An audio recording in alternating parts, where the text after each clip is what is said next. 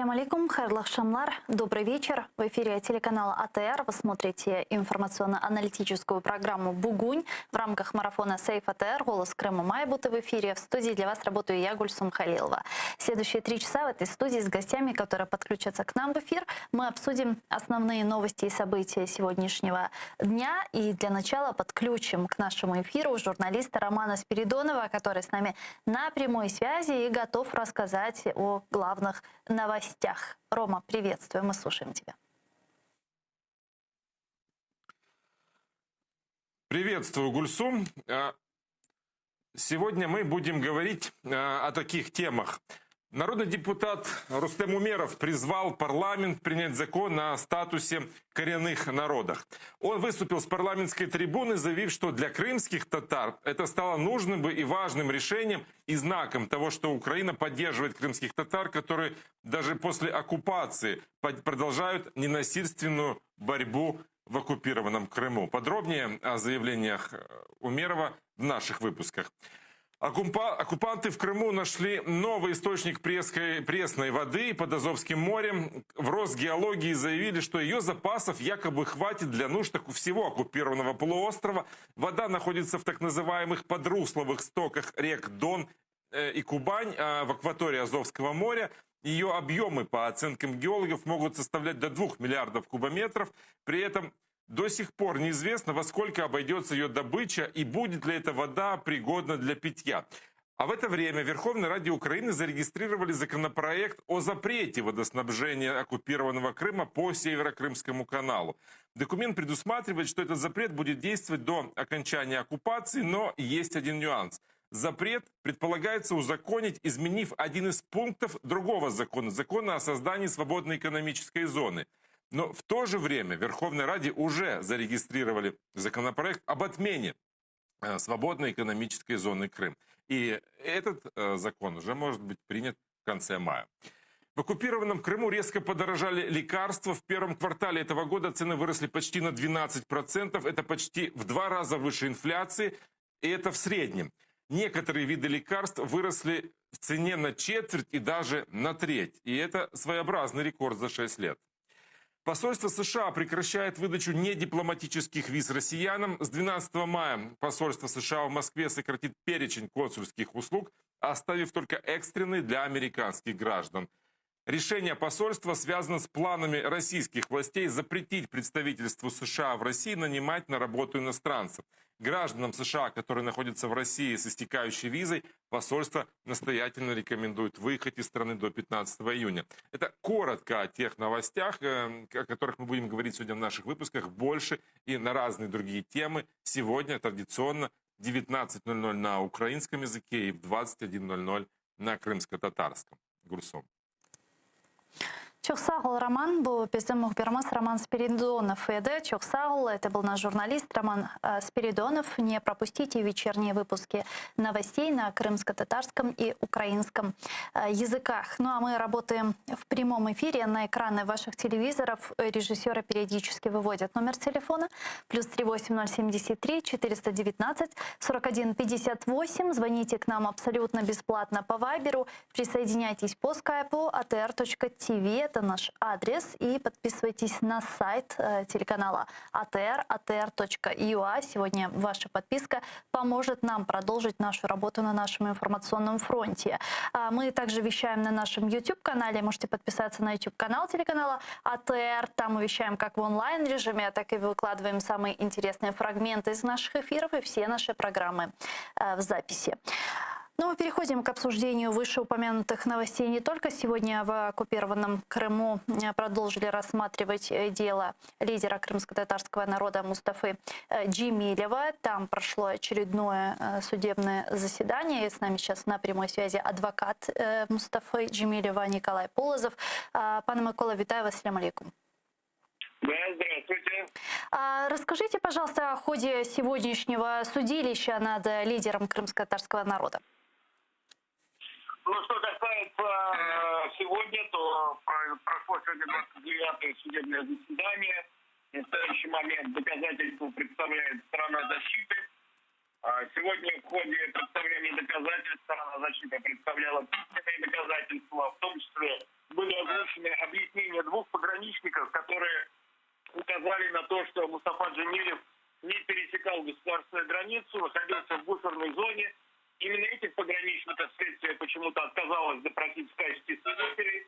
И когда защита заявила о том, что мы хотим допросить их в суде в качестве свидетелей, раз это не сделало следствие, судья отказала нам, в результате чего мы были вынуждены заявить ей отвод. Несмотря на то, что отвод не был удовлетворен, повторное заявление ходатайства о вызове указанных свидетелей судом было удовлетворено. Кроме того, сегодня был допрошен в качестве свидетеля доверенный Зяев, который сообщил суду информацию о том, что он был очевидцем событий 3 мая 2014 года, и Мустафа Джемилев говорил ему о том, что накануне в аэропорту Шереметьево ему никто не представлял никакие документы, которыми ему запрещен въезд на территорию России или в Крым.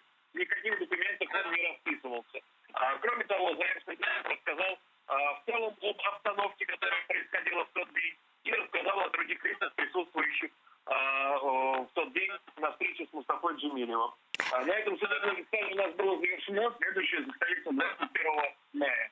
Николай, а свидетельства, которые представляются стороной защиты, в какой-то степени могут повлиять на процесс и на возможный приговор?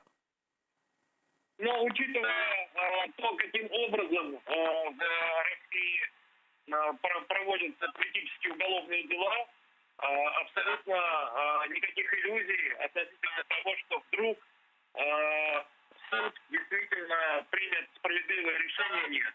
Мы работаем на международной инстанции, прежде всего на Европейский суд по правам человека, и теми ходатайствами, теми доказательствами, которые представляем в судебном процессе, здесь и сейчас мы формируем фундамент для будущих решений международных инстанций. С момента, как Мустафе Джемилеву предъявили обвинения, уже прошло больше года, если не ошибаюсь, предъявляли ему 13 апреля 2020-го. Как вы оцениваете перспективы, когда оккупационный суд может вынести уже приговор? Я думаю, что, по всей видимости, суд вынесет приговор летом, это может быть июль, может быть июнь. Далее будет, безусловно, если приговор будет неудовлетворительный, жалоба в апелляционную инстанцию, и после прохождения апелляционной инстанции у нас не будет больше препятствий формальных для обращения в Европейский суд по правам человека. Спасибо большое. Это был адвокат Николай Полозов с нами на прямой связи. Он рассказал о ходе судебного, так называемого судебного заседания, которое прошло сегодня по делу лидера крымско-татарского народа Мустафы Джемилева. Депутаты Европейского парламента одобрили резолюцию, в которой договорились ввести жесткие санкции против России в случае военного вторжения в Украину. Какие санкции предусматривает эта резолюция? Давайте послушаем. Негайно припинити імпорт нафти і газу з Росії, виключити Росію з системи міжнародних банківських платежів SWIFT, заморозити активи і візи всіх російських посадових осіб та олігархів в Європейському Союзі. Європарламент пропонує дружнім країнам посилити військову підтримку України, включаючи поставки озброєнь. А вот главные антироссийские тезисы, которые были прописаны в резолюции.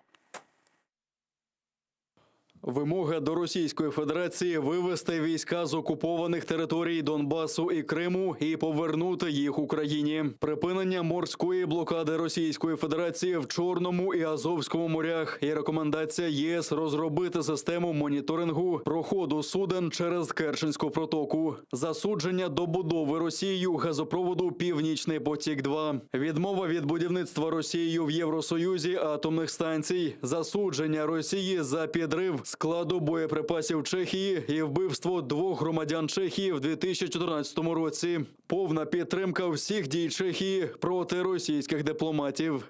Вся відповідальність за здоров'я і безпеку лідера російської опозиції Олексія Навального покладено особисто на Володимира Путіна. С нами сейчас на прямой связи Олег Саакян, політолог, співзасновник національної платформи «Діалог про мир та безпечну реінтеграцію». Пане Олеже, вітаю вас, салям алейкум. Добрый вечер. Добрый вечер. Пане Олеже, ну, справедливости ради нужно сказать, что это одна из самых жестких резолюций Европарламента, которые принимали когда-либо за последние 7 лет в отношении России. Можно ли ее считать политической и информационной победой Украины? Безусловно. Я бы, правда, не сказал бы, что это единоличная победа Украины. Конечно же, это победа коалиции, скажем. Причем не столько проукраинской, сколько, наверное, контрроссийской. Причем я ее не называю специально антироссийской, потому что она не направлена против России, но она направлена в противодействие России, поэтому контрроссийской. И Украина здесь отыграла свою одну из скрипок. Наши дипломаты действительно по разным направлениям работали достаточно слаженно и на международных площадках, и двусторонние встречи. Мы видели и переговоры на уровне военных ведомств, и в целом военно-политического руководства. Поэтому преуменьшать здесь роль Украины не стоит, ну и возгордиться точно так же было бы абсолютно неправильным. Здесь еще не початый край работы. Данное заявление, оно, конечно же, в плюс, безусловно, оно формирует и уже отражает некий консенсус, который существует на общеевропейском уровне. Но все же, если брать отдельные страны Европейского Союза, даже членов НАТО, то уровень их радикальности, либо уровень осознания угроз от Российской Федерации, готовности осознать эти угрозы, он разный. И тут еще есть огромное количество работы. И ожидать, что вот сейчас эта декларация, она будет воплощена в жизнь в 100% случае, если настанет момент Ч, я пока бы не был бы уверен, не тешил бы себя иллюзиями относительно этого. Но это уже достаточно хороший промежуточный результат. Но не говорит ли о том, что эта резолюция... себе это было невозможно. Но не говорит ли о том, что евродепутаты так этой резолюции уже определили для себя политические рамки? Или же все-таки в случае, не дай бог, какого-то вторжения они могут откреститься? Конечно же, это уже определенная стратегия. Другое дело, что сейчас сказать, что она будет иметь прикладное значение, что она будет реализована именно так и не видоизменится, было бы, наверное, не совсем правильно. Это, скажем, нам показывает тот уровень готовности, который сейчас уже есть у европейского истеблишмента и бюрократии европейской. Это уже немало. Это очень хороший фундамент, с которым стоит работать. Просто если говорить об возможности реализации этого в час Ч, то тут же надо обозначить, что Российская Федерация сейчас будет прикладывать максимальные усилия, чтобы это стало невозможным. Они знают слабые места европейские, они знают, через какие страны они могут максимально сейчас повлиять. Ситуация с Чехией, на самом деле, это очень серьезный удар по возможности влияния России изнутри. И это не просто правительство Чехии решило сейчас действовать. Об этой ситуации было известно спецслужбам чешским заранее задолго. И сейчас это фактически уже действия скоординированные как стран НАТО, так и части стран Европейского Союза. А почему именно сейчас? Это уже является элементом одной цепочки по тому, как европейские элиты начинают минимизировать влияние России и готовить подспорье для более жестких реакций, чтобы это стало возможным. А почему именно сейчас? Я думаю, что, с одной стороны, критическая масса времени прошла, и все-таки определенная инерция в осознании рисков, она существует в европейском пространстве. Раз. Два. Я бы здесь сказал, что есть и заслуга Украины и украинской власти.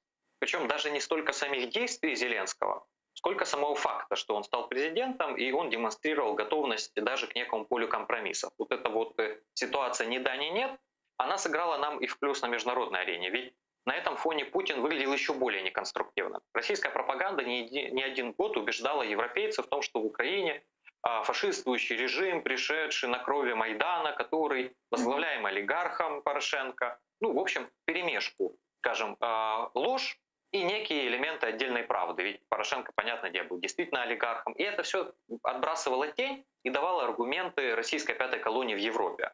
Приход Зеленского и неконструктивность России уже в этих условиях, она выбила табуретку из-под ног у части европейских, скажем, пророссийских политиков. Ну и третий момент – это вероломство или нахальство, с которым Российская Федерация сейчас действовала.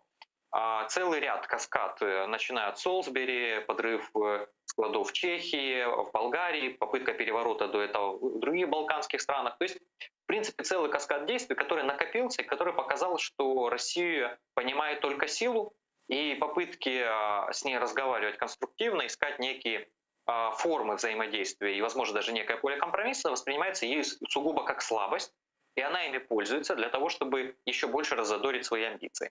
Это осознание уже сейчас еще, я бы не сказал, что является доминирующим, но уже является превалирующим среди большинства европейских политиков.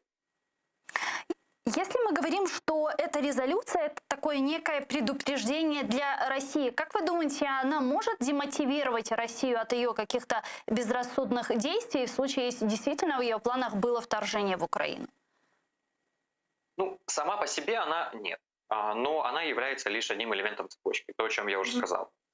Был целый каскад, целая система противодействия России, достаточно быстро развернута, чего, я думаю, в Кремле не ожидали. Это и приведение в готовность американского контингента в Европе. Это и по дипломатическим каналам согласованность действий стран НАТО.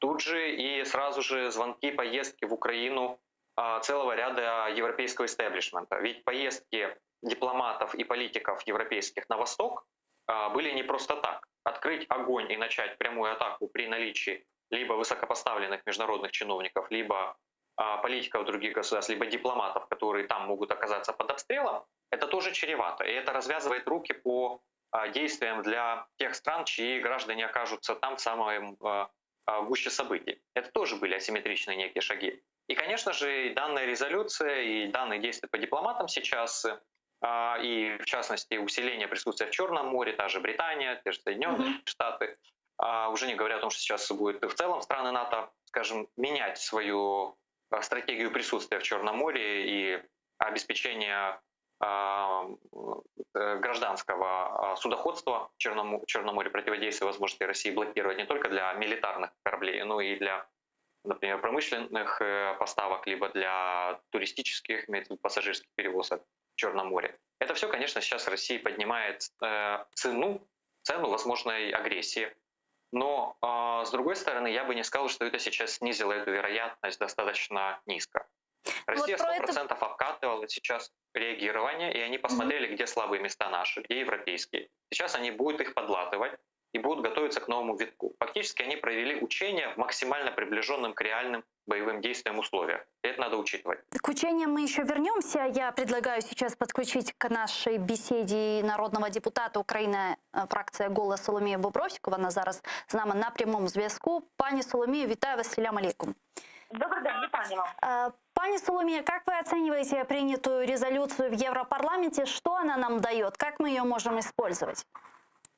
Ну, ви знаєте, коли в резолюції тема написано чорним по білому, що сценарії за умови, до прикладу, вторгнення в Україну, а також зважаючи на факти, які стосуються Чехії 2014 року, і Навального, який є фактично таким політичним в'язнем в Російській Федерації, коли прямо пишуть, що сценарій такий повинен негайно зупинити імпорт ЄС нафти і газу з Росії, про виключення Росії з платіжної системи SWIFT, і коли просять про замороження активів та скасування віз для Європи, європейських віз для олігархів, які мають на собі російської влади, то для мене це настане за пам'яті з 2014 року, мабуть, одна з найсильніших заяв, найпрактичніших, які дали чітко зрозуміти, які наступні кроки будуть зроблені у разі потенційної ескалації.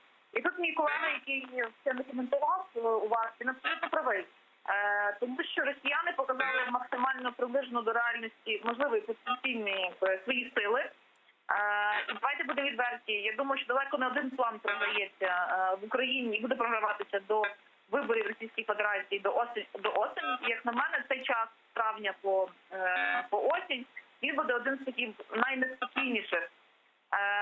І реакція швидка і фактично така консолідована, і послідовна, і доволі сильна, а не просто занепокоєння, яка була показана і Штатами, і країнами НАТО, і Європейського Союзу. Ну, для нас це величезний знак того, що Західний світ готовий всіма сильними можливими методами протистояти Російській Федерації. Ну, я вже не говорив про те, що було в Сенаті прийнятий документ, який говорить про тіснішу співпрацю в рамках безпеки Україна-Штати, про те, що це таки зайшли кораблі в Чорне море і мають навчання з нашими військово-морськими силами і так далі, і так далі. Скажите, можем ли мы быть уверены в том, что если, не дай бог, Россия начнет полномасштабное вторжение в Украину, то Запад немедленно отключит Россию от СВИФТа и ведет полное эмбарго на ее нефть? Ну, очевидно, європейці, західний світ не прийнято розкидатися словами, як часто робить держава Україна, на жаль. І коли про такі речі вже і система прийняття рішень у них наступна, тобто є 7 разів відміна і 1 раз відріж. Тобто коли рішення було прийнято, задекларовано і заявлено, то очевидно, я би хотіла вірити словам, які вони задекларували, проголосували і прийняли в своїй резолюції. Тому для мене це очевидні кроки, які вони озвучили вже публічно у разі, якщо росіяни вторгнуться. Тому я би сприймала би це як застережений крок і очевидний план для реалізації. И последнее, пани Соломея. Сегодня ваш коллега по фракции Рустем Умеров призвал народных депутатов Украины принять закон о коренных народах. Как вы оцениваете перспективы этого законопроекта? Ну,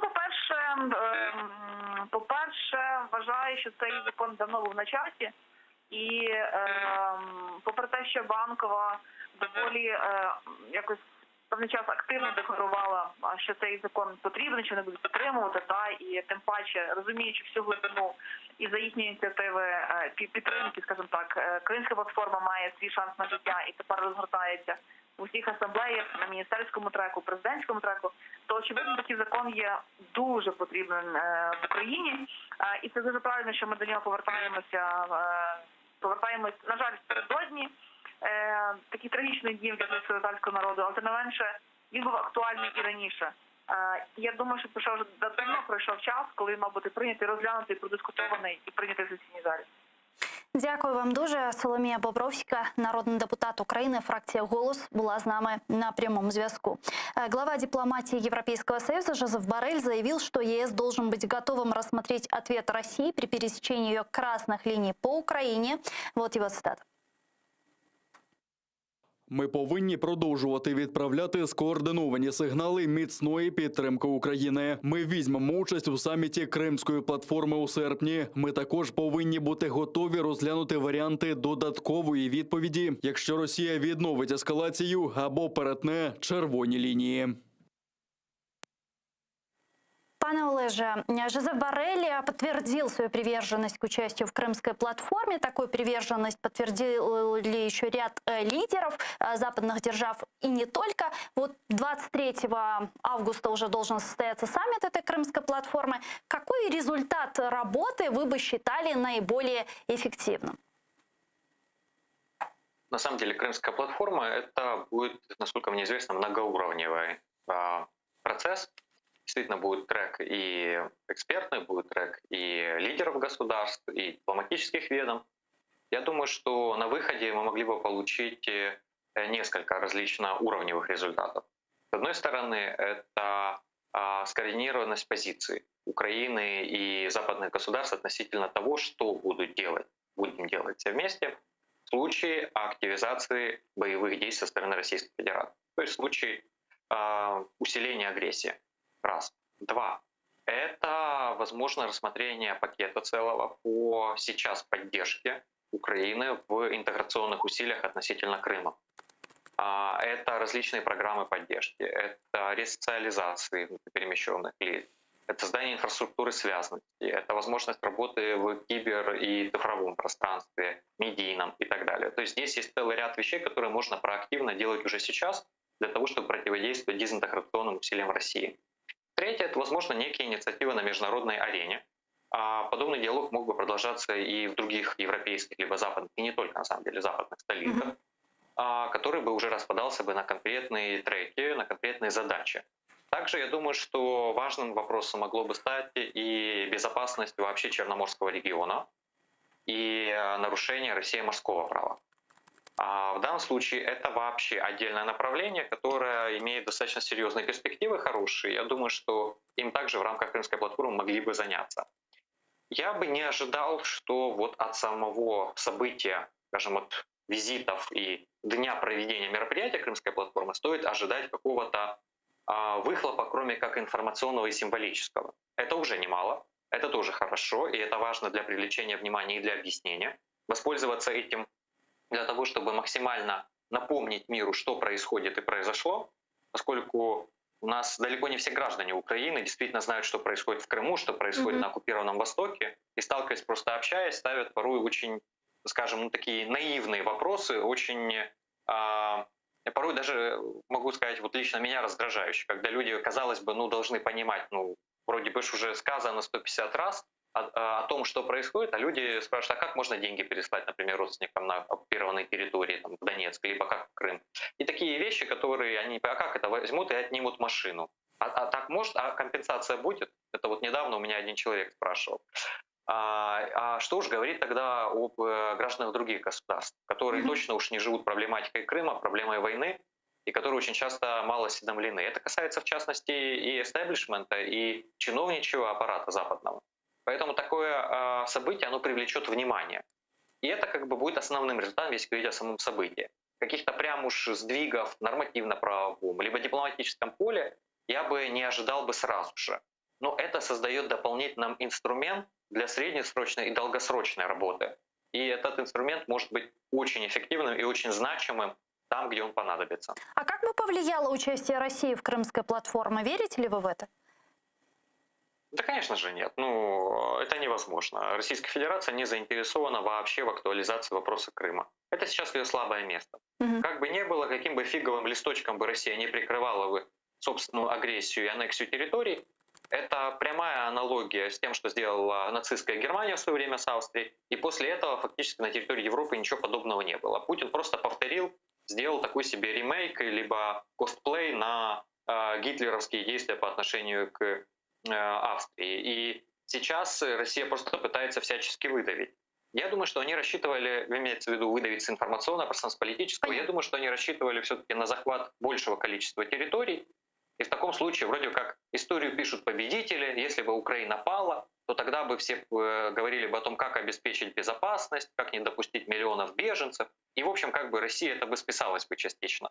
Но, очевидно, сейчас это не списалось и уже не спишется. Поэтому Россия не будет принимать участие в подобных инициативах, более того, будет максимально противодействовать.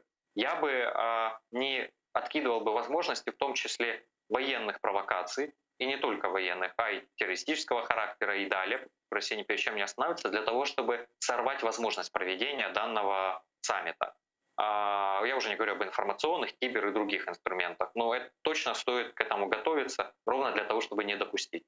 Мы уже несколько раз с вами упоминали, говорили о возможном вторжении, возможной военной операции России. Давайте продолжим и подробнее остановимся на этом вопросе. Госсекретарь США Антони Блинкен подтвердил, что США наблюдают отвод лишь некоторых российских сил от украинской границы, переброшенных туда в течение последнего месяца. Вот его цитата. На кордоні з Україною зосереджено більше російських військ, ніж будь-коли після 2014 року, коли Росія дійсно вторглася в Україну. За останні кілька днів, очевидно, Кремлем було прийнято рішення відвести деякі сили. І ми бачимо, що деякі з них фактично почали виводитися. Обещать не значит жениться. Так прокомментировал отвод российских войск Сергей Кривонос, генерал-майор ВСУ и бывший замсекретаря РНБО Украины. Попередні 3 тижні було брязкання зброєю, залякування. Показали свою спроможність і агресивність. Потім виступили, що вони прибирають свої війська, розташовані вздовж наших кордонів, а зараз продовжують тиснути. І справа полягає в тому, що обіцяти не значить одружитися. Так само і тут сказати, що прибрали війська і здійснити реально – це зовсім різні речі. Тому завдання номер 1 – завжди тримати наше керівництво для росіян в напруженому стані, щоб ми завжди очікували якоїсь несподіванки. Пане Олеже, еще неделю назад все гадали, Россия нападет на Украину или же состоится некая инкорпорация Беларуси в Россию. Ни того, ни другого не случилось. Тогда что это было?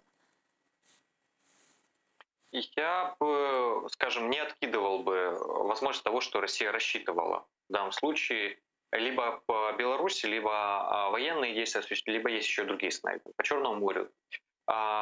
Российская стратегия обычно выстраивается из цепочки тактик. Мгм. Если обычная логика стратегическая, она предполагает сценарий А, сценарий Б, сценарий В, переходим от одного в случае, если не удалось, к другому, то российское планирование — это фактически мелкие перебежки, между которыми точки бифуркации. И в каждой точке бифуркации принимается решение так или иначе, или иначе. И потом дальше следующая ветка, следующая ветка. И это такой куст многовариантный.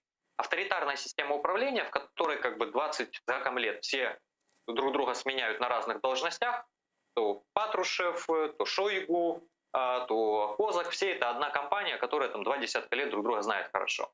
И достаточно неплохо этот вопрос осветил в своих интервью господин Марчук, который уж как никто в Украине знает устройство советское и постсоветское, и российское, управленческое. И это фактически сокращает возможность принятия решения. Решения принимаются быстрее, оперативнее. И эта поливариантность, она дает возможность действовать в зависимости от того, как пойдут события.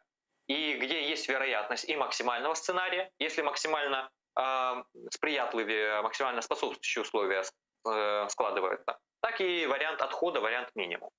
Поэтому Россия, получив фактически достаточно жесткую реакцию, скорее всего отказалась от сценария возможного как минимум активизации на линии фронта на востоке и занятия дополнительных территорий. То есть это внешнее давление повлияло? Я думаю, что внешнее давление с одной стороны, а с другой стороны и реакция украинского общества. А отсутствие российских телеканалов в Украине и пророссийских закрытых не дали возможности нагнетать в Украине истерию и панику. Украина не поддалась панике. Украинцы отреагировали достаточно спокойно. И это не создало социально-политического напряжения. И, соответственно, власть не ощущала этого давления милитарного. Я думаю, что в России рассчитывали на то, что под давлением внешним и под давлением изнутри общества, которое начнет переживать относительно, возможно, вот прямо сейчас будут атаки и бомбить Киев, что это создаст сложнейшие условия для военно-политического руководства. Этого не произошло, плюс внешняя реакция. Но вариант проведения учений, скажем, таком и считывания, как быстро принимаются реакции, какие реакции, где есть слабые места в управленческой вертикали Украины и Запада, я уверен, что россиянами были проведены. Поэтому, как минимум, программу базиса они выполнили. Более того, часть войск действительно они не отводят. Они десантные корабли оставляют в Крыму. Также десантные войска. Плюс городки военные, которые были разбиты по приграничью Украины, в значительной части остаются. Инфраструктура. Если раньше у них заняло время развертывания, скажем, там больше месяца, где-то 2 месяца плюс, то сейчас время развертывания, учитывая уже исправление ошибок, которые были допущены в этом процессе, я думаю, что у них будет быстрее. Поэтому риски на самом деле тактические миновали, но стратегические повысились. И нам сейчас важно тоже делать выводы из того, где были наши слабости, где были слабости России, готовиться, изменять у нас те места, которые есть худым местом, либо горлышком бутылочным, их наоборот сейчас усиливать. И, соответственно, готовиться к тому, что это не последний виток подобного давления. Пане Олеже, давайте підключимо к нашому ефіру Віктора Толочка, полковника Національної гвардії України, комбата 1-го батальйону оперативного призначення НГУ імені Кульчицького. Пане Вікторе, вітаю вас, селям алейкум. Доброго дня. Да, пане Викторе, в России заявили об отводе войск с границы Украины из оккупированного полуострова. Верите ли вы в это? Однозначно ні. Я думаю, це інформація для тих, хто хоче так чути. Тобто, хто хоче почути інформацію про відвід військ. Чому моя думка така? Ну, в першу чергу, любі якісь пересування великих військових підрозділів – це великі кошти, навіть дуже великі кошти. Це і транспортування особового складу, і вартість пального, транспортування техніки. І враховуючи те, що який час потрібен був для того, щоб ті сили і засоби накопичити на наших східних кордонах, так? І тут йде заява, що за декілька днів вони віддали війська, це просто сказка. Це однозначно ще чергова брехня російської пропаганди, заяви керівників Росії про відвід військ. Чого немає, є тільки якесь бачення цього питання і прив'язка його до проведення ротації тих підрозділів, які зараз знаходяться на наших східних кордонах. Пане Виктор, а с чем вы связываете стягивание российских войск к границам Украины? И как вы думаете, есть ли реальная угроза полномасштабного вторжения России в Украину? Сохраняется ли она? Ви знаєте, що, скажімо, остаточно відповідь, і таку 100% відповідь про те, що зберігається чи не зберігається загроза, можливо чи неможливий напад Росії на Україну, про це стверджувати не можна. Єдине, що можна сказати 100% гарантію, що нам потрібно готуватися до війни. Чи готова Україна? Україна на даному етапі до війни з Росією не готова. Бо ведення війни – це не тільки наявність збройних сил, наявність підрозділів Національної гвардії. Ведення війни – це ряд економічних питань, це розвиток інфраструктури, це евакуація мирного населення, це забезпечення виробництвом тих підрозділів, які там будуть воювати. Це цілий комплекс завдань, які у нас не проводяться, і, оскільки я знаю, навіть не заплановано їх проведення. Що на даний час ми, як держава, до проведення активних бойових дій не готові. Дякую вам дуже, пане Вікторе. Чохсагул, у нас Віктор Толочко був з нами на прямому зв'язку, полковник Національної гвардії України, комбат 1-го батальйону оперативного призначення НГУ імені Кульчицького. Пане Олеже, мы действительно на фоне стягивания российских войск к границам Украины, которое фиксировала наша разведка, проводили очень много учений на границах с временно оккупированными территориями. Чему готовится Украина сейчас? К фронтальной войне или к какому-то локальному противостоянию? Как вы думаете, готова ли она? На самом деле готовятся к различным сценариям. Они все прорабатываются. Это и возможная активизация по существующей линии фронта, так и возможная активизация на российско-украинском приграничье, так и на админгранице с Крымом. И, возможно, атака плюс высадка десанта Черноморска. На Черноморском побережье тоже, конечно же, один из вероятных сценариев, не говоря о Приднестровье, возможны некие операции с территории Беларуси. То есть, в принципе, на сегодняшний день у нас как-то идеальная ситуация, согласно одному из военных анекдотов. Да, куда стрелять, да во все стороны, в принципе. Да, как легко отстреливаться, когда тебя окружили. Вот мы фактически так наполовину где-то подковой, но окружены Россией, поэтому вариантов может быть много. Другое дело то, что степень и вероятность реализации этих сценариев будет зависеть от того, насколько мы сильны. Причем сильны не столько с точки зрения нападения, сколько с точки зрения защиты. Насколько мы можем загрузить, усложнить продвижение Российской Федерации вглубь Украины. Это и система территориальной обороны, это система гражданской обороны, которая должна функционировать. Также это подразделения военные, которые также должны уметь функционировать в современных условиях, например, утраты связи и дискоординации, они должны знать свои сценарии действия по отдельности. Ну, очень много других вещей, которые фактически лучше будут комментировать военные эксперты, которые в этом лучше разбираются, и эксперты национальной безопасности. Но в любом случае это целый комплекс мероприятий. Если говорить о том, что сейчас делается, в основном усилия сконцентрированы именно милитарной составляющей, это Нацгвардия и вооруженные силы Украины. А вот то, что выходит за рамки, это тылы, это территориальная оборона, это гражданская оборона. К сожалению, тут мы все годы пробуксовываем. И сейчас эти действия Российской Федерации должны были бы стать таким холодным душем для военно-политического руководства относительно ускорения данных процессов, а в некоторых местах вообще запуска данных процессов для того, чтобы эту систему выстраивать. И тогда мы действительно сможем быть более готовы, поскольку сейчас общество, с одной стороны, не поддалось панике, и это уже хорошо, это свидетельствует о определенной психологической подготовленности общества. Но, с другой стороны, это имеет свою обратную сторону. Это строится, предположу, на вытеснении проблематики войны тем, что значительная часть общества вообще не живет войной. Это такой себе раздражитель постоянный, который просто психика уже начала блокировать. И, соответственно, возникает вопрос, а в случае часа Ч готовы ли украинцы также эффективно мобилизироваться, как эффективно не поддаются паническим настроениям? Я очень хотел бы, чтобы нам этого не пришлось проверять в реальных условиях, но как минимум сейчас моделирование и подготовка общества к возможности мобилизации, имею в виду сейчас не военного призыва, а мобилизации персональной, индивидуальной и коллективной перед возможными угрозами, Ведь, например, поражение критической инфраструктуры, это, например, город может оставаться без воды, без электрики днями, неделями, а то и месяцами. И надо понимать, как выживать в городе, где вся инфраструктура накрылась. Это нетривиальная задача. На Востоке люди с этим столкнулись. Если кому-то кажется, что это фантастический апокалиптический сценарий из фильмов и книг, нет. Целый ряд городов на Востоке, тот же Славянск оккупированный, жили в таком режиме. И людям надо объяснять, как в данном случае реагировать, что делать, чем они могут быть полезны, а в чем, наоборот, лучше не мешать. Ну, то есть это все начиная от разъяснительной работы, заканчивая учениями. Мы, как всегда, начинаем с конца. Но самое очевидное, вот провести учение, это и проводилось. Ну, хотя бы так, это уже хорошо.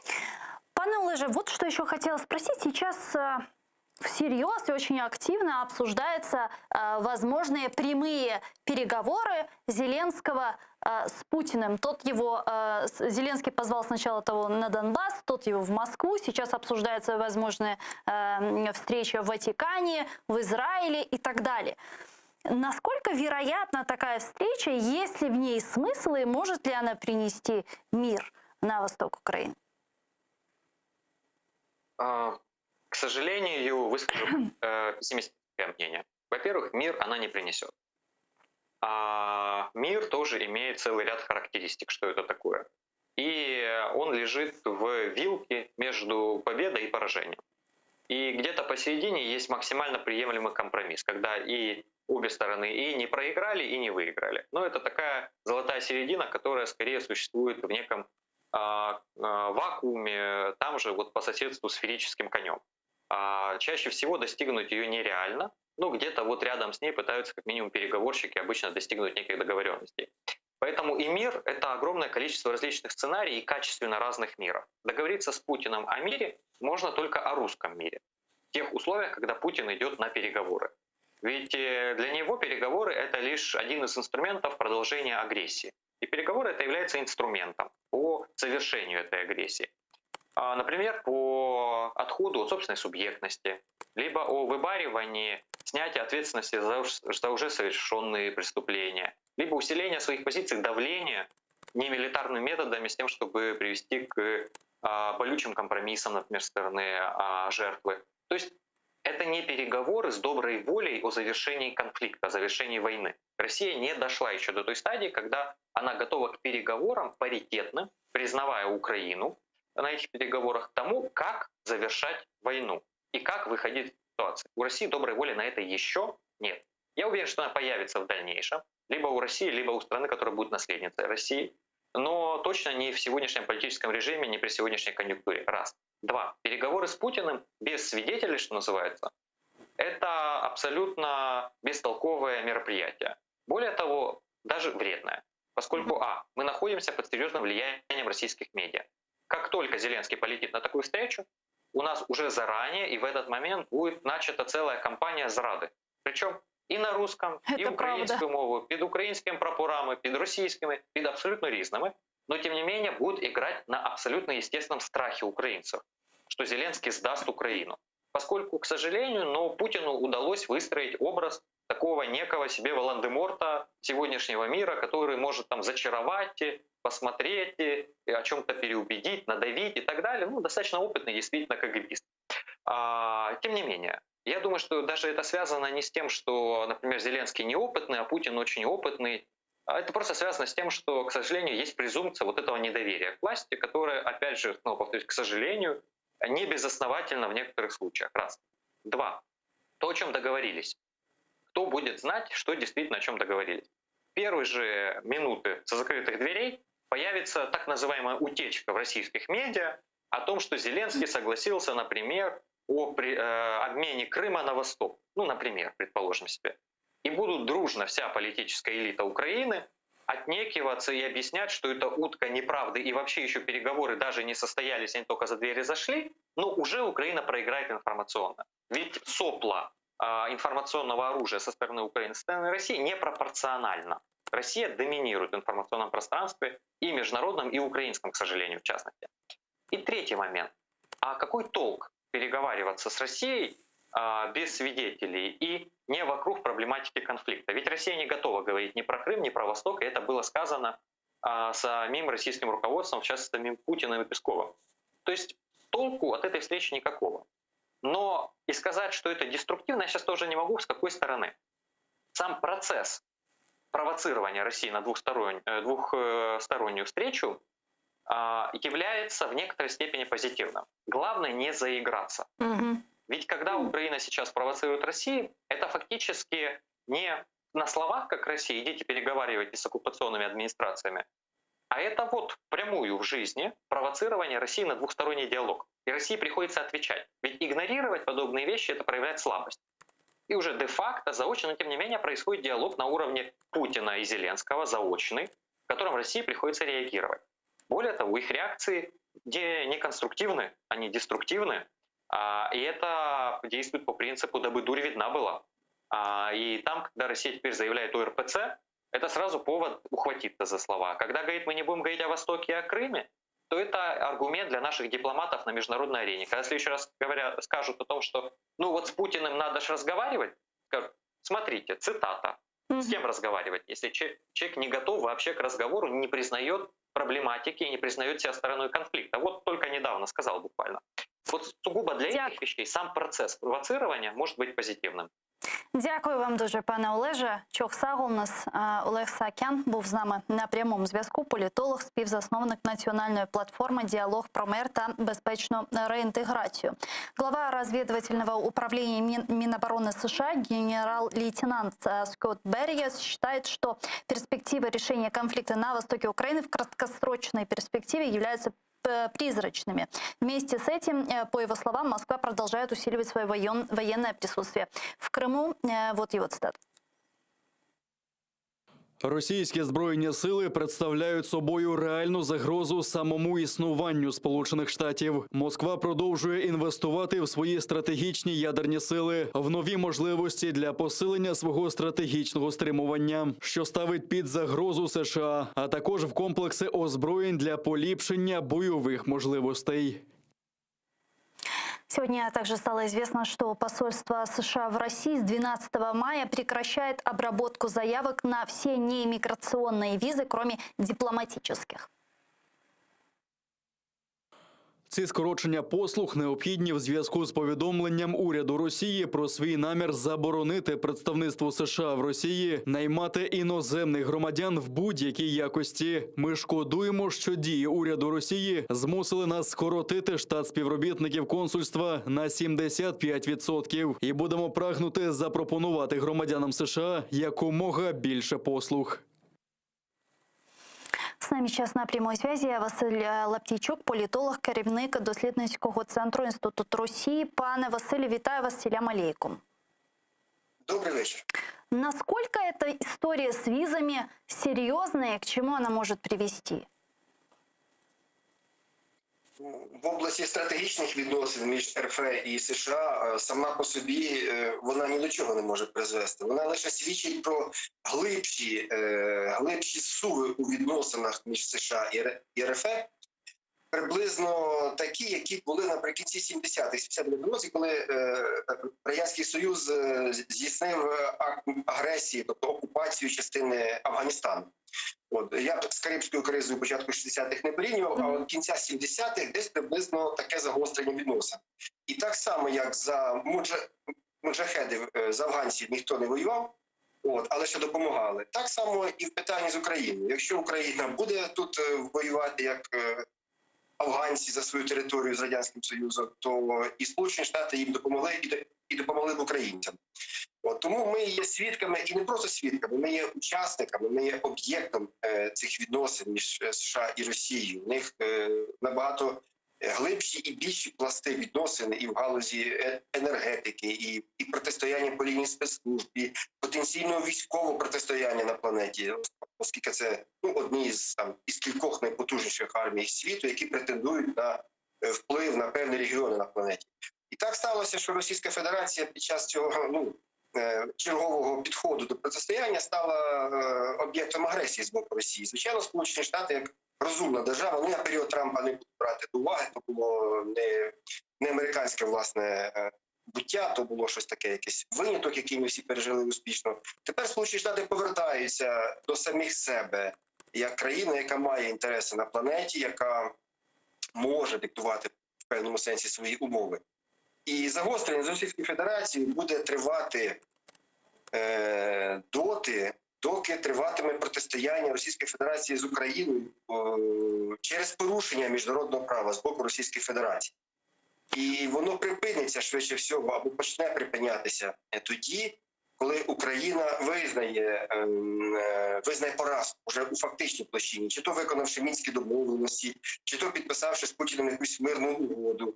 От ви перед цим про зустріч президентів говорили. Неможливо, оскільки розмовляємо ми у правовій площині, а не у хто в якій хоче. Ми всі живемо в області міжнародного і національного права. А з точки зору міжнародного права і національного, звичайно ж, ми перебуваємо із Російською Федерацією у стані війни. Відповідно до Конвенції ООН 74 року про визначення агресії і статті 1 Закону України про оборону, агресія це дії Російської Федерації від початку блокування портів і суден до анексії Криму. Тобто Росія не просто здійснила весь перелік агресії, ознак агресії, передбачених ООН, а вона навіть задокументувала це, закріпивши акт агресії у Конституції і приєднавши частину України до власної території. Потім провівши зміни у власній Конституції, 67 стаття, наприклад, у 2020 році, коли Російська Федерація заборонила будь-які постановку на питання про зміну територіального устрою Російської Федерації з урахуванням приєднання до неї Криму, ввівши навіть кримінальну відповідальність за будь-які заклики до міжнародного права у цьому сенсі. Тому, знову ж таки, ми є об'єктом цих відносин між двома країнами, але ми є їх посереддям. Ми можемо визначити ці відносини. І якщо ми будемо протистояти агресії, Сполучені Штати будуть нас підтримувати і будуть протистояти Російській Федерації, так як це було в питанні Афганістану, що завершилось поразкою Радянського Союзу. Якщо ми, як у 2014 році, чи кілька наступних років, намагатимемося сісти за стіл переговорів з агресором, і не в питанні підписання мирного договору, який би передбачав безумовний вивід усіх російських військ і колаборантів з нашої території, а також початок процедури погодження умов компенсації за цю окупацію, то на менші умови президент України не може погоджуватися. І якби, знову ж таки, Сполучені Штати, очевидно, не сіли б за стіл переговорів із Російською Федерацією, якби Російська Федерація там відібрала частину Аляски в них і закріпила їй це у власній Конституції. Но вот Байден предложил Путину встретиться в Кремле, сказали, что не против, и подтвердили, что такая встреча может состояться уже буквально через несколько месяцев в июне. За какими скобками останется Украина в рамках этих переговоров? Чего можно ожидать? Україна не буде за межами цих дужок, цих скобок. Україна буде одним із базових елементів переговорів між Сполученими Штатами і Росією. І не існує жодних підстав, навіть теоретично, вважати, що Сполучені Штати поступляться суверенітетом і територіальною цілісністю України у своїх відносинах із Російською Федерацією. Нас, ці речі підозрювалися політологами, іншими експертами, ще коли Єльцин зустрічався з Клінтоном, здається, в Хельсінкі, вже тоді казали, що Україну здадуть. І тоді говорили, немає жодної речі, які Росія може запропонувати Сполученим Штатам в обмін на так званий вплив на Україну, і немає жодних правових підстав і жодних політичних підстав, що Сполучені Штати, Конгрес, Сенат, президентська група, що вони погодяться на фактичну участь у агресії на стороні відомого, вже визнаного агресора, який навіть не приховує цього. Тобто я не уявляю, як Сполучені Штати можуть здавати чи торгувати інтересами України. Те, що Україна не дуже себе активно захищає, не дуже сильно на дипломатичному полі, допускає помилку за помилкою, намагається про щось домовитися з агресором, крім безумовного виводу всіх військ і повернення територій, і обговорення питання способу, терміну компенсації за ці всі речі. Інших причин не може бути для переговорів президента держави жертви агресії і президента держави-агресорки. Усі інші переговори можуть свідчити не лише про слабкість агресії, жертви агресії, а й про спроби фактично заморозити ці відносини на користь держави-агресорки. Дякую вам дуже, пане Василі. Чох сагол, у нас Василь Лаптійчук був з нами на прямому зв'язку. Політолог, керівник дослідницького центру Інститут Росії. Ну, а тем временем в Праге, в Чехии, около 10 тысяч человек вышли на улицы и собрались на Вацлавской площади в Праге вечером в четверг, протестуя против политики президента Чехии Милоша Земана в отношении России. При этом протестующие сохраняли социальную дистанцию из-за коронавирусных ограничений. Организовала акцию общественное движение «Миллион мгновений для демократии». По словам его представителей, Земан движет Чехию прямо в руки России, распространяя те же самые сказки, что и российские дезинформационные сайты и российская пропаганда. Если Земан останется на посту президента, это будет нести риск для безопасности, заявил председатель движения Беньямин Ролл. Протестующие также подписывали петицию за то, чтобы предать Земана суду по обвинению в госизмене. К нам сейчас должен подключиться Денис Москалик, координатор напрямку міжнародної політики Центру політичных досліджень, которого мы сейчас ждем. А я пока напомню нашим телезрителям, что у нас в студии работают телефоны на экраны ваших телевизоров. Режиссеры периодически их выводят. +3 8073 419 41 58. Звоните к нам абсолютно бесплатно по Вайберу. Присоединяйтесь по скайпу atr.tv. Это наш адрес. Подписывайтесь на сайт телеканала АТР, atr.ua. Сегодня ваша подписка поможет нам продолжить нашу работу на нашем інформаційному фронті. Пане Денисе зараз з нами на прямому зв'язку. Пане Денисе, вітаю вас, салям алейкум. Витаю. Пане Денисе, расскажите, как прошли вчера протестные акции в Праге, чего требовали протестующие? Протестувальники в Прагі насамперед вимагали реакції уряду на диверсійні акції, здійснені Росії. Справа в тому, що зараз відбувається в Європі, зокрема в Чехії і Росії, найбільша автоматична криза з часів холодної війни. Це вислано вже, власне кажучи, із Чехії 51 дипломата і представника дипломатичного відомства, дипломатичного представництва Росії. Власне кажучи, зараз ми можемо бачити про те, що, власне кажучи, Чехія намагається так чи інакше добитися реакції. Власне кажучи, чеські громадяни намагаються добитися реакції з своєї держави на ті заявлені злочини, які здійснила Росія. Как вы думаете, вот к чему может привести вот эти дипломатические войны сейчас между Европой и Россией? Потому что за Чехией многие европейские страны также заявили о высылке российских дипломатов, объявили часть персонами нон-грата, были ответные действия зеркальные со стороны России. Вот как дальше будут двигаться эти события? Вот к чему может привести эта дипломатическая война? Ну, насамперед, безумовно, буде продовжуватися дипломатична криза, тому що ці сторони не зацікавлені на даний момент у певних поступках. Безумовно, будуть входити додаткові санкції, будуть страждати двосторонні відносини.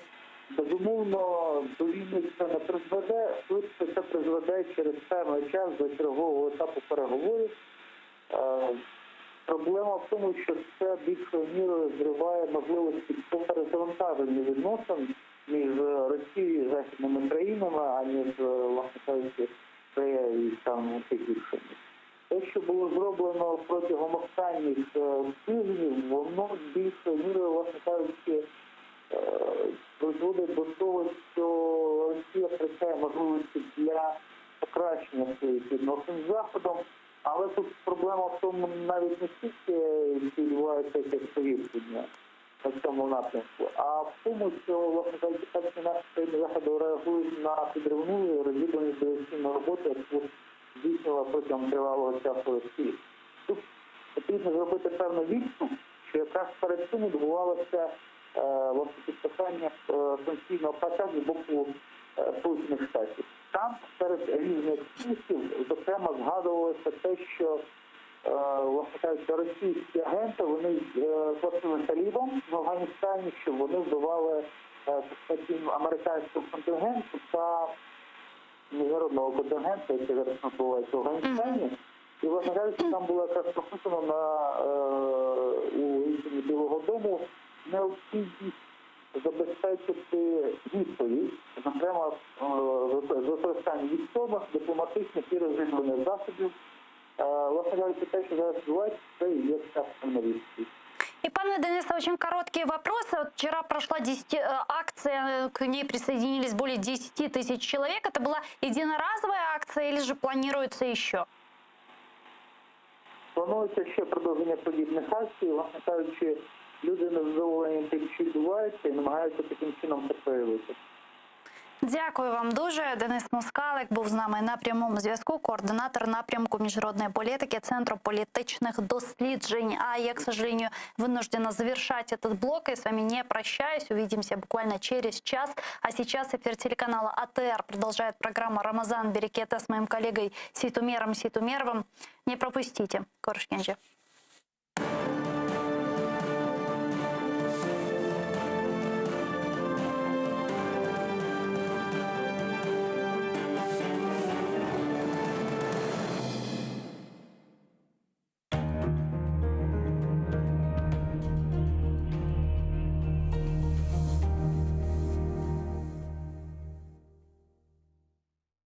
Маарифчи, неширчи, драматург ve публицист Асан Сабри Айвазов Алупка көйінде майысының 6-сында 1878 сенесі дүнияға келді. О елке тасыны иптидаи мектепте алды. Медреседе оқыды. Медреседе оқуыны бітіріп, мектеплерде муалlimlik yaptı. Sonra bilgi seviyesini yükseltmek maqsadымен кетіп, İstanbul ve Каир университеттерінде тәсіл алды.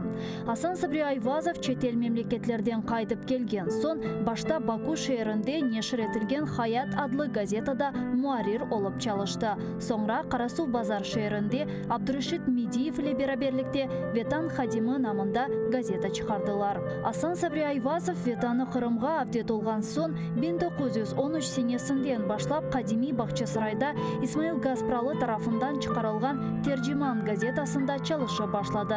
İsmail Гаспралы 1914 senesi vefat etken sonra Асан Сабри Айвазов Tercüman'ın baş muhariri oldu. Sonra o Ahmetçit şehrinde Millet деп adlandırılған газета neşir etti ve aynı zamanda Kırım Milli Kurultayı reisi vazifesinde bulundu.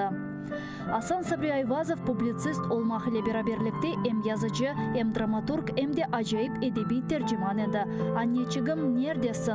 Kel, neden bu alga kaldık? Gibi bedi eserler ile bir sırada Ivan Turgenev, Anton Çekhov, Lev Tolstoy, Avrupa edebiyatından Knut Gamsun, Longvili gibi müelliflerinin işlerini Kırım Tatar tiline tercüme etti. Асан Сабри Айвазов'ның icadi umur faaliyeti gayet gürlegen vakitte o Bolşevikler tarafından represiyaga uğrab 1938 senesi aprelinin 17'sinde vahşice öldürüldü. Асан Сабри Айвазов'ның Neden bu alga kaldık piyasasından küçük bir parça. Seyitbek, şimdi biz ne işleyelim? Avrupalılarının kulturası fenadır diye cahil mi kalalım? Abdülislam, hayır evladım. Hoşa sim hoşa. Hazreti Fahir-i Kainat Efendimiz sallallahu aleyhi ve sellem beşikten mezara kadar ilim aranız buyurdukları gibi ilim nerede olsa da gidip alınız buyurmuştur. Avrupalılarının ilimi ve marifini, fenoni ve sanayisini alınız. İhtirat ve keşfiyetlerini de öğreniniz. Milli mekteplerimize sokunuz. Ana lisanınızga tercüme ediniz. Binaenaleyh Avrupa'ya gideceğinizde bir-birinize lisan-ı milli bulunur ise size büyük bir siladır. Her yerde sizi selamete çıkarır. Elinizde İslamiyet, lisan gibi bir kuvvet olur ise Avrupa'nın ateşi sizi yakamaz. Mamafih ne Frankistan'ın Paris'i, ne Almanya'nın Berlin'i, ne de İngiltere'nin Londra'sı, ne de Avrupa maişeti millet ve kavmiyetinizi unutturamaz. İşte bizim fikrimiz budur evlatlarım.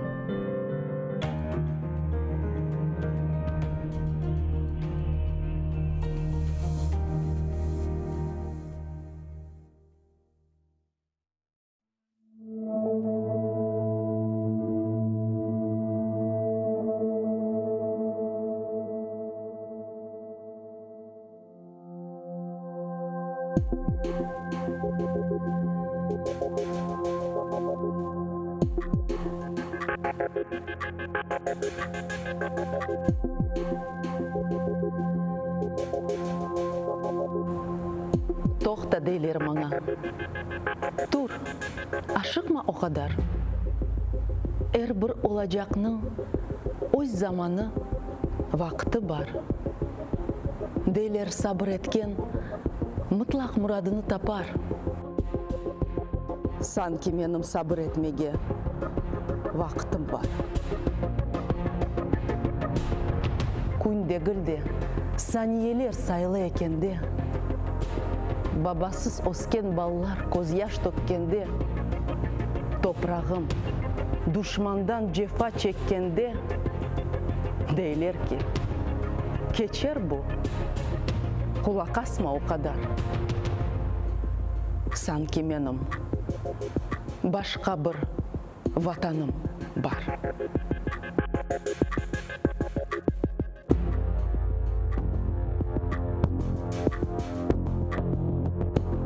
Айды ғурбетті ирыштың дүния малына. Доланасың энде этрафта, саллана. Қайтмаға доғмыш бір евің олмаса, шу дүнияны фетиқ еткенсің. Не файда? Біздене сабыр етмеге вақыт. Не де башқа ватан бар. Сусмаға девам еткенже, бұл зұлым бізні де ютар. Беклемеді құш аваны, тазе мефтаны мезар. Бізім шу истикляльна беклегеніміз қадар.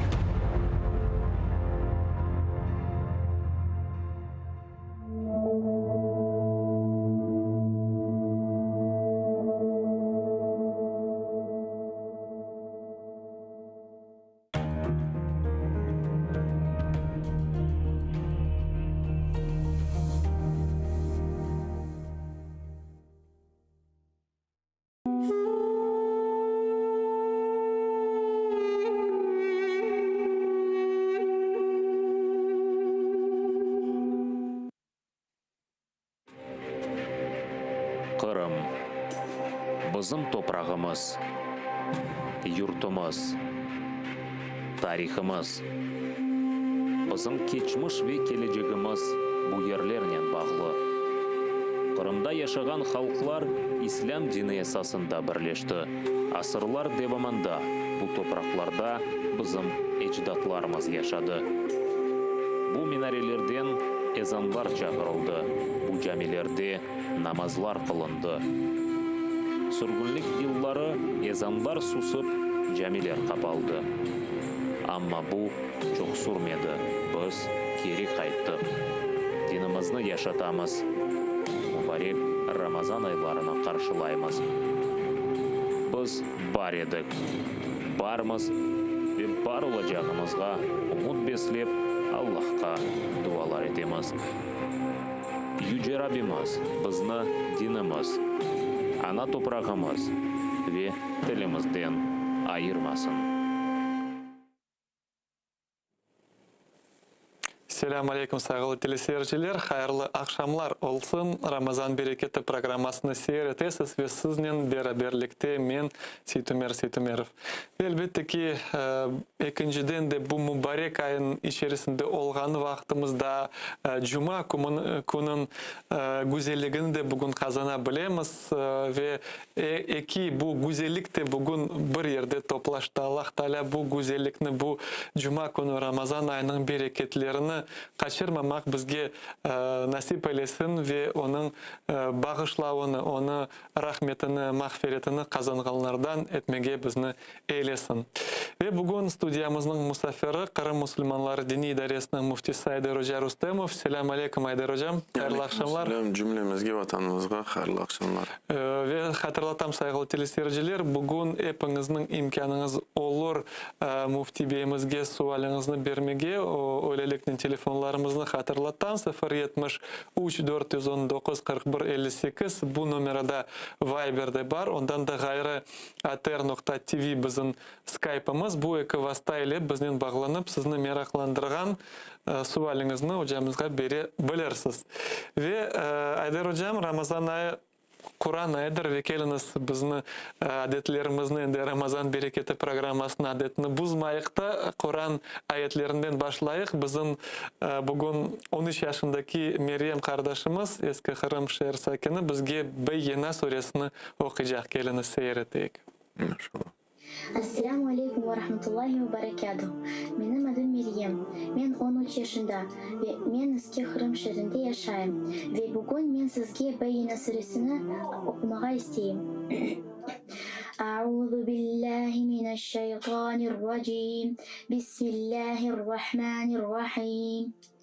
لم يكن الذين كفروا من أهل الكتاب والمشركين منفكين حتى تأتيهم البينة رسول من الله يتلو صحفا مطهرة فيها كتب قيمة وما تفرق الذين أوتوا الكتاب إلا من بعد ما جاءتهم البينة وما أمروا إلا ليعبدوا الله مخلصين له الدين حنفاء ويقيموا الصلاة ويؤتوا الزكاة وذلك دين القيمة إن الذين كفروا من أهل الكتاب والمشركين في نار جهنم خالدين فيها أولئك هم شر البرية إن الذين آمنوا وعملوا الصالحات أولئك هم خير البرية جزاؤهم عند ربهم جنات عدن تجري من تحتها الأنهار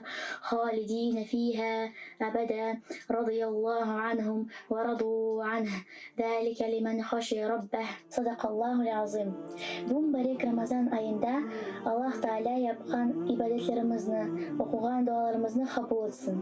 Hasta olgan insanlarga şifa versin ve günahlarımızı bağışlasın. Ramazan ayı mübarek olsun.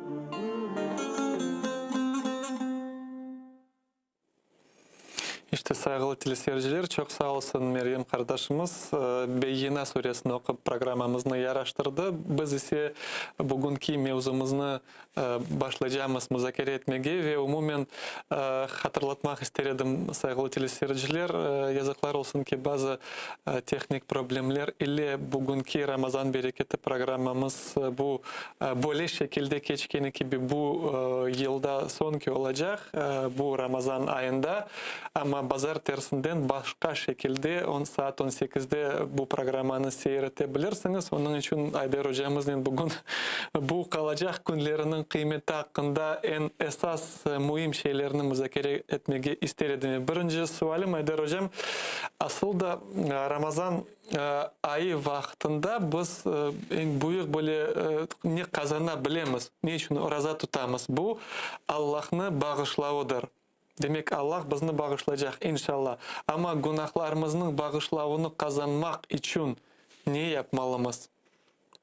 Euzu billahi bismillah ve salatu vesselamu ala Resulillah.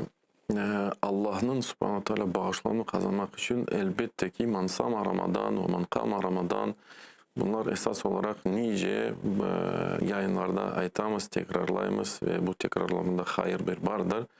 Kim roza tuta imanla ve Allah tarafından sevabını beklerken, başka hadiste kim namazlarını kılacak gecede imanla Allah ve Allah subhanahu teala sevaplarını beklerken elbette ki gufira lehu ma taqaddama min zenbihi. Bütün olğan günahlarını Allah subhanahu teala bağışlayacaktır. Onun için ilk esas işte bu ibadettir. Orazanı güzel bir şekilde, layık bir şekilde yerine getirmek ve bu orazada doğru şeyini yapmaya, Kur'an-ı Kerim'i okumaya ve cömertliğini göstermeye. Cömertlik tarafından da bu ayrı mesele. Belki de soracaksınız. Bu sadaka fitr meselesi var. Sadaka fitr. Bu mevzuga da tafsilatlı geçeriz inşallah. Асылда дуа дейлер. Да, дуа япыла Рамазан айы. Демек, Аллахтан дуа япамыз, бізні бағышла деп. Бұл дуаны насыл шекілде япмақ лязимдер, насыл тефсилер берер едіңіз. Демек, насыл русша айтқанда вымаливать прощение дейлер керек Рамазан айында. Демек, Аллахдан текрарнен бізні бағышла деп, бөле соруларнен, бөле дуалар япмақ керекміз. Вымаливать келмесін мен sevmeyeyim, çünkü o вымаливать ассоциация очень неприятная. Allah subhanahu teala öz kitabında ne buyuruyor ki? Kutiba aleykumus siyam kema kutiba alellezine min qablikum leallekum tettekun. Sizin için nasıl sizden evvel olan halklar için oraza farz kılındı, sizin için de farz kılındı. Leallekum, belki de siz takva sahibi olacaksınız. Takva sahibi olmak bu Allah'ın subhanahu teala en esas muradı oraza. Ne için? İşte biz takva kazanayık, takvalı olayık diye Allah subhanahu teala bizge bunu emir buyurdu. Onu insan nasıl kazanabilir? Bu duygunu yani. Takva degenimizde ne demek takva? Onun nice tarifleri var. İşte en güzel tariflerden birisi Allah'ın subhanahu teala itaat etmek, Allah'ın nuru ile Allah'a itaat etmek, Allah'ın rahmetini kazanmak için. Başka tarifte Allah'ın nuru ile günah yapmamak, havfeten min azabillah. Allah'ın azabından korkarken. Böyle tarifleri var. İşte onu nasıl kazanmak mümkün? İnsan nasıl takva kazanabilir? İşte ibadet yapıp. Bazı insanlar şikayet ete değil ki hocam ben namaz kalkam turmağa ama ben hiçbir şey duymayayım. Huşu duygusu yoktur bende. Ne yapayım? Ben de aytam. Yani bu ibadettir. Elbette ki beden sen bedeni biraz zorlayacaksın. Belki sen alışmazdan evvel sen bu duygunu kazanıp olamayacaksın ama bu yani fiziksel bir физкультура olganı gibi. Человек может пойти в спортзал, да, напрягается, значит, он пытается накачать свои мышцы. Ama o duya ne vakit mышцалар. Ama ne? Yorula. Kenede. Yorula ve lezzet yorulganda insan duymay. Lezzeti ne zaman duyar? Sonra. Neticesini görgen sonra, alışkan sonra. Bu da böyle. İbadet de öyle. Bu birinciden. İkinciden biz dedik ki Ramazan ayı Kur'an-ı Kerim'in ayıdır. Okumak, Kur'an-ı Kerim'i hatmetmek ve lahiri. Şimdi Kur'an'ı nasıl okumak? Bunun uslubu, edebi yani pek mühim nokta Kur'an'ı okurken istifam, istişar olmalı. İnsan terin düşünmeli, tefekkür etmeli. Hatta bile Resulullah sallallahu aleyhi ve sellem bu hadis zayıf olsa bile manası doğru. Resulullah sallallahu aleyhi ve sellem ki siz Kur'an-ı Kerim okurken ağlanınız. Eğer de ağlama çareniz olmasa, ağlap olamayısınız. Fatabaku. Ozunu zorlap ağlattırınız. Yani böyle hadis bile var. Yani zayıf. Ama manası doğrudur. Ne için? Çünkü bilemiz ki hem de Peygamberimiz sallallahu aleyhi ve sellem Kur'an okurken ağlaydı. Hem de sahabeler Kur'an-ı Kerim'i okurken ağlaydı. Bu değil de bütün Kur'an-ı Kerim'i okuduğunda okur ağlayacaksın. Yok. Bu manası sen okuysun ve bu okurken bu duygu sana gele. Bazı insanlar aytarlar ya erkekler ağlamaz bilmem bir şey. Akaylar ağlamaz.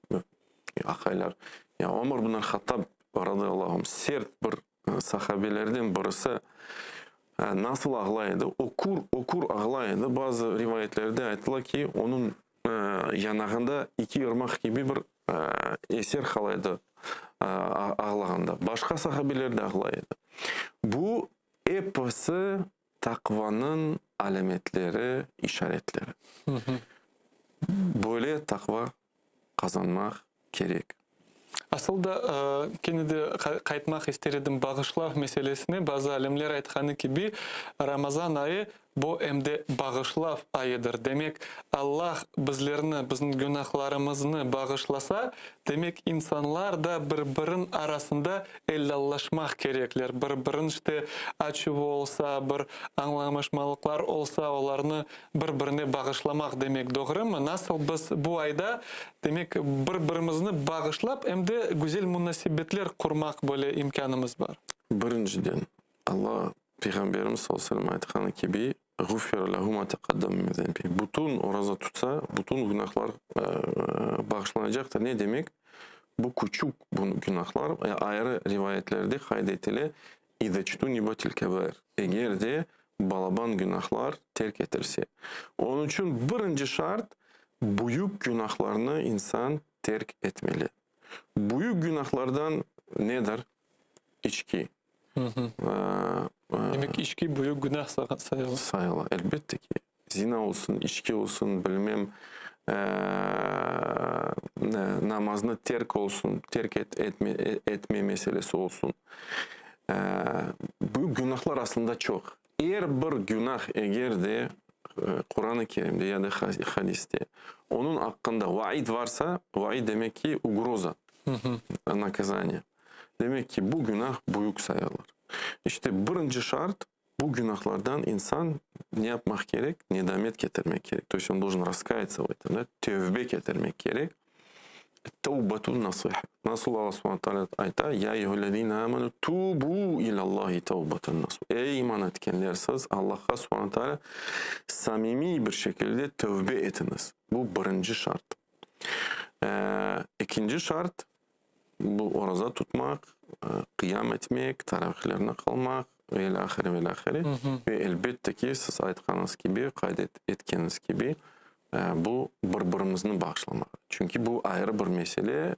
Peygamberimiz bunu ayrı kaydetti. Eğer iki Müslüman çatışsalar, kavgada olsalar, onların hayır amelleri Allah subhanahu kabul etmeyi, hatta onlar barışmaganca. Barışacaklar. Demek eksin de barışmak gerekler. Bu ayrı bir mesele. Hatta bile bilemez ki bazı rivayetler aytılar ki müminler kim cennetini kazandı, cennetin kırmızdan evvel Allah subhanahu onları toxtatacak, kırsıtmayacak. Ne için? Çünkü onların arasında böyle ufak tefek şeyler kaldı. Barışacaklar, birbirlerinden hesap görecekler, sonra girecekler cennetke. Yani ben ne demek isteyeyim, neye ima edeyim? İma edeyim ki bunu bu dünyada yapsak daha doğru değil mi? Buna ima edeyim. Asıl da bilgenime göre eğer de diler sen doğru olsan, kimden sen davalaştın bile yanlışlaşsa, sen ona bağışlasan, sen balaban sevap kazanırsın diler. Demek ki niçin insan düşünebilir, eğer de men bilsem, men doğru olsam ve o yanlış bir şey yapsa, niçin men onu bağışlayacağım deyip böyle düşünceler olsa? Yani böyle düşünceler olabilir her daim. Yani это вот честолюбие, которое обычно перерастает в властолюбие, сребролюбие, серебролюбие, это очень такая жесткая черта человеческая. От нее сложно отказаться. Doğru değil.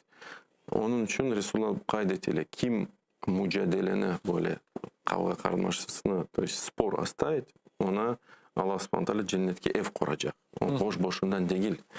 Yani sen Demek faydalı investiция. Ну, конечно, погасить свое эго, то есть остановить свое эго, убрать свое эго, убрать свои амбиции и так далее. Ne için insanlar kavga açarlar? Çünkü men daha haklıyım, men bilmem ne. Ak ise aktır. Ne sana ait ne bana ait aslında. Öyle olmalı. Келіңіз бүгін Жұма күні ve Жұма ақында Эдем Асанов, біздің ватандашымыз, Эмине Усейннің böyle satırların оқып берecek ve Жұма күні мұсылманлар için nasıl күн дегені аңлатacak. Келіңіз сейретейік. Selam aleyküm aziz dostlar. Bugün Cuma günü. Ben sizge bugün atacağım nedir Cuma günü? Emine Hüseyin Cuma günü. Bugün Cuma günü. Osman babam Cuma günü camige Cuma namazına bara. Харбаба, не үшін сіз жамиге жұма күні намазға барасыңыз? Dinle балам. Жұма мұсылманлар үшін мүбарек күндір. Жұма мүминлердің байрамыдыр. Бұл күн мұсылманлар жамиге үйле вақытында топланып, бірлікте жұма намазыны қылалар. Тек басына байрам намазы қылынмас. Жұма күні yapılған ибадетлер екі хат саваптыр. Күнлерінің en iyisi, en şereflisi, en kıymetlisi Cuma'dır. Adem Cuma günü yaratıldı ve Cuma günü cennetten çıkarıldı. Cuma günü Arefe ve Aşure günleri, Kurban ve Ramazan bayramları gibi kıymetlidir. Cuma günü Müslümanlarga temiz olmak, üstünü başını yuvmak, dişlerini fırçalamak, mis koku sürmek, temiz giyimlerini giymek, güler yüzlü ve mülayim olmak gerektir. Bugün hatta kuşlar, vahşi hayvanlar birbirine selam sizge. Bugün Cuma'dır deyler. Harbaba, men de şimdi olarga çıkıp azbarga selam aytırım. Selam sizge kuşlar, hayvanlar, böcekler. Bugün Cuma'dır. Cumanız mübarek olsun. Çok sağ olsun Edem kardeşimiz böyle meraklı şekilde Cuma hakkında tarif etti. Biz de bu onun aytkan sözlerine koşulup hatırlatmak isteyimiz. Cuma gününün öyle vakti var ki Eder Hoca her vakit bu hadisini ayta bizlerge akşam namaz, ikindi namazından akşam namazına kadar öyle vakit var ki ne vakit Allah Teala dualarımızı mutlaka kabul etti. Şimdi bu vakitte bulunamız. Kim bilir belki de sizin yapkan duanızını Allah Teala bu vakitnin sebebiyle kabul edecek. Onun için ellerimizni götürüp dualar etmeyi unutmayıq. Odan da gayrı iftar vaktinden evvel okulan dualar da inşallah kabul edilecek. Allah Teala'mızını üzeri barıp çıkacak olar. Onun için tek özünüzü unutmağınızda halkımızın, milletimizin, ummiyetimizin hakkında da zorlukla çüşken din kardeşlerimizin hakkında da dualarını unutmayıq. Devam ettik Eder Hocam. 11-12 gün işte hala Ramazan ayı bitmesine asıl bu akta günler az kaldı. Demek ki bayram tepesine çıktık da şimdi aşağısına çıkışımız. Da bu günler içerisinde ne yapabilemiz, neye dikkatli olmak gerekmez? İlk evvela her bir mümin, Müslüman öz gönlüne bakacak, yüreğine bakacak. Yani bu oruza tutkan günlerini ona tesir eteme ya da yok. Bu kendi takva meselesine kaytayıkta. Bu pek mühim bir nokta. Yani ne için bakınız? Yani Resulullah sallallahu aleyhi ve sellem ayta ki böyle bir hadiste kim yalan şehadetini bırakmasa, kim cahillikini bırakmasa, فَلَيْسَ لِلّٰهِ حَاجَةٌ yani Allah subhanahu teala yani onun haceti yoktur. Bu insan yemeğini, aşını, suyunu bıraksın diye. Yani Resulullah sallallahu aleyhi ve sellem bunu kaydetti. Ya da başka hadiste Peygamberimiz sallallahu aleyhi ve sellem ayta eğer sizden birisi oraza tutsa ve onun birisi gelse kavgaşmasa aytsın ki inni saim, inni saim. Fala yarfas ve la yechal. Yani pis laflar, boş laflar aytmasın. Aytsın ki inni saim, inni saim. Muhakkak ki men oraza tutam, muhakkak ki men oraza tutam. Bu ne için? Yani çünkü esas olarak bu gönüllerimizi temizlemek, yüreklerimizi temizlemek. Ve onun için bu birinci mesele. İkinci mesele bu günlerde artık ne yaklaşa? Son 10 gün yaklaşa. Son 10 günlerde Peygamberimiz sallallahu aleyhi ve sellem ne yapaydı? Rivayetlerde kaydetileydi ki şedde mi'zarahu ve ahya leylahu ve ahya ahlehu. Yani bu mecaz olarak o kuşağına evet kısa sıkaydı ve bütün gece ibadet yapaydı ve ailesini horantasını turguzaydı ibadet yapmak için. Yani dan bu ibadetlerge, dualarga, Kur'an-ı Kerim okusuna dan dikkat vereydi. То есть бросал все силы на это, усердствовал в поклонении. Onun için bilemiz ki rivayetlerde kaydetilir Peygamberimiz sallallahu aleyhi ve sellem itikaf yapaydı. İtikaf o baştan Ramazan 11. Günlerde itikaf yapaydı. Son 10 orta günlerde itikaf yapaydı.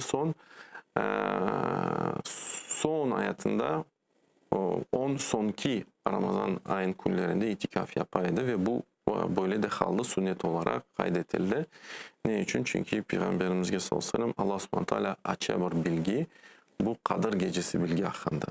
Biz bilemiz ki rivayetlerden, sahih rivayetlerden bu Kadir gecesi son 10 günlerden içerisinde. Bu Kadir gecesi meselesine gelirken biz bilemiz ne kadar mühim olan bu bereketli bir gece. Yani Allah subhanahu teala bunu ayrı bir küçük bir surede kaydetti. İnne enzelnahu fi leyletil kadr. Biz muhakkak ki Kur'an-ı Kerim'ini Kadir gecesine indirdik. Ama adrake ma leyletul kadr. Sen ne bilirsin ne demek Kadir gecesi?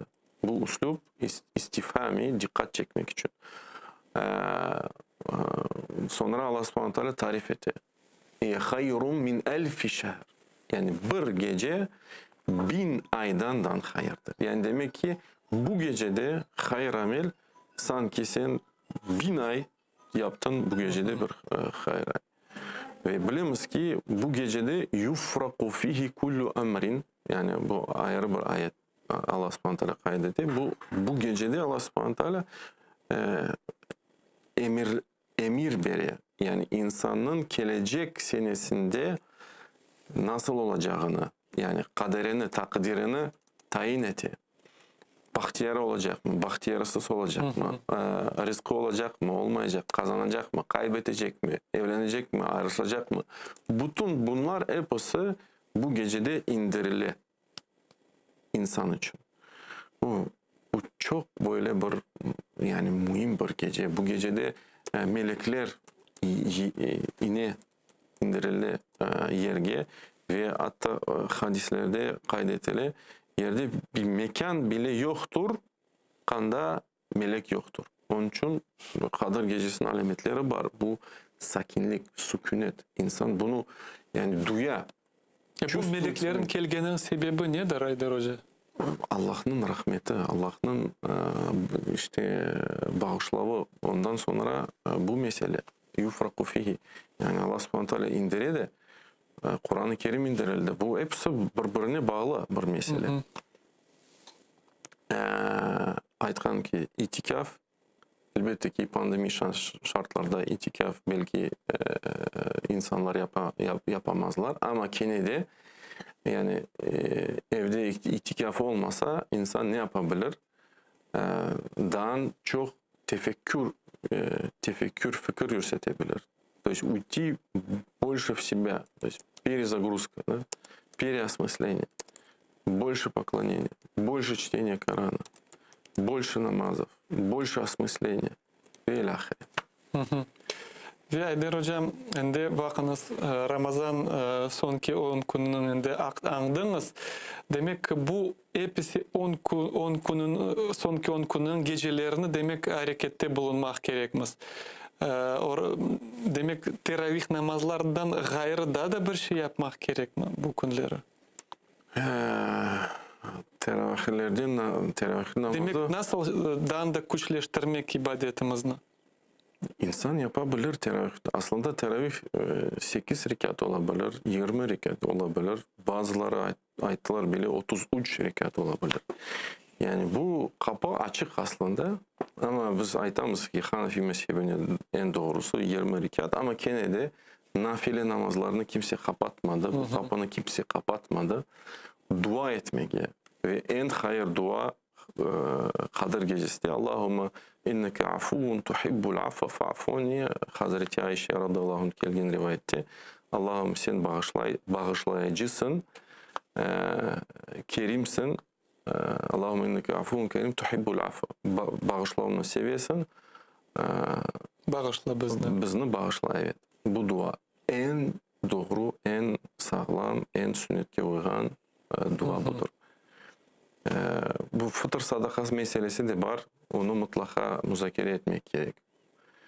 Fıtır sadakası hakkında kıskasında ne aytabilirsiniz? Onun emniyeti, şimdi bilgenime göre karar alındı, onun miktarı Ulemalar Şurası'nın toplaşımında bu mesele açıklanған edi.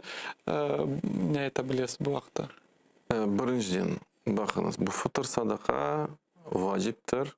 Eğer bir Müslüman hur olgan, akil olgan, oraza tutkan kişi, oraza tutmagan bir kişi için bir ailede bir bala bile varsa onu vermek gerek.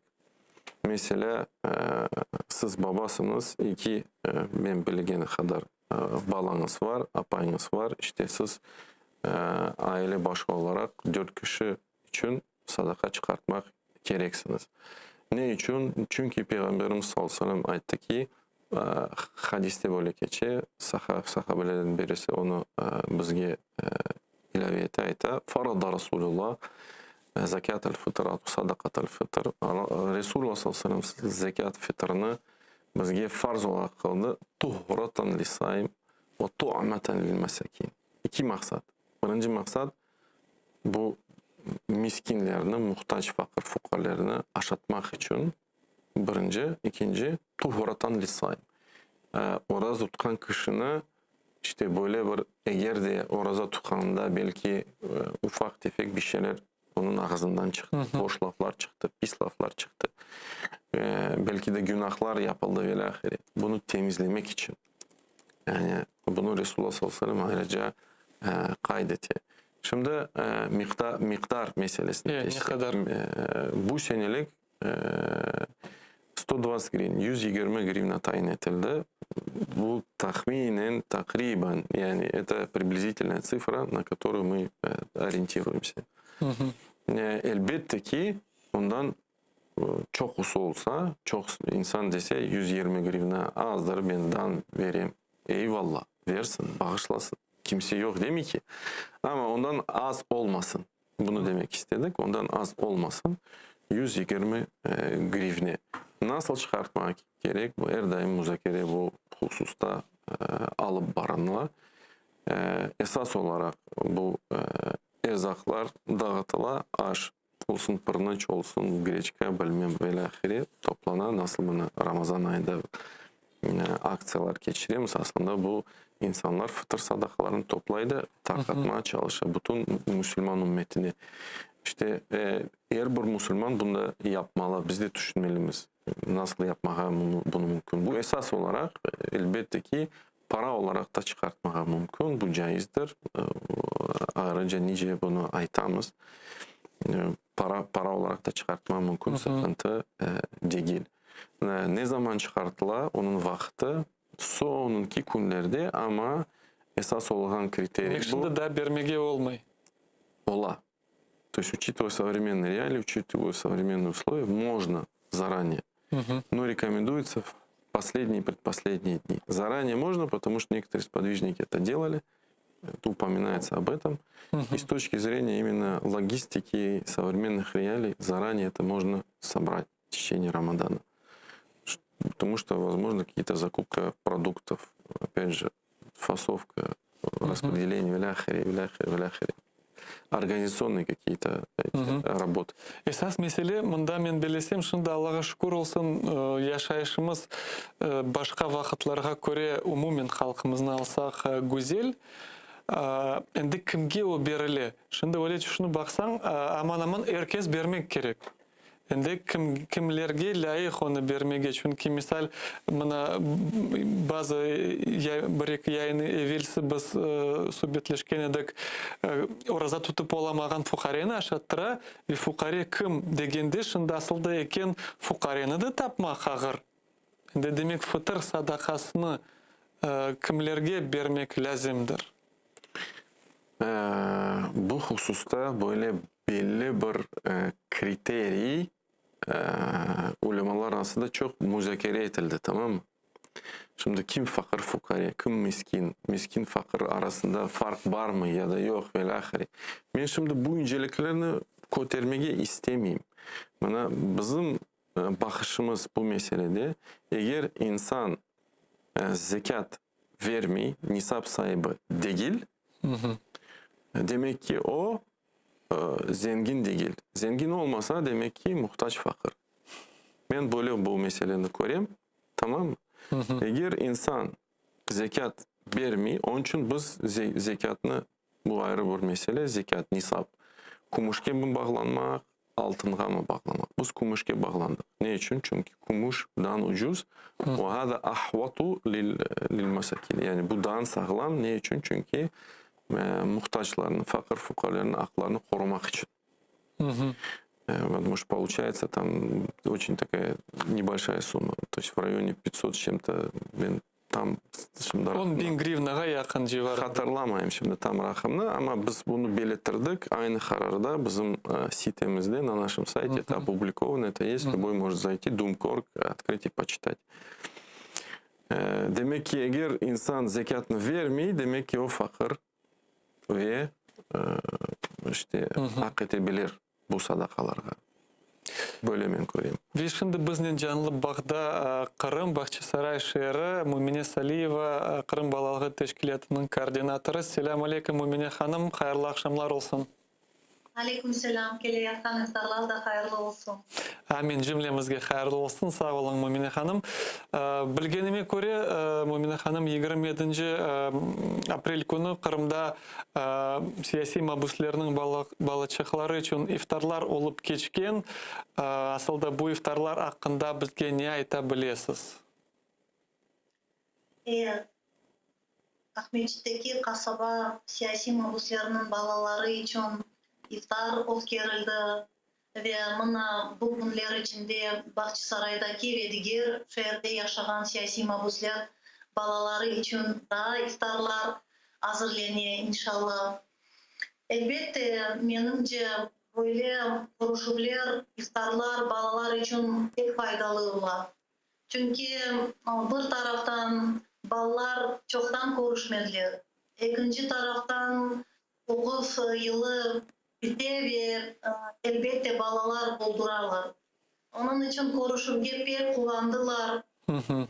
Kızlar mesela iftarga bir saat kalgan evvel babalarına ve diğer siyasi mabuslarga öz kollarının ülber vesikalar hazırladılar. Maşallah. Ramazan ayının hayırlayıp ve kelgen Ramazan bayramının hayırlayıp oğlanlarımız işte dua geçirdiler.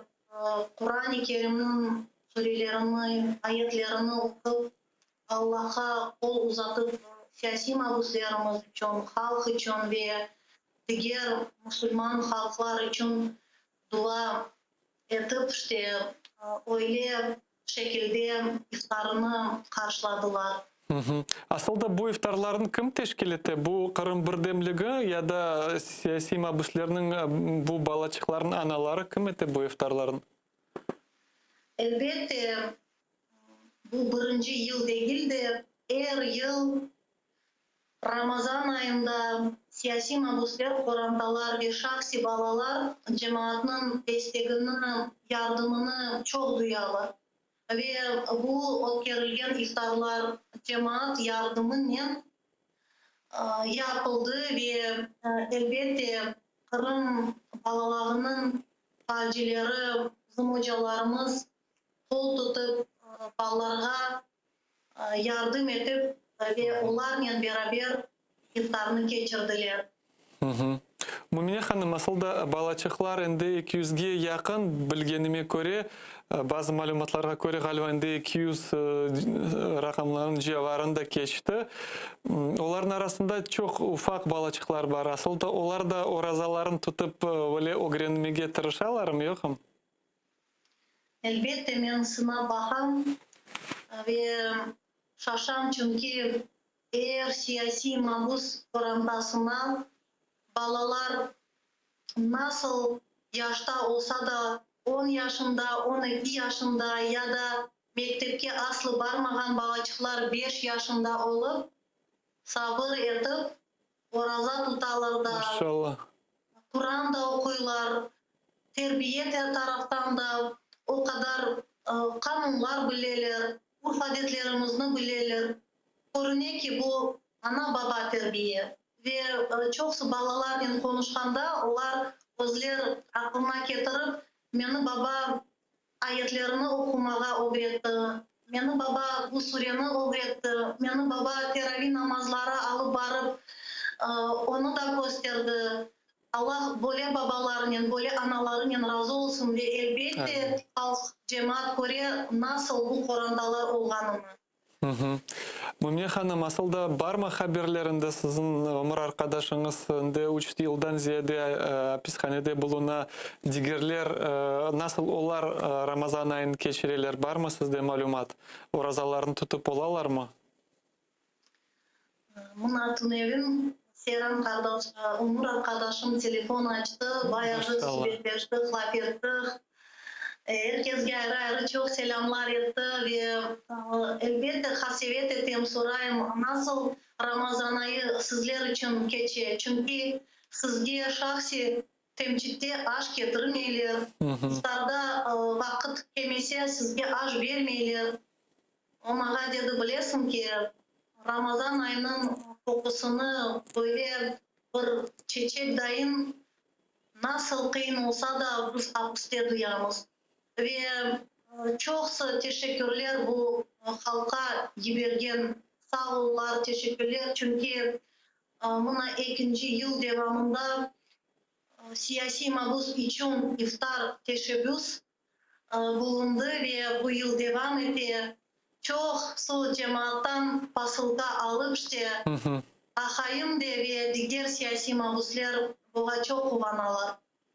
Maşallah, Allah razı olsun halkımızdan ve bizim bakan seyircilerimizge bu mübarek Ramazan ayı içerisinde neler diler ediniz?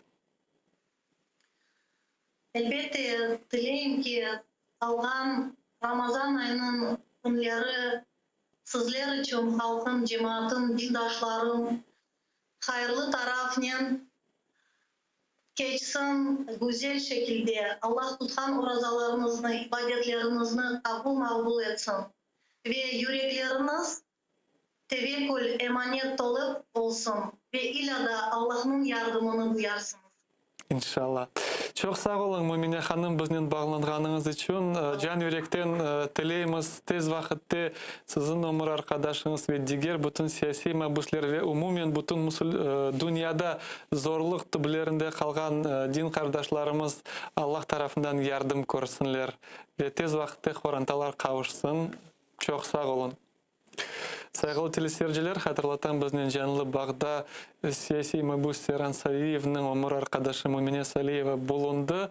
Biz ise yayınımızı devam etmemiz Haydar Hoca ve yazıklar olsun ki Ramazan ayına bakmadan bu Rus işgalcilerinin çizmeleri Kenne'de devam etti. Bizim Kırım Yarımadamızda evlerge kirip tintüler geçirmeye. Bugünkü günge bilemiz, 4 tintüf Ramazan ayında tek olup geçti. Allah'a şükür bir kimse yakalanıp işte hapiste bırakılmadı. Ama fakt olarak geçiyor, devam etti. Ve tünün öyle haber geldi. Moskva şehrinde böyle belli adlı neşir kitap çıkargan böyle işte teşkilat ve onun yol başçısı Aslanbek Ejayev'ni tutup kapadılar ve sanki dersin finansирование terörizma degenler böyle madde kullanıp olarak onu şimdi hapiste bıraktılar. Aslında hatırlatmak isteyeyim birinciden bu izdательский dom deyler ne kadar çıkargan kitapları bugünkü günde Rus tilinde olgan İslam dini hakkında bilgilerini en çok kısmen belesem olar çıkardı. Aslında siz bu şeylerge, bu mübarek ayga bakmadan Rusya yapkan zulümüne nasıl bakasınız? Ya bu gerçek, bu devletinin gerçek yüzünü göstergen bir olay. Yani siz aytkanız gibi Ramazan ayında, bu mübarek ayında tintuvlar da yapmak, böyle bir pis, korkunçu basmak için insanlara korkunç duygu yaşatmak için yapılan tintuvlar. Bu hepsini bunu gösteriyor. Ve bu gösteriyor ki yani bu devlet gerçekten nasıl İslam dinine bakar. Yani bu devletten ne beklemeye gerek olacak Müslümanlara gösteriyor. Yani düşününüz ki книга-издатель, то есть кто такой книга-издатель? Чем он занимается? Он издает книжки. То есть, и за что его преследовать? За что делать обыски? Да еще в таком виде. В таком отвратительном виде, целью которого является исключительно запугать. Запугать, испугать, чтобы все другие посмотрели, сказали, не, надо быть ниже воды, тише травы, не надо нигде не высовываться, не надо быть активным, надо быть спокойным. Моя хата с края. То есть вот их основная цель. Да, у нас там могут быть мусульмане, да, но они где-то там, непонятно где. То есть вот это их основная цель, их основная задача. И это демонстрирует на самом деле, кто-то может обманываться, кто-то может говорить, я могу там на территории Российской Федерации где-то спокойно помолиться, спокойно делать то и так далее. Нет. То есть такое настигнет каждого. Вот такое. До тех пор, пока вы не видны, вы не бросаетесь в глаза, ваша деятельность не бросается в глаза, вы не вызываете особого интереса, вами не будет интересоваться. Как только вы наберете определенную популярность, определенный авторитет, будут видны плоды, да, плоды вашей деятельности. А любой мусульманин, когда он что-то делает искренне, он стремится к этому. Ради Всевышнего Аллаха, конечно же, в первую очередь. Вот. Но если он хочет достичь результата, он хочет достичь, то есть он идет вперед, он не останавливается. Да, он идет вперед, так как учил пророк. Если даже мне дадут в одну руку солнце, в другую луну, я не откажусь от этого. Он идет до конца, а до конца никогда не будут давать. Да? Это будет борьба такая. Борьба именно либо ты, либо мы. Вот. Ve yazıklar olsun vaktimiz az kala ve Ramazan ayı hakkında Aydar Hoca'yır vakit böyle misal getirirler. Pek bilginin bu misalini Ramazan ayı medrese gibi değiller. Ve hepimiz şimdi bu Ramazan ayında bulup demek biz talebelerimiz. Ve Ramazan ayı bu böyle okuf bir prosesi. Ve elbette her bir okuf prosesinin neticesinde insan ne ala? Diplom ala bir şehadetname. Endi biz de talebeler olup bu Ramazan ayını bitirgende neler biz kazanabilemiz? Bu medrese bizge nasıl bilgiler berdi de nenen çıkmak gerekmiz bu ayının neticesinde? Temiz yürekten, Allah'ın subhanahu teala bağışlandan. Yani bu yayını neden başladık? Bundan başladık. Diplomumuz temiz yürek olacak. Sanki biz bir seneni geçirdik umurumuzdan и начали с нового листа. Temiz nemenden. То есть перезагрузка, очистка и новый старт. С новыми намерениями, с новыми устремлениями, с новым усердием. Budur. Esas olarak budur. Aslında şimdi böyle seyir etsek Ramazan ayında biz ibadetlerimizni çoğlaştıramız. İstemiyoruz ama bu fakt. Başka aylarga göre Ramazan ayında Allah'a şükür hepimizin seviyemiz öse. Ama endi Ramazan ayından çıkkanda biz birden o şarik yine tigendayın patlay ve biz de zayıflaşıp ketemiz. Endi bu Ramazan ayının muhitinde kazanılgan böyle muvaffakiyelerini misal insan eğer kun Kur'an okumağa alıştı ayda içerisinde misal kun işte 2-3 namazının en azından sünnetini kılmağa da alıştı ve ilahiri. Bunların endi hepsini başka aylarına nasıl alıp ketebiliriz özlerimizden? Yani doğru aytasın. Ramazan ayında daha çok ibadet yapılar. İster istemez öyledir. Çünkü атмосфера побуждает к этому. Сам месяц, дух месяца. И то, что Аллах Субхану ва Тааля, то есть злые силы сковывает, да, шайтанов сковывает. двери открывается рая, двери ада закрываются. То есть все это так или иначе влияет на человека и задает определенный тренд. Важно что? Важно не упустить этот тренд. Да? Ama elbette ki biz başka günlerde, adi günlerde biz erkun orazа tutup olamayız ve bu tam doğru değildir. Çünkü Peygamberimiz bunu inkar etti, reddetti. Ama insan ne yapmak gerek? Peygamberimiz sallallahu aleyhi ve sellem sünnetine uymak gerek. То есть надо стремиться к тому, чтобы соблюдать сунну пророка саллаллаху алейхи ва саллям. А сунна пророка — это всегда золотая середина. То есть если мы говорим про пост, понедельник, четверг, светлые дни, 6 дней Шаваля в обязательном порядке. Но если поститься 6 дней Шаваля, то обязательно возместить все пропущенные дни Рамадана до этого. Это обязательно. Сначала Када, потом 6 дней Шаваля. Если говорить про какие-то другие благочестивые поступки, садаха олсун, Куран Керим оқумасын, әлбетте ки bu da var. Sadaqa çıkartmağa, Kur'an-ı Kerim okumağa, sünnetlerini kılmağa.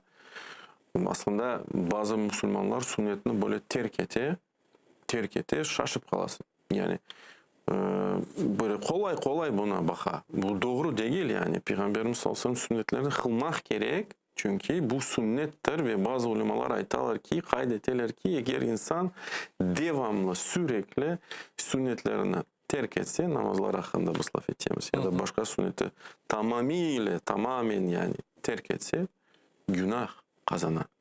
Günah altında kalır. Yani bazıları aytalar bu sünnet de yani yapsam yaxşı, sevap kazanır, yapmasam günah yoktur. Bu esas olarak doğrudur ama aması var. То есть если это приобретает постоянный характер, а это приобретает обычно, потому что люди начинают относиться халатно к выполнению сунны пророка саллаллаху алейхи ва саллям. То есть ihmal ettiler. Bu pek yaramay şey. Ve asıl da son sualim aydır hocam. Demek Ramazan ayının en esas maksadı demek biz takvalı, demek Allah korkumuz yüreğimizde kavileştirmek için indirildi. Demek ay geçecek, biz takvalı olduk mu ya da yok? Özümüz nasıl böyle sınay bilirmiz özümüzün? Oldum men takvalı ya da yok? Onun alametleri var mı? Allah subhanahu teala o kitabında vasıf etti takva sahiplerini. Bu takva sahipleri kim? Bundan da almak mümkün, hulasını çıkartmak. Alif lam mim zalikel kitabu la rayba fi huden lil muttaqin. Bilemiz Bakara suresinde huden lil muttaqin. Bu kitap indirildi как руководство, rehber takva sahipleri için. Kimler onlar? Ellezine yu'minuna bil gayb. Kim iman etti gaybka? Gerçek iman varsa, bu terin iman varsa, yani Allah'ın takdirini, Allah'ın meleklerini, Allah'ın kıyamet gününü, hesapka ve lahire. Başka vasıf, وَمَنْ يُعَظِّمْ شَعَائِرَ اللَّهِ فَإِنَّهَا مِنْ تَقْوَى الْقُلُوبِ. Кто возвеличивает обряды Аллаха, то поистине это из богобоязненности. Başka vasıf, La yecrimennekum şenâ'u kavmin alâ ellâ ta'dilu. Başka insanların zulümlerine несправедливость других людей пусть не побуждает к тому, чтобы вы не были справедливы. Будьте справедливы, это ближе к богобоязненности. То есть быть справедливым, стремиться быть справедливым. Сыдк.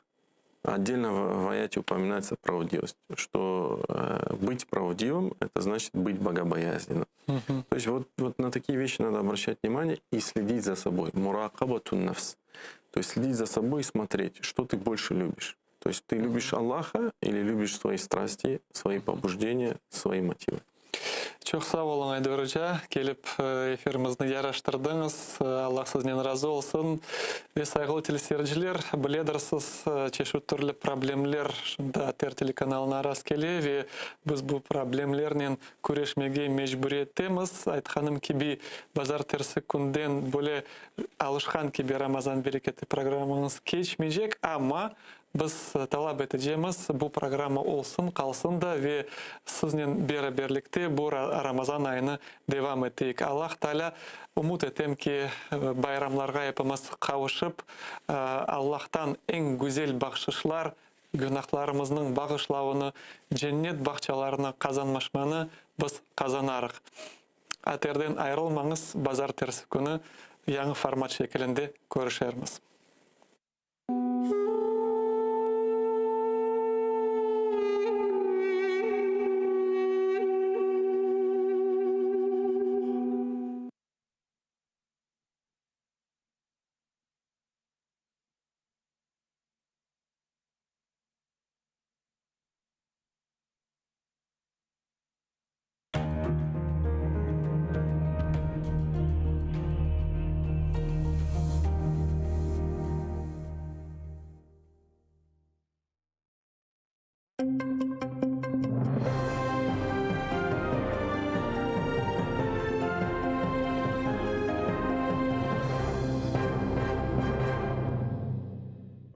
Історичний крок і символ єдності українського народу. Народний депутат з фракції «Голос» Рустем Умєров закликав Верховну Раду ухвалити закон про корінні народи. Він виступив з парламентської трибуни, заявивши, що для кримських татар це стало потрібним і важливим рішенням. І це було б знаком того, що Україна підтримує кримських татар, які продовжують ненасильницький спротив в окупованому Криму.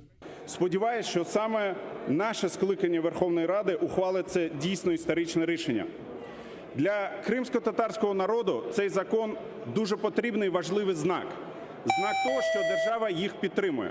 Для України цей закон – один з кроків державної стратегії з деокупації Криму.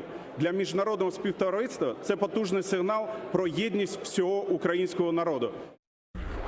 Відключення від SWIFT, замороження Північного потоку та ембарго на російську нафту. Такою має бути реакція Євросоюзу в разі нового вторгнення агресора до України. Відповідну резолюцію зі значною перевагою голосів напередодні ухвалив Європарламент. В документі йдеться, що ЄС має дати зрозуміти Росії, що ціна агресії проти України буде високою. Як наслідок, можливе відключення від міжнародної платіжної системи, заморожування статків російських топ-можновладців, а також блокування Північного потоку і повна заборона на купівлю російської нафти та газу. В разі агресії Європарламент також рекомендує надати Україні летальне озброєння. Ми повинні продовжувати відправляти скоординовані сигнали міцної підтримки України. Ми візьмемо участь у саміті Кримської платформи у серпні. Ми також повинні бути готові розглянути варіанти додаткової відповіді, якщо Росія відновить ескалацію або перетне червоні лінії. Посольство Сполучених Штатів припиняє видачу недипломатичних віз росіянам. З 12 травня американська амбасада в Москві скоротить перелік консульських послуг. Залишить лише екстрені послуги для американських громадян. Рішення посольства пов'язане з планами російської влади заборонити представництво США в Росії наймати іноземців. Американським громадянам, які перебувають в Росії і в яких спливає термін дії віз, посольство наполегливо рекомендує залишити країну до 15 червня. Ці скорочення послуг необхідні в зв'язку з повідомленням уряду Росії про свій намір заборонити представництво США в Росії наймати іноземних громадян в будь-якій якості. Ми шкодуємо, що дії уряду Росії змусили нас скоротити штат співробітників консульства на 75% і будемо прагнути запропонувати громадянам США якомога більше послуг. Один український воїн поранений біля Новгородського на Донеччині. Там окупанти відкривали вогонь з ручних протитанкових гранатометів та бойової машини піхоти. Бійцю надано першу допомогу, він в задовільному стані. Також біля Невельського та Опитного ворог бив з мінометів 120-го, а поблизу Луганського та Павлополя 82-го калібру. Гатили з гранатометів різних систем та великокаліберних кулеметів. А всі 13 ворожих обстрілів українські захисники вгамували вогнем у відповідь. А російське командування тим часом перевіряє бойову готовність своїх підрозділів на окупованих територіях Донеччини та Луганщини. Окрім того, у період з 18 по 22 травня окупантами заплановано проведення командно-штабних навчань 1 та 2 армійських корпусів за наступальною тематикою із обов'язковим залученням мобілізаційного резерву. У так званих військових комісаріатах противника видаються повістки без проходження медичної комісії. Загалом до проведення навчань із військовозобов'язаними планується залучити близько 1000 осіб. Міністерство освіти затвердило новий порядок вступу для абітурієнтів з окупованих територій, зокрема із Криму. Освітні центри Крим-Україна працюватимуть з 7 червня до 24 вересня. Через один освітній центр можна подати до 5 заяв до українських вишів. Документи приймаються в 2 етапи – до 20 липня та 20 вересня. З лютого тривають підготовчі курси для кримських абітурієнтів і завершаться в травні. А щоб всі бажаючі встигли підготуватися до вступу, освітяни анонсують очні курси. Ці курси будуть розпочинатися в червні, вони будуть очні, тобто ви можете приїхати і займатися, буде виділятися гуртожиток. Окрім того, планується виплата навіть стипендії для слухачів цих курсів, і які планується, що вони будуть тривати приблизно 1,5-2 місяці, тобто якраз до вступної кампанії. Пройшовши ці курси, ви можете вступити до будь-якого вищого навчального закладу в Україні. На сьогодні це 195 вищих навчальних закладів, які готові прийняти кримчан. 5 золотих, 4 срібні і 4 бронзові медалі в скарбничці кримсько-татарських борців. У Львові завершився чемпіонат України з боротьби на поясах «Алиш» серед юніорів та дорослих. Крим представили 10 борців. У ваговій категорії 60 кілограмів золото Валіма Дейни. Азім Халілов взяв одразу 2 золота у вазі 66 і 70 кілограмів. Також золотом до Криму повертається Еннан Сеферов. Він боровся у вазі 90 кілограмів. У категорії понад 90 кілограмів переміг Амет Сейтаблаєв. Азім Халілов та Еннан Сеферов представлять Україну на чемпіонаті Європи восени.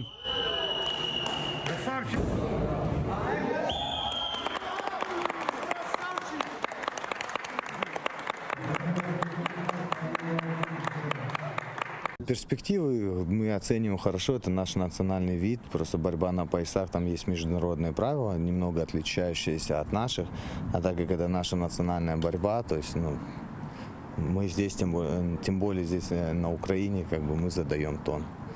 И наши ребята являются лидерами здесь.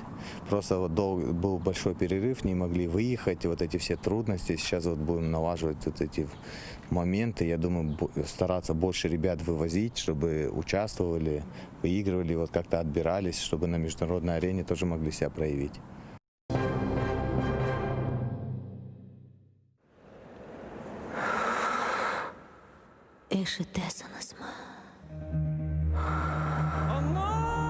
Мен ақтауны тыңызмы?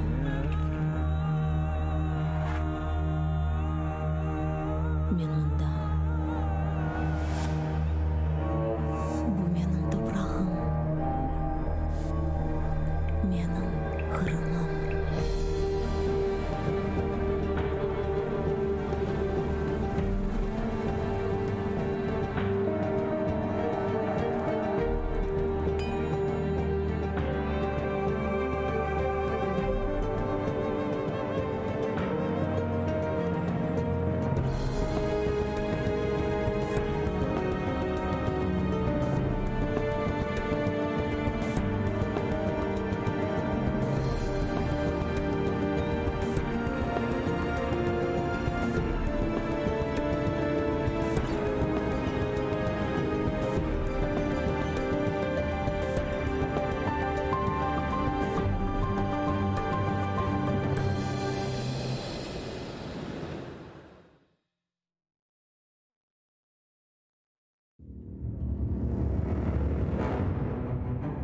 Хаджи Герай Қырым ханлығыны тізгенде 29 yaşында еді. Тахминен 350 ел девамында Қырым ханлығы девлет оларақ үкім сүрді.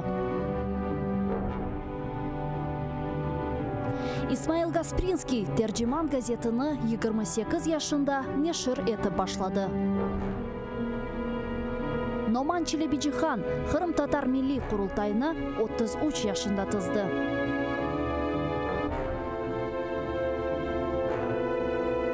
Бекир Чобанзаде 27 yaşında professor olarak Latin әліпбесini Türkiye devletlerге teşvikat etti.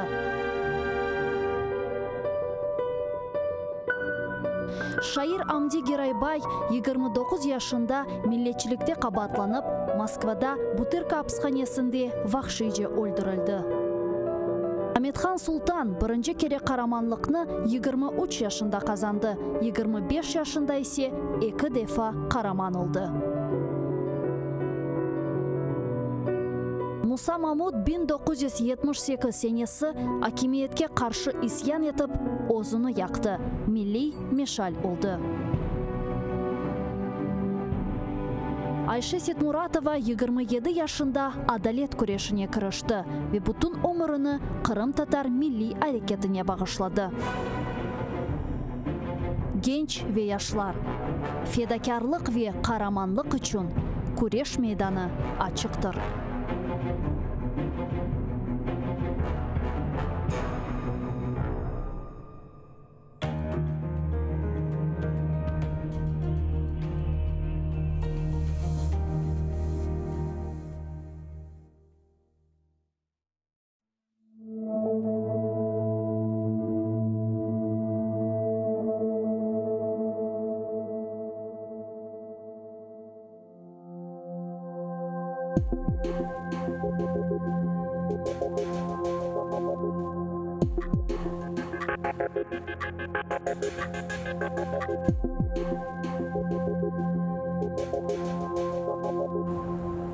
Toxta deyler bana. Dur, aşıkma o kadar. Bir olacakның öz zamanı, vakti var. Deyler sabır etken, mutlak muradını tapar. Sanki benim sabır etmege vaktim var. Күнде гүлде, saniyeler sayılı ekende, babasız osken ballar koz yaş dökkende, toprağım düşmandan cefa çekkende, deyler ki, geçer bu, kulak asma o kadar. Sanki benim başka bir vatanım var.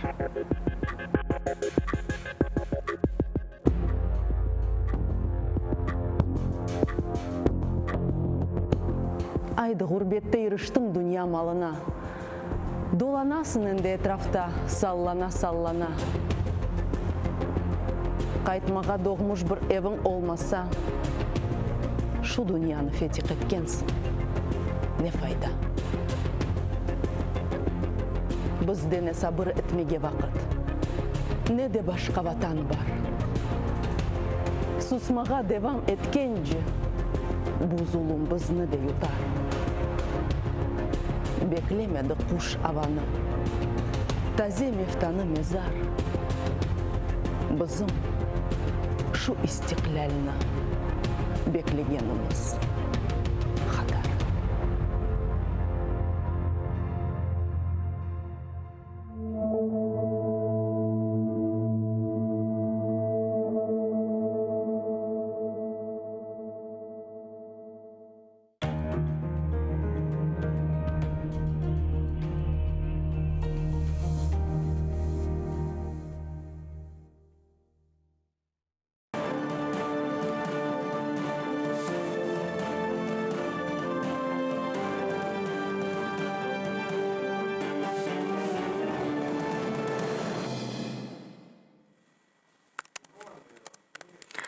Assalamu alaikum, hayırlı akşamlar saygılar. TR телеканалының телесерджилері бүгін информацион программасына сейретесіңіз. Студияда сізлер үшін мен Гүлсум Халилова çalışам ve NVBTK 35-40'da Хадивамында Kırım etrafında yüz bergen haberlerini, Ukrayna etrafında yüz bergen şu sırada halkara haberlerini, halkara münasebetlerle bağlı meselelerini müzakere edeceğimiz. Siz de bizim yayınımızga qo'shila ekranlarınızga rejissyorlarımız telefon numarasını taqdim eti 073 419 41 58 Viber vasıtasıyla stüdyamızga telefon açıp suallerinizni seslendirmege imkanınız var. Ya da Skype adresimizni de kullanabilirsiniz. atr.tv bizim adresimiz. Бізле шымды жанлы бағда Қырым-татар милли әрекет иштиракчысы ве құрылтай делегесі Эдемаға Дудаков бар. Келін соны янымызға бағылайық. Эдемаға, селям алейкум. Алейкум селям. Насылсыңыз, қайырлы Рамазанлар? Қайырлы, иншалла. Эдемаға, келді сізден бүгін бір қач мерақлы меселеріні мұзакер етейік. Бүгін işgal етілген Қырымда Қырым-татар халқының лидері Мустафаға Джемилевге қаршы махкеме давалары девам еткен. Білгенізге көреді енді бір елдан чоқ әм Мустафаға, әм Рифатаға Чубаровға қаршы açılған махкемеле давалары девам етмекте. Насыл қимет кесесіңіз бұл махкеме даваларының кетишаты ақында не тұшнес? Россия için bir türlü yanılıq yok. Ular hükümetke karşı bu devlet değil de hükümetke karşı çıkanlarda aslında böyle bir siyasetleri. Evet, de öyleydi, şimdi de öyle. Bir türlü yanılıq ama da ben görmeyim. Çubarov'a şat olup varğan edim. Onu soracak edim ben de zaten. Baklasın. Birinci derim beklegende baksam da bu yukarı mahkemenin bir parça bir galeriya olarak kim çalıştı fotoları duruyor. İçinde 76. seneler, 60. seneler, 80. senenin başlarında çalışkan söylerim. Bunlar kim? Bunlar bize Haythan halkımızı, mesela için Musa Mahmud gibi söylerdi, askeriye algan söyler. Onun için bu mahkeme bizim için bir gafli yer diyeceğim olacak. Başka bir türlü aytmaya mümkün değil. Mesela için bana ben ayttım ki işte bizim toplağımız mesele bir mesele var idi. Biz niçin toplaştık? Çünkü 26 fevralda sesiya olacak. O sesiyada bir обращение olup çıkmak için. Çünkü biz toxtamak niyetimiz. Bana kim var idi onda dedi. Karşımızda Kazaklar da var idi. Böyle harbi adamlar da var idi diye aytsam prokuror değil. Peki bu Kazaklar polisiye yardım etkendir. Россия diye hıçırıp ettirme Ukrayna polisinin yanında değil. Нет, я ж только спросил değil. İkincisi sorayım. Şimdi mahkemede oran soyu sorayım. Откуда вы знали, кто вам сообщил, что будет вот такое решение? Я говорю, ваша честь, странные вещи. А разве сценарий был не такой?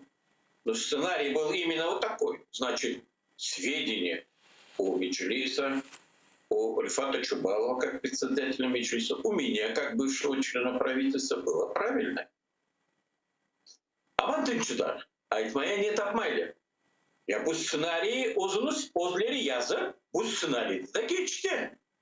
Varıp yukarı şurana bu neler Rus'a çalışkan orduları al gelip sesiyaka koyup ve o vakit karar çıkardı. Siz bunda ne bilirsiniz? Öyle de oldu. Deyip sorasam söndünçüler. Bunun için ne etmeye mümkün? Kararını çıkaracak ve biz nasıl karar olganını bilemeyiz. Mustafa Ağamızın 6 prosesi geçti. Bir prosesi aytmadı ki yok bu insanın bir türlü devlete karşı nesi yok. O halkı kayıtlatmaya istiyor. Demediler ki.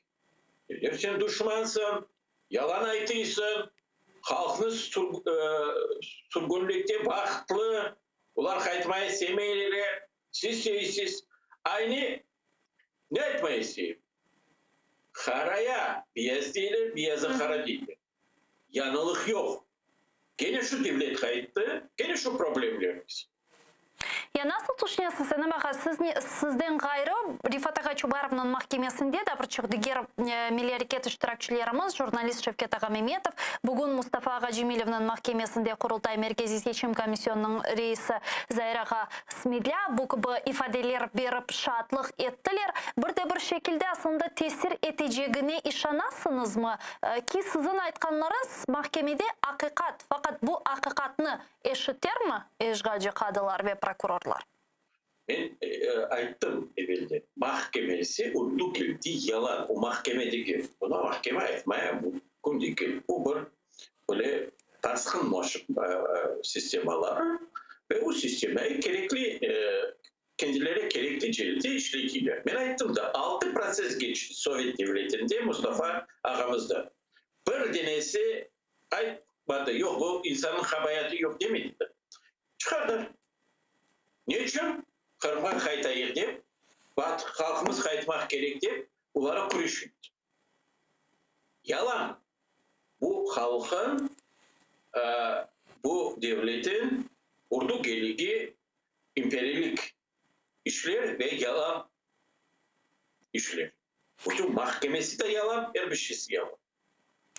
Kırım'daki da vaziyet ve haberleri hakkında da biraz laf etmeye isterim. Birincisi bu elbette ki su meselesi. Bugün işgalcilerinin aytkanına göre sanki dersin Azaq denizin altından Kırım'ı su ile temin edecek böyle ırmaklarını tapkanlar ve sanki dersin andaki olgan suyun endi Kırım'ın su temini problemini çözmek imkanları olacak.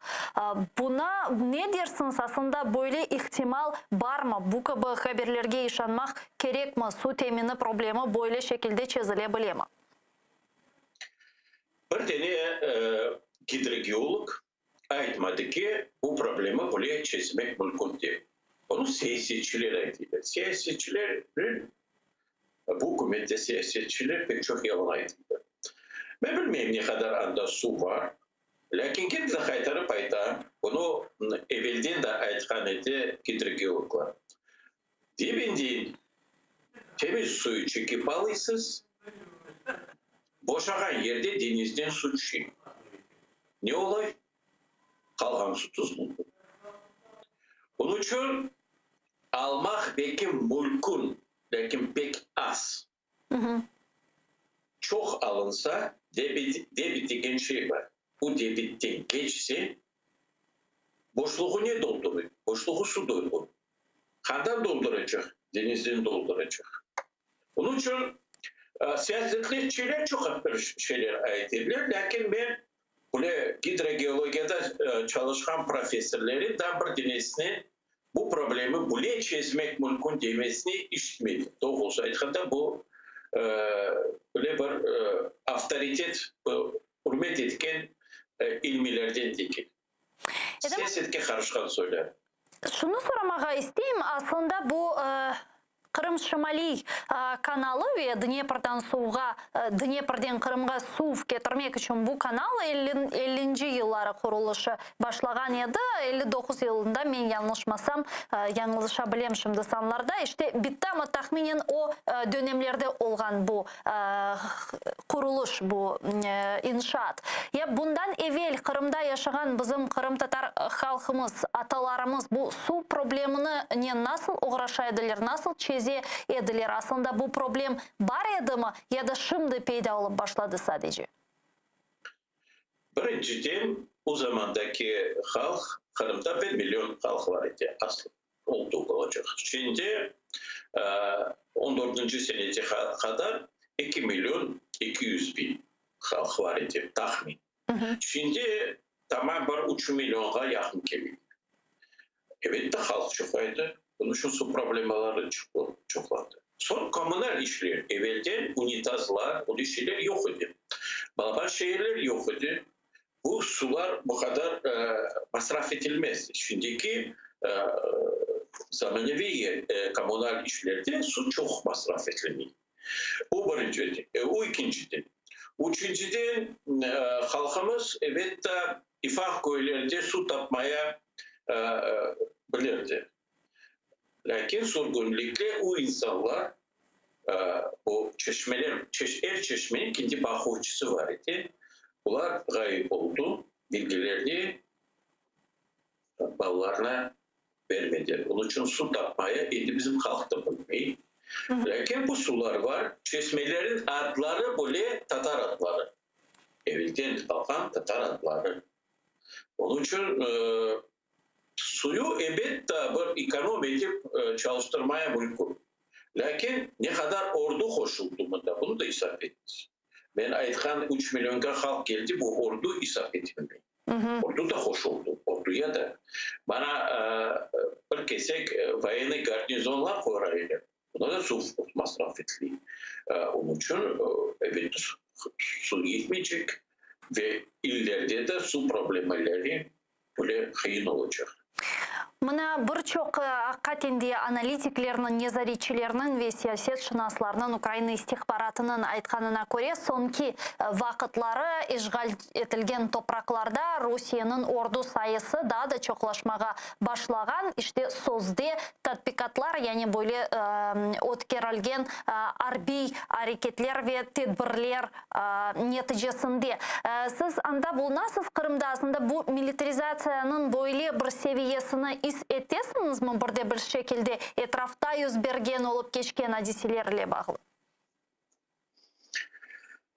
Bilesem, Ukrayna'da çok işittim. Bana gelip Ukrayna'nı basacakken, bir şey olacakken Putin bu nasıl aytayım, Rusya aytkanda gopnik.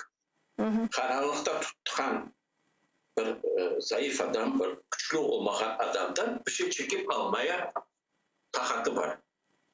Halanı bir vakit 250 bin Ukrayna ordusuna karşı cenk başlamaz.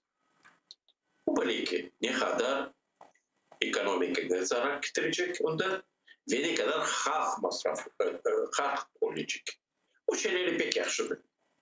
Lakin yerli bana bu adepti Ruskого mira degen Rus dünyasının adeplerine bakanda bu şeyleri gösterse evet de reytingi o şey. Onun için onu her vakit yapacak ve probleması çıkanda bu evvelden de öyleydi. Gene kaytarıp aydık. Evvelden de öyle.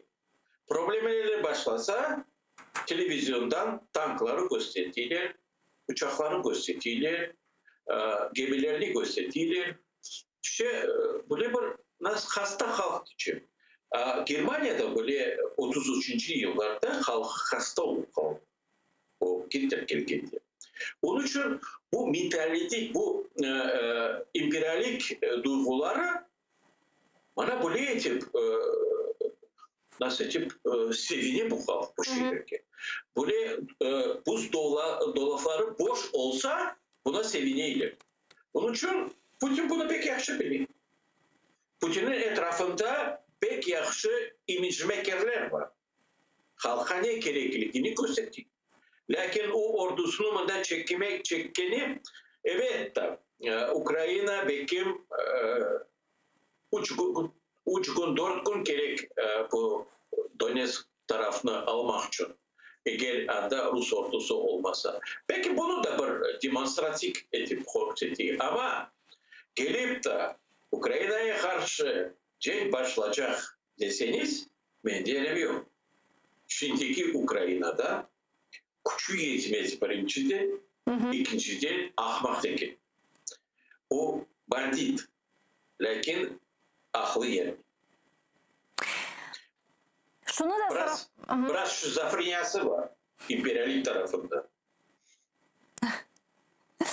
Tezden diagnoz koyduk Edem Ağa beraberlikte. Onu ben koymadım.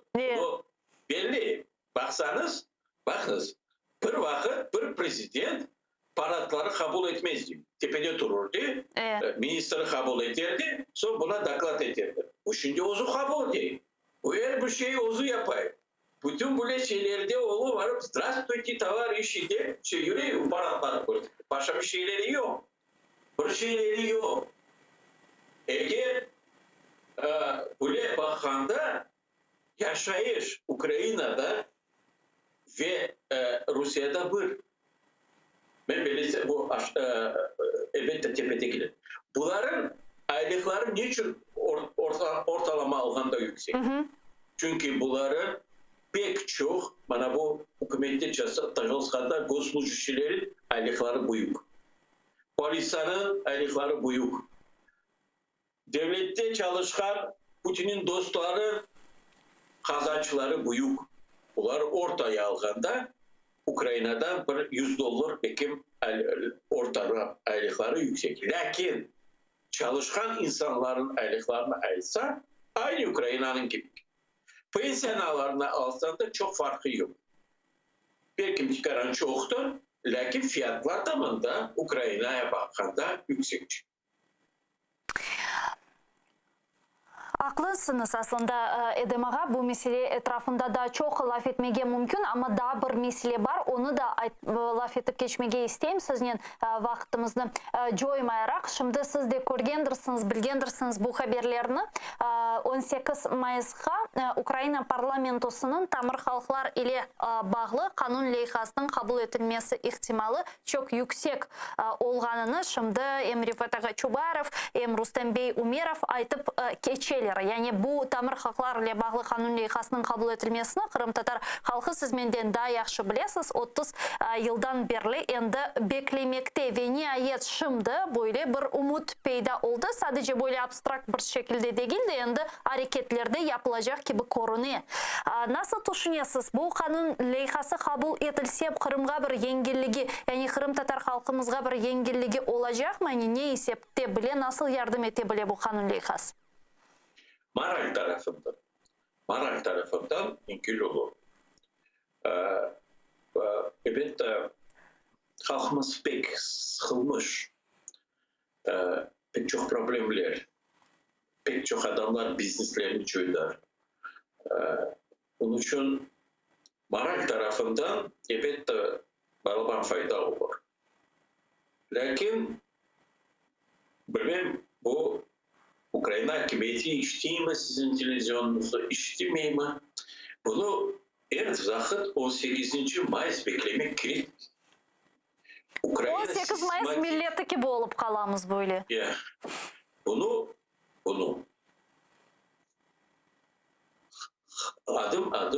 adım yıl boyunca çalışmak gerekir. Eğer bunu anlamasalar Kırım'ı bir vakit kaytarmaz. O zaman gelir ki ben çanayım. Kırım'ın davuşu gerek olacak. Kotermek gerekiyordu. Niye işitsin diye. O sesi, o davuşu tek bizim halk bilmiyor. Ve bunda bir 2% Ukraynalı. Kalanları yok. Onun için bunu anlamasalar aytmayın ki bu devlet bizim bağlarımızı ziyadece çalışıyor. Yakında internette gördüm bizim halktan bu yun army pilotlarını giyen söyleri de var. Bu bilmem, elbette bu adamlar ataya bakmayacak. Lakin ne kadar ahmak olmak gerek de kendi halkına karşı çalışkan bunu maktanıp internette çıkaran bir tentek babası var mı bilmeyin. Lakin anası var. O kafası çalışıyor mu çalışmıyor mu bilmeyin. Ben bilesem bu fotoğraflara bakıp zayıf bir insan. Belki de Tatarlığı tek familyası mı bilmeyin.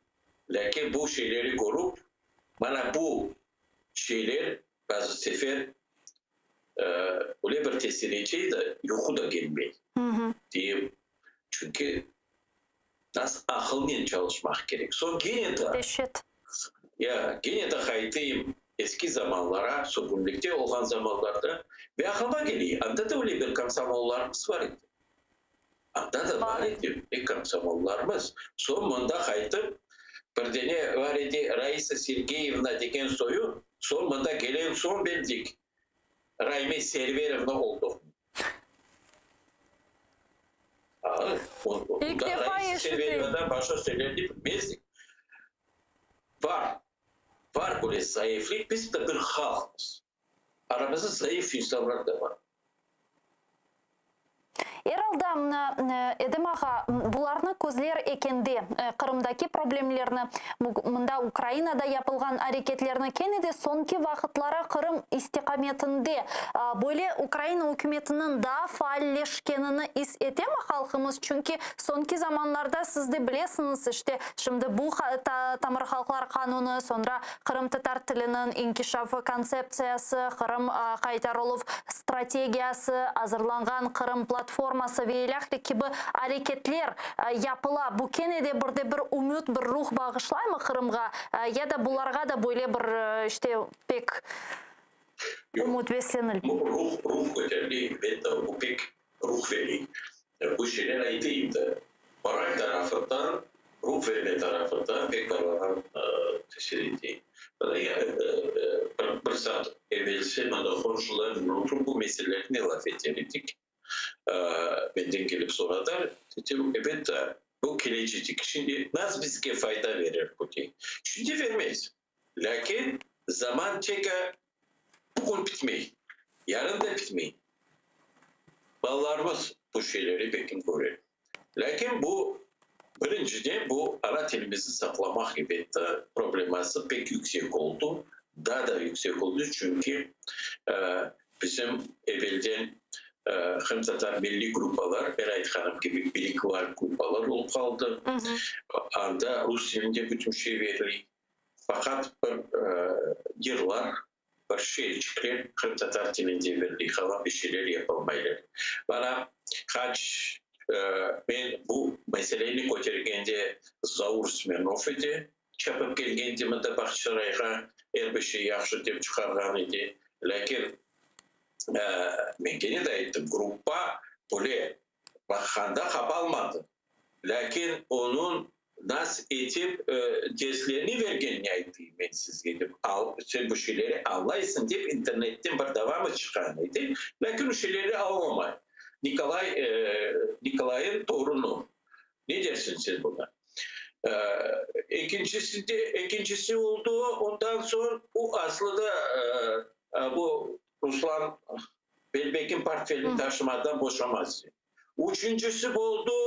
O da bir türlü bir yardım etmedi. Çünkü bu Albert burada familyasında da oldu.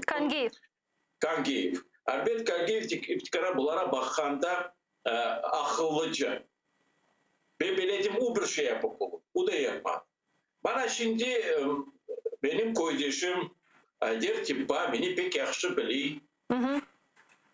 Pek yaxşı tanıyor. Bana fırsattan faydalanıp aytayım. Ayder Bey, eğer bu meseleyi toxtatmasanız dilimiz kayıp olacak. Evvelden bala bahçelerde gruplarımız milli dili değildi. Bütün учебный proses degen şey Kırım Tatar dilinde geçer. Şimdi aynı bu gruplar bilikvar gruplar oldu. Учебный proses degeni Rus dilinde geçer. Tekrar şehir çıkıyor ve yırtıklar Kırım Tatar dilinde. Böyle bir yok olacak bu bizim dilimiz interaktivni atlasga kelgan UNESCO'nun atlas kayıp olan tillerin nesne kelgan.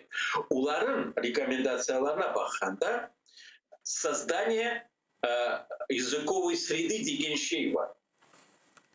Bu balalar bahçelerin içinde языковая sreda. Yani bu til işte neleri ucaları Tatar dilinde laf edirdi. Bu balalar evlerden gelip anaları indi zayıf bilgen Kırım Tatar ailelerden gelip manda Kırım Tatar dilini öğrenirdi ve o dilinin mektebe varırdı, idi bilirdi. Şimdiki balalar bana tanışlarım, kardeşlerim mektebe okuyorlar. Şimdiki gelen balalar bu balalar bahçesinde an bir şeydir, selam aleyküm başka bir şey Tatar dilinde bilmiyorlar.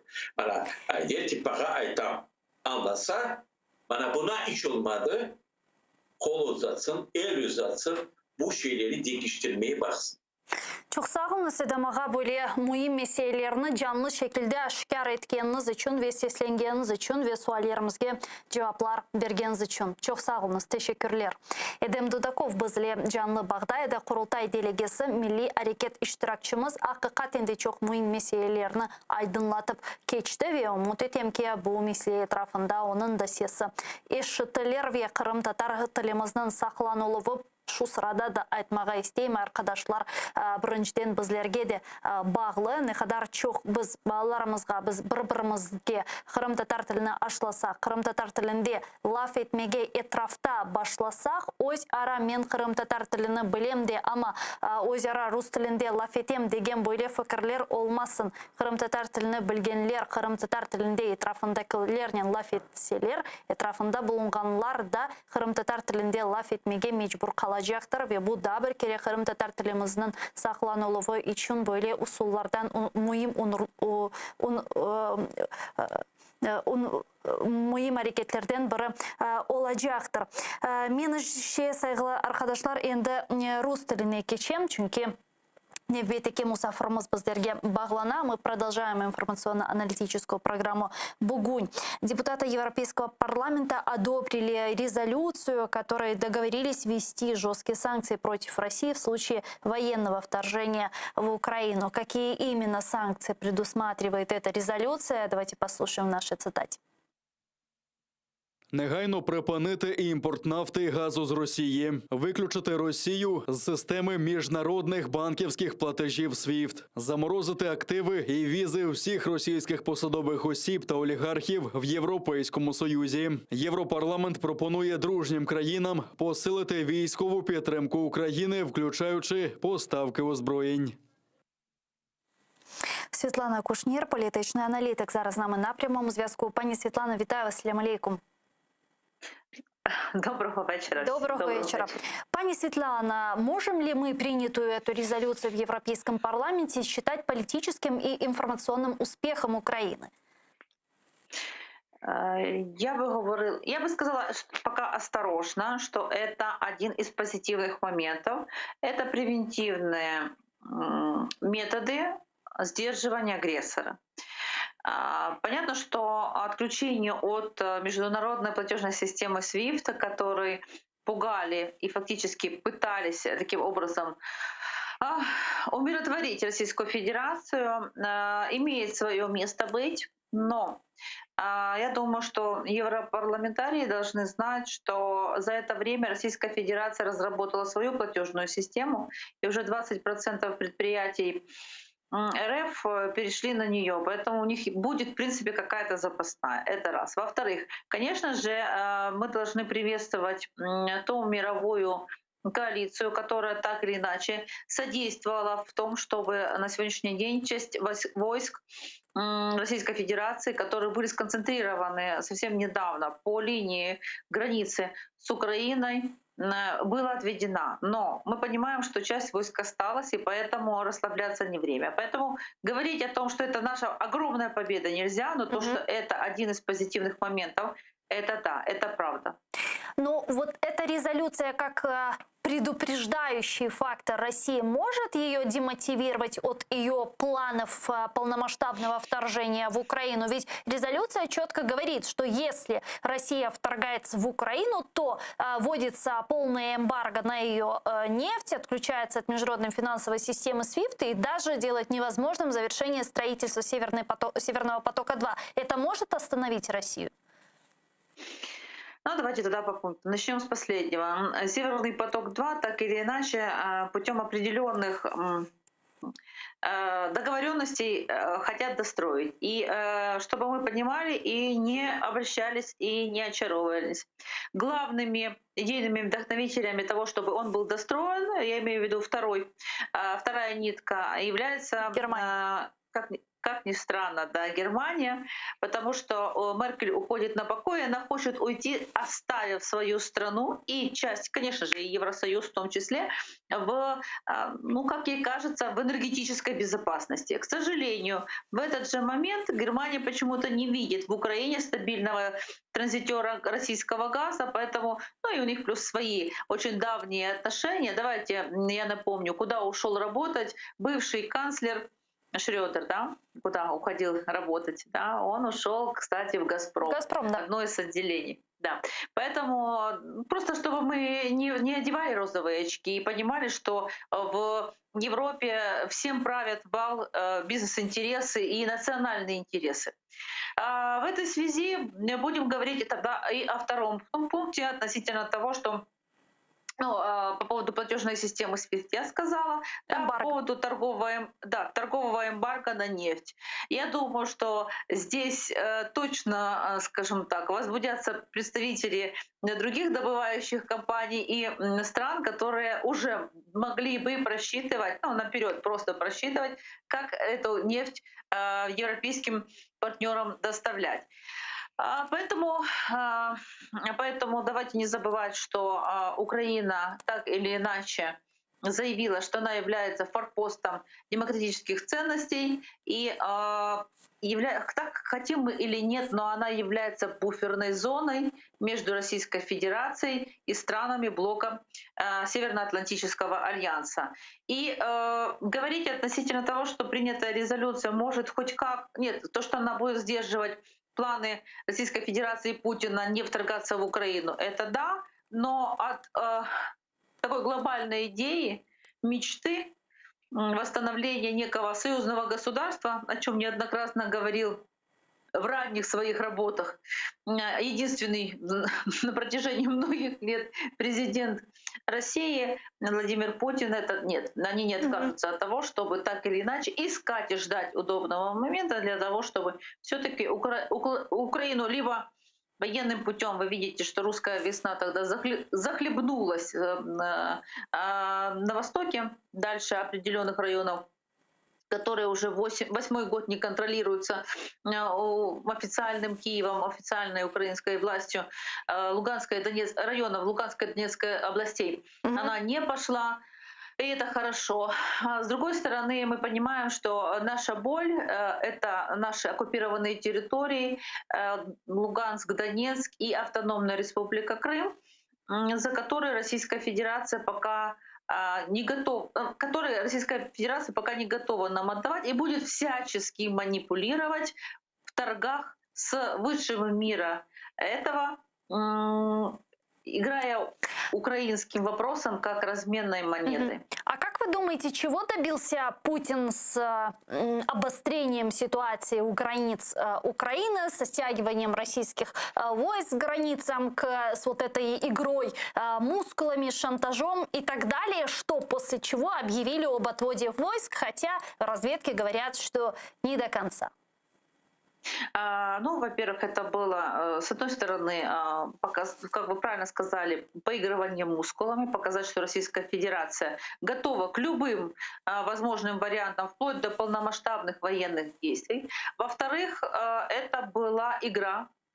И игра была для того, чтобы вынудить Соединенные Штаты Америки пойти на определенные, не знаю, там, дипломатические уступки или как бы дипломатические шаги и добиться, услышать предложение о встрече от американского президента. Да, они могут делать и так. Нам может показаться, что это очень дорого, что перекидывать там огромные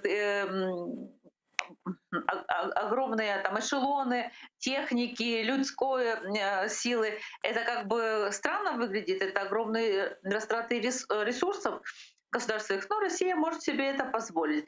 И еще один момент, вы правильно отметили, Гульцум, что никто пока не отказался. Несмотря на то, что там Шойгу заявил, что военные цели были достигнуты, но никто пока не отказался. И мы не слышали четких заявлений, что летние учения, в которых будут задействованы наземные силы, артиллерия, воздушные силы, и даже будут ставиться задачи перед военно-морским флотом который базируется на сегодняшний день в украинском Крыму Российской Федерации. Про это мы не слышали, поэтому от учения они пока не отказываются. Кроме всего прочего, учения будут проходить не только на территории Российской Федерации, но, как и было запланировано Генштабом России, они должны будут проходить совместно и с представителями белорусской армии, и на территории Беларуси тоже. Кстати, в тех районах, которые граничат с украинской границей, с украинским государством. К нам сейчас, если не ошибаюсь, присоединяется Дмитрий Снегирев. Давайте подключим его к нашому ефіру. Воєнний експерт, співголова громадської ініціативи «Права справа», громадський активіст. Пане Дмитро, чи чуєте ви нас? Алло? Нет, еще, говорят, видимо, не удалось пока что связаться с паном Дмитро Снегиревым. Попробуем еще раз набрать его по телефону. Пани Светлана, вот сейчас на фоне вот этого всего еще и обсуждаются возможные переговоры, прямые переговоры Путина с Зеленским. Как вы думаете, есть ли в них смысл и что мы можем увидеть по результату этих переговоров, если, конечно же, они состоятся? Ну, во-первых, мы знаем позицию Российской Федерации и российского президента, который сказал, что он готов встречаться с президентом Зеленским, но это исключено, что будут в повестке дня вопросы ОРДЛО и Крыма. Другие вопросы двухсторонних контактов двух государств, тем более, что как бы мы ни хотели, что бы мы ни делали или как бы мы ни ненавидели государство-агрессор, оно остается нашим соседом, хотим мы этого или нет. Это первое. Второе. Вы знаете, что уже официально был перенесен визит госсекретаря Соединенных Штатов Америки господина Энтони Блинкена с конца мая на начало мая, то есть 5-го, где-то 6 числа он будет в Киеве. И вы знаете, что это хорошо для Украины, если украинский президент сможет переговорить с Энтони Блинкеном, потому что Соединенные Штаты Америки так или иначе готовятся к этой встрече. Где она состоится, в какой стране встреча Байдена и Путина, мы пока еще не знаем, но тем не менее мы должны заявить свою позицию. Я надеюсь, что украинская сторона встретит госсекретаря подготовленно и четко расставит акценты и красные линии проведет, скорее всего, это правильно будет сказать, на что мы никогда не согласимся в компромиссных вариантах. Так или иначе, ситуация относительно того, чтобы президент Зеленский поехал в Москву, это, я считаю, абсурдно предложение. Естественно, точно таким же абсурдным предложением звучало место, заявленное как Ватикан в Риме. Да? Поэтому ситуацию, о которой сейчас говорят, что это может быть либо Вена, либо Иерусалим, при посредничестве третьих сторон можно рассматривать. Не знаю, насколько Иерусалим возможно задействовать, потому что все будет зависеть от того, кого мы выберем в качестве третьей страны и третьей стороны для этих переговоров. Личной встречи Путина и Зеленского, я думаю, что в ближайшее время не будет. Либо тогда Зеленскому нужно быть готовым к шквалу критики относительно подобных двусторонних контактов. При посредничестве третьей стороны или других стран, да, она возможна. Но, естественно, не на территории Российской Федерации. Я думаю, что мы понимаем, что ехать на встречу с главой государства-агрессора в его же вотчину — это смерти подобной. В дипломатическом этикете такого допускать, естественно, нельзя и в дипломатических отношениях. Дякую вам дуже, пані Світлана. Чохсагулна Світлана Кушнір була з нами на прямому зв'язку. Політичний аналітик. Пане Дмитро, доєднується до нашого ефіру. Пане Дмитро, вітаю вас. Салям алейкум.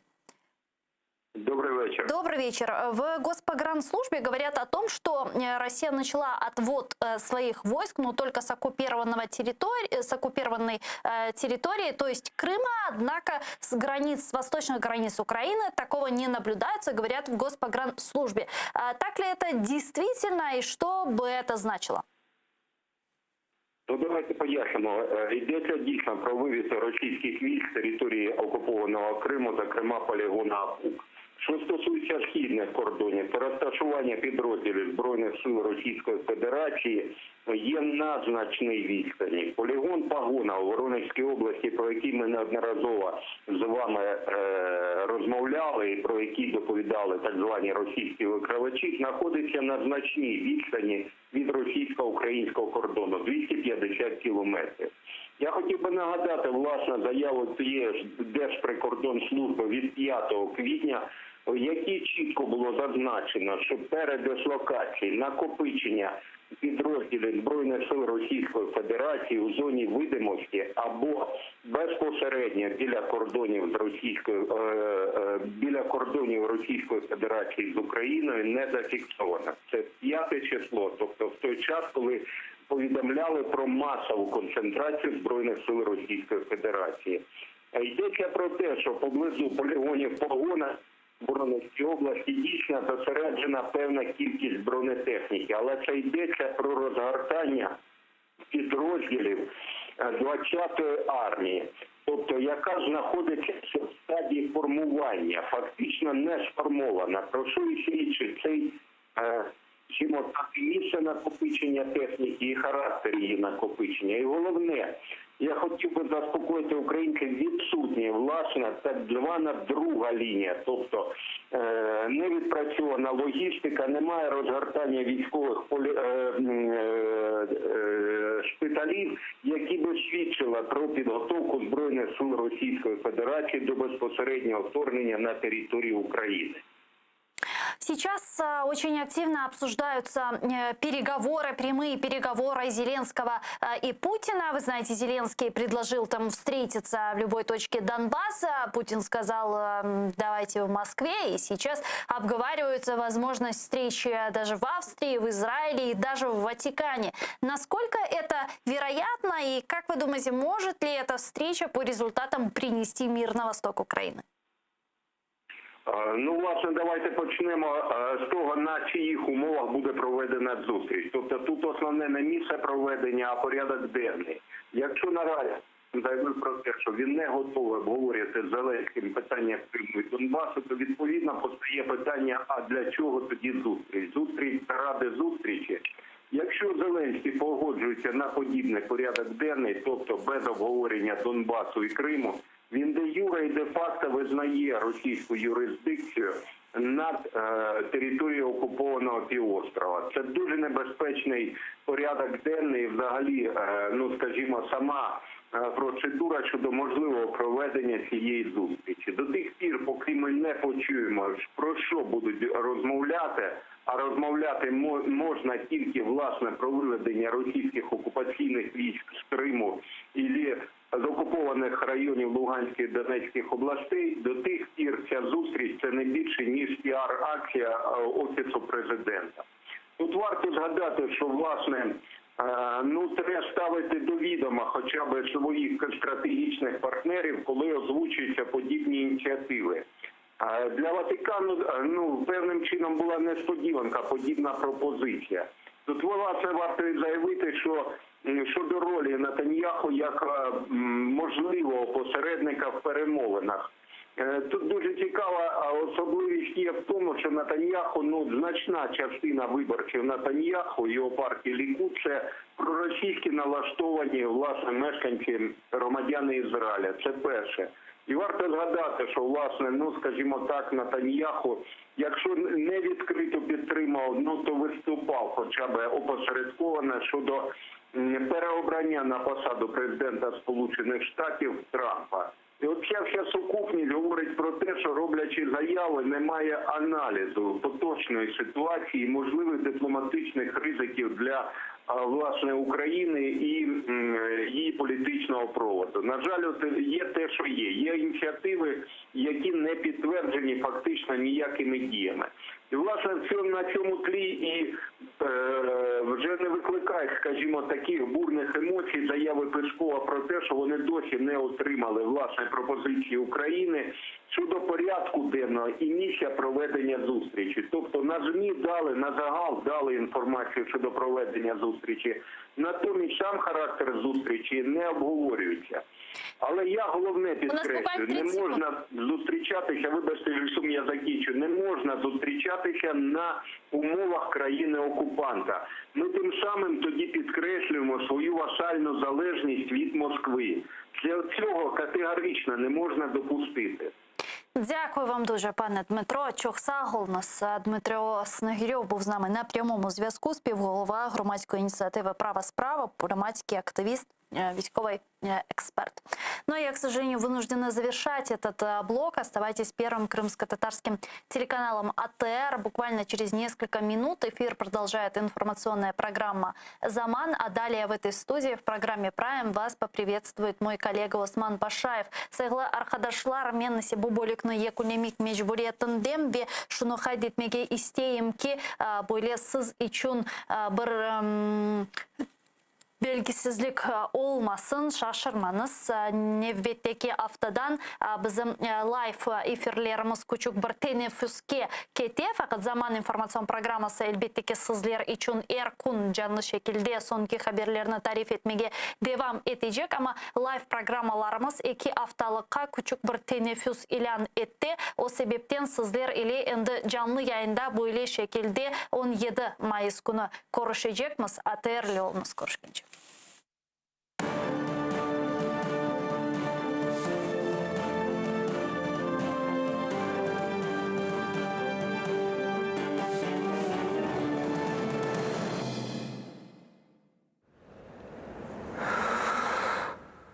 Ешітесіңіз ма? Мен ақтау ұмыттыңыз ма?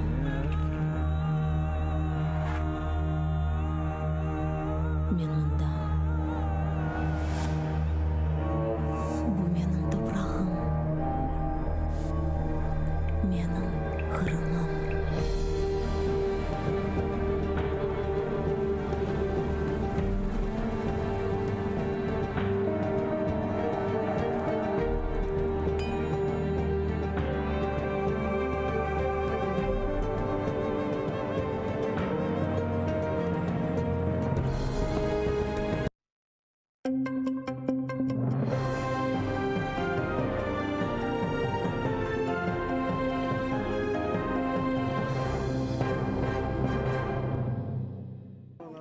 Мустафа Джемілєв російського кордону не перетинав. Такі пояснення дали двоє російських прикордонників в межах справи проти лідера кримсько-татарського народу. За їх словами, Мустафа Джемілєв перебував у буферній зоні і до межі не наближався. Адвокат Микола Полозов просить суддю запросити прикордонників, щоб вони розповіли про це на засіданні. Сьогодні також допросили голову ЦВК Курултаю Заїра Смідлю. Він також підтвердив, що Мустафа Джемілєв не перетинав кордон і жодних заборон йому не вручали. Кроме того, мы исследовали документы, касающиеся розыска Мустафы Джемилева, и выяснилось, что в розыск его объявляли уже после того, как ему был вынесен запрет на въезд. То есть получалась такая ситуация, при которой, с одной стороны, правоохранительные органы знали, что он не может явиться на следственные действия из-за запрета, а с другой стороны, объявляли его в розыск из-за того, что он не является на следственные действия, что указывает на чрезмерную ангажированность при проведения расследования по данному уголовному делу. Історичний крок і символ єдності українського народу. Народний депутат з фракції «Голос» Рустем Умєров закликав Верховну Раду ухвалити закон про корінні народи. Він виступив з парламентської трибуни, заявивши, що для кримських татар це стало потрібним і важливим рішенням. І це було б знаком того, що Україна підтримує кримських татар, які продовжують ненасильницький спротив в окупованому Криму. Сподіваюсь, що саме наше скликання Верховної Ради ухвалить це дійсно історичне рішення. Для кримсько-татарського народу цей закон дуже потрібний і важливий знак. Знак того, що держава їх підтримує. Для України цей закон – один з кроків державної стратегії з деокупації Криму. Для міжнародного співтовариства це потужний сигнал про єдність всього українського народу. Відключення від SWIFT, замороження Північного потоку та ембарго на російську нафту. Такою має бути реакція Євросоюзу в разі нового вторгнення агресора до України. Відповідну резолюцію зі значною перевагою голосів напередодні ухвалив Європарламент. В документі йдеться, що ЄС має дати зрозуміти Росії, що ціна агресії проти України буде високою. Як наслідок, можливе відключення від міжнародної платіжної системи, заморожування статків російських топ-можновладців, а також блокування Північного потоку і повна заборона на купівлю російської нафти та газу. В разі агресії Європарламент також рекомендує надати Україні летальне озброєння. Ми повинні продовжувати відправляти скоординовані сигнали міцної підтримки України. Ми візьмемо участь у саміті Кримської платформи у серпні. Ми також повинні бути готові розглянути варіанти додаткової відповіді, якщо Росія відновить ескалацію або перетне червоні лінії. Посольство Сполучених Штатів припиняє видачу недипломатичних віз росіянам. З 12 травня американська амбасада в Москві скоротить перелік консульських послуг. Залишить лише екстрені послуги для американських громадян. Рішення посольства пов'язане з планами російської влади заборонити представництво США в Росії наймати іноземців. Американським громадянам, які перебувають в Росії і в яких спливає термін дії віз, посольство наполегливо рекомендує залишити країну до 15 червня. Ці скорочення послуг необхідні в зв'язку з повідомленням уряду Росії про свій намір заборонити представництво США в Росії наймати іноземних громадян в будь-якій якості. Ми шкодуємо, що дії уряду Росії змусили нас скоротити штат співробітників консульства на 75% і будемо прагнути запропонувати громадянам США якомога більше послуг. Один український воїн поранений біля Новгородського на Донеччині. Там окупанти відкривали вогонь з ручних протитанкових гранатометів та бойової машини піхоти. Бійцю надано першу допомогу, він в задовільному стані. Також біля Невельського та Опитного ворог бив з мінометів 120-го, а поблизу Луганського та Павлополя 82-го калібру. Гатили з гранатометів різних систем та великокаліберних кулеметів. Всі 13 ворожих обстрілів українські захисники вгамували вогнем у відповідь. А російське командування тим часом перевіряє бойову готовність своїх підрозділів на окупованих територіях Донеччини та Луганщини. Окрім того, у період з 18 по 22 травня окупантами заплановано проведення командно-штабних навчань 1 та 2 армійських корпусів за наступальною тематикою із обов'язковим залученням мобілізаційного резерву. У так званих військових комісаріатах противника видаються повістки без проходження медичної комісії. Загалом до проведення навчань із військовозобов'язаними планується залучити близько 1000 осіб. Міністерство освіти затвердило новий порядок вступу для абітурієнтів з окупованих територій, зокрема із Криму. Освітні центри Крим-Україна працюватимуть з 7 червня до 24 вересня. Через один освітній центр можна подати до 5 заяв до українських вишів. Документи приймаються в 2 етапи – до 20 липня та 20 вересня. З лютого тривають підготовчі курси для кримських абітурієнтів і завершаться в травні. А щоб всі бажаючі встигли підготуватися до вступу, освітяни анонсують очні курси. А ці курси будуть розпочинатися в червні, вони будуть очні, тобто ви можете приїхати і займатися, буде виділятися гуртожиток. Окрім того, планується виплата навіть стипендії для слухачів цих курсів, і які планується, що вони будуть тривати приблизно 1,5-2 місяці, тобто якраз до вступної кампанії. Пройшовши ці курси, ви можете вступити до будь-якого вищого навчального закладу в Україні. На сьогодні це 195 вищих навчальних закладів, які готові прийняти кримчан.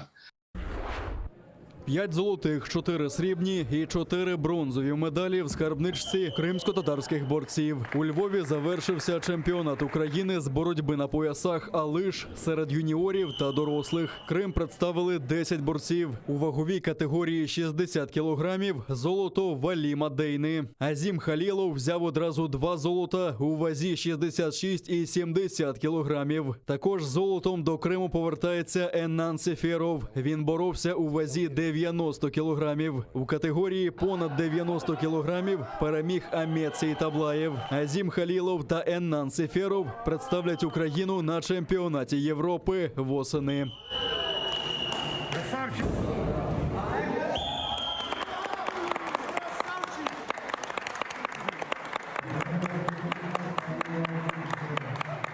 Перспективы мы оцениваем хорошо, это наш национальный вид, просто борьба на поясах, там есть международные правила, немного отличающиеся от наших, а так как это наша национальная борьба, то есть мы здесь, тем более здесь на Украине, как бы мы задаем тон. И наши ребята являются лидерами здесь. Просто вот был большой перерыв, не могли выехать, вот эти все трудности. Сейчас вот будем налаживать вот эти моменты. Я думаю, стараться больше ребят вывозить, чтобы участвовали, выигрывали, вот как-то отбирались, чтобы на международной арене тоже могли себя проявить.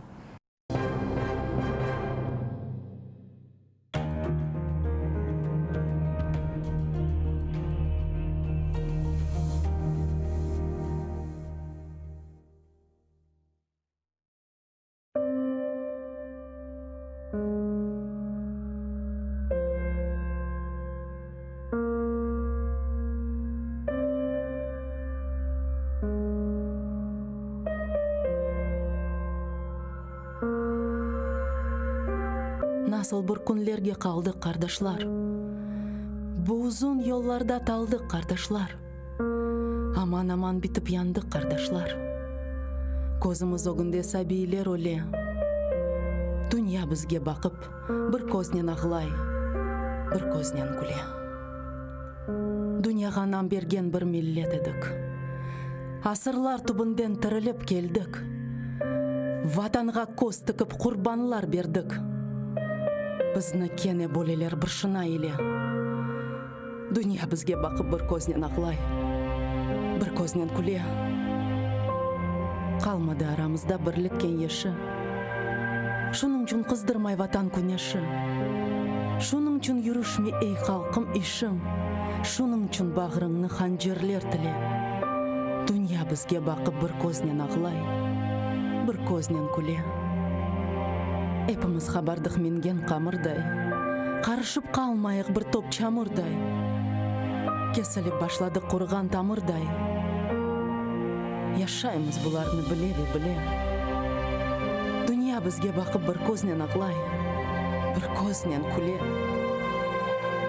Bizni kene birevler oynatmaq istay. Kene damsiz bir sho'rba qaynatmaq istay. Kenardan qo'shlanib bir baqmaq istay.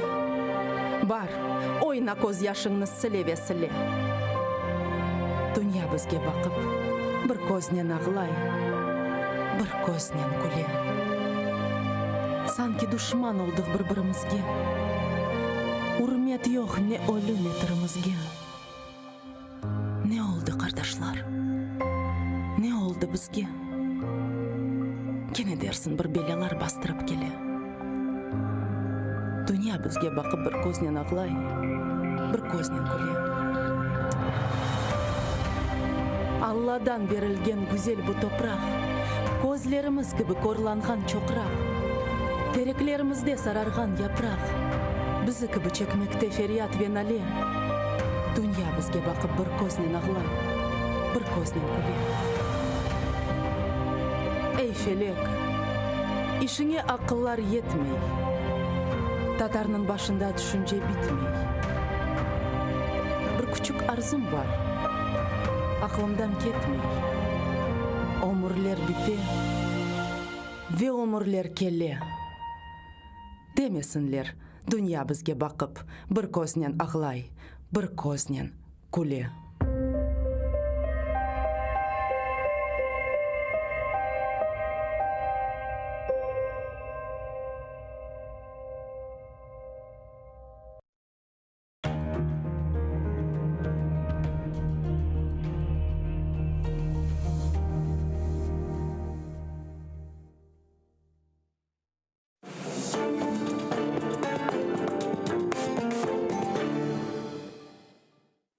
Hayırlı akşamlar. ATR'de bu vaxtda Prime.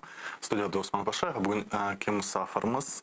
Hürmetler Milli Meclis'in azası ve jurnalistika dersini nasıl aytayım? Usta hoca, TNO'nun hocası Gayan Yüksel, hoş geldiniz. Sağ olunuz, hoş bulduk. Şahsi suallerim de var. Milli Meclis'e bağlı sualler var. Birincide sizde mecliste mesuliyet sahanız galiba milli matbaalar. İyi, öyle oldum. Şimdi 8 yıl, yani 7 yıl geçken son işgalden son nasıl derecede, nasıl vaziyette milli matbaalar mı? Şimdi 2013'te mecliske saylandığımız vakit sahalarını paylaştık ve o sahalardaki olan problemalara göre hareketlerini etmeye başladık. O zamanki vaziyetini bilesiniz. Kayıtlara göre 35 milli matbaatımız vardı fakat gerçekten faal olan 12. Onlardan elbette flagman olan, yani ilk olan ATR telekanalı ve onun yanında olan medyalar, böyle medya holding gibi hareket etken. O zaman amacımız Kırım Tatar medyalarını popülarize etmek, sayısını artırmağa, gazetaların aboneciliğini yükseltmeye ve mecliste bunu yapaydık. Çünkü meclis pek az olsa da 4-5 ay çalıştı işgalden evvel ve o zaman bölge bölge, rayon dolaşıp insanlarla laf etiydik, onların problemalarını dinleydik. Gerek olsa tahsil sahalarda bunu yapaydık, gerek olsa bazı rayonlarda mesela ATR çekmeydi, onu nasıl düzelteceğiz, nasıl bu meseleye bakacağız düşünüyorduk. İşgal olgan son her şey değişti.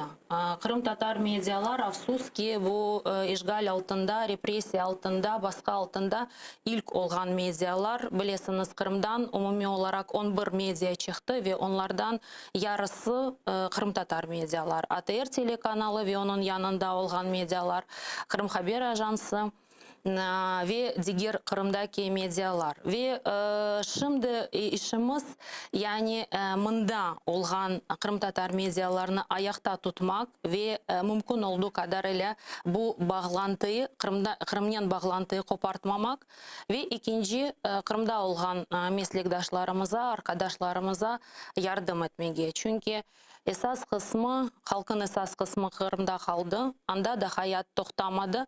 Anda işgalden son yeni böyle medya projeler çıktı. Ve onlar siyasi faaliyetle uğraşmasalar da böyle sosyal hayatla, kültürle, tarihle uğraşan ve o sahada böyle faaliyetini göstergen projeler ve onlara belli bir şekilde destek vermek gerek. Şahsen ben onun dışında da şimdilik geçen sene Oktyabr ayında çoktan yapmak istediğim bir işe başladım. 2014 senesinin vakaları hakikaten tarihi vakalar ve yaşadığımız zorluklar onlar öyle vakalar değil, yani sözde anlatılacak uzun vakalar ve çoktan onu yapmak istedim. Bir doktorskaya işine başladım. Çünkü benimcesine Kırım'daki olup bitenler, işgal, bu hakikaten derin bir olay ve olayın içinde informasyon tarafı o da pek mühimdir ve ilk darbe ilk böyle darbe algansa informasyon ve medya sahası oldu. Onun için bütün olup bitkenlerini böyle birleştirip bir işe toparlamak isteyeyim ve pek böyle kötürinki ruhta tuyulmasa da tarihte bir iz bırakmak isteyeyim. Çünkü unutulan, bazı şeyler unutula, başka türlü değerlendirile, bakıla, yani gerçek yaşadığımız olaylar kalsın deyip şimdi bu işle uğraşam. Bu sualın şimdi ikiye bölük. Mında Kıtada olgan matbaalarımız ve Kırım'da faaliyet göstergen. Onların da ikiye bölmek gerek. Bir taraftan anda kalgan Kırım'da çalışkan matbaalar, siz deysiz siyasetin oğranışmasalar biz anlayaq. O da bir siyasi bakış, urunmamak, tokunmamak o siyasetke, doğru mu? Rus siyasetine. İkinci taraftan var birkaç matbaalar endi işgalcilerin tarafından kurulgan, onlar da Kırım Tatar tilinde veya işgalcilerge yakın olgan matbaalar. Birkaç sağımında var. Birincide Kıtadaki çalışkan faaliyet göstergen. Bunlar nasıl vaziyette? Nasıl dengellendirirsiniz? Yani Kırım Tatar medyaları alsak, yani onlar menimcesine pek böyle yaxşı bir vaziyette değil. Çünkü biz onu çoktan aytaydık. Zaten bu yeni bir şey değil. İlk yılından beri biz aytaydık. Devletin ayrı bir informasyon politikası olmalıdır. Bu informasyon politikasının içinde işgal altında olan topraklara yönelik bir politika olmalıdır. Ve bu politikanın içinde yine de kökenli halkın böyle ana tilde asıl halkın medyaları olmalıdır ve onlar destek almalıdır. İşgalin 8. yılında böyle bir siyasi dan peyda olmadı. Yani afsus ki oldu ama oldu derken şimdi oldu olmadı demesek olmaz. Yani bazen çıkarlar diler bir şey yapılmadı. Yapıldı. Yani nasıl 7 yıl içinde bir şey yapılmadı. Ama esas kusur bence esas böyle eksik sistematik bir iş değil. Bana yeni bir siyasi güç geliyor, yeni bir bakışından yaklaşa yok. Daha önce yapılgan işler hepsi yanlış. Eski başından başlayıp. Başka türlü yapmalıyız. Bunlar hepsi nafile. Biz başka türlü yapacağız. Koyarlar bir şey ortağa. Ondan sonra başka yeniler gelirler, yine değiştirirler. Bu tür şeyler Kırım serbest olmağaçı değişmemelidir. Yani olmaz ATR telekanalı her sene bir bakanlığa, bir nazirliğe bağlayıp onun meselesine bakmağa yeniden seyf ATR, yeniden bilmem problemalar. Yani bu devamlı olgan böyle değişmeyen bir politika olmalıdır. Onun için bir şey yapılmadı demesek yanlış. En azı bu 5 değil 7 yıl içerisinde yani belli bir malumatlar toplandı. Belli bir bilgiler sistematize edildi. Şu anda dediğim gibi 11 medya çıktı ve devam etti. İşgalden son Ukrayna'da, indi kıta Ukrayna'da işgal altında olan topraklara yönelik yeni projeler açıldı. Ve onları biz mutlaka göz önüne almalıyız. Yani nasıl biz bu işlerini yok saymamız.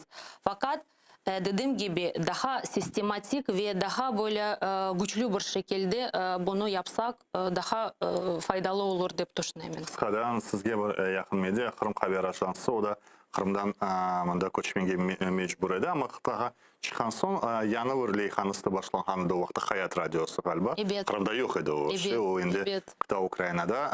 Galiba yanılmazsam Kakhovka taraflarda yayın yaptı, efirde, doğru mu? O zaman aldık Herson bölgesinde bir köyde aytmağa mümkün bir dalga, FM dalgasını.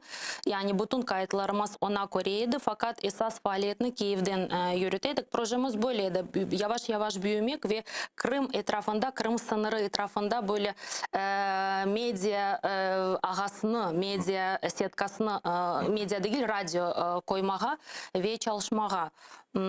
Baya güzeldi. Yani ben şimdi hatırlayayım, Kırım'dan aramalar, Kırım'da insanların tepkisi vardı, reaksiyası vardı, dinleydiler.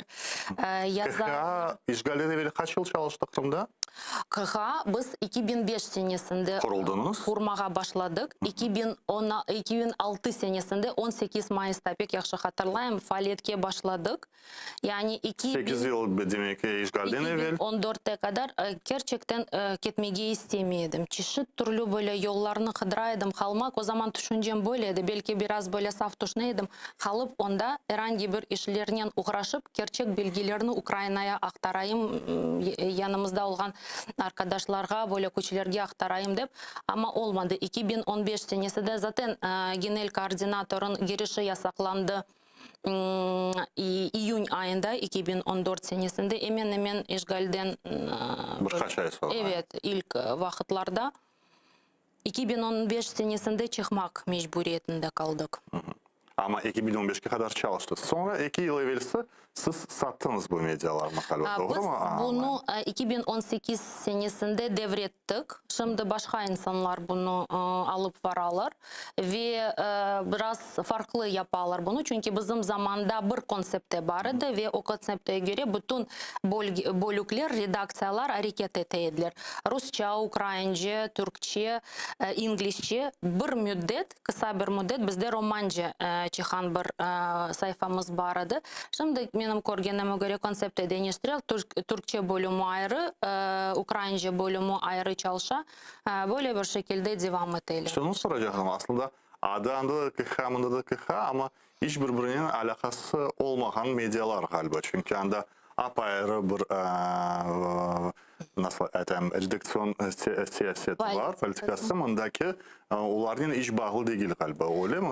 Bizim vaxtımızda öyle değildi. Biz bir esasen olarak belki bizge daha kolaydık çünkü biz esas noktasını Kırım Kore'ydi. Kırım Tatar halkını, ana vatanda yaşayan onların problemalarını, medya Kırım Tatar halkını problemalarını yansıtan bir medya olarak Kore'ydik KH'nı.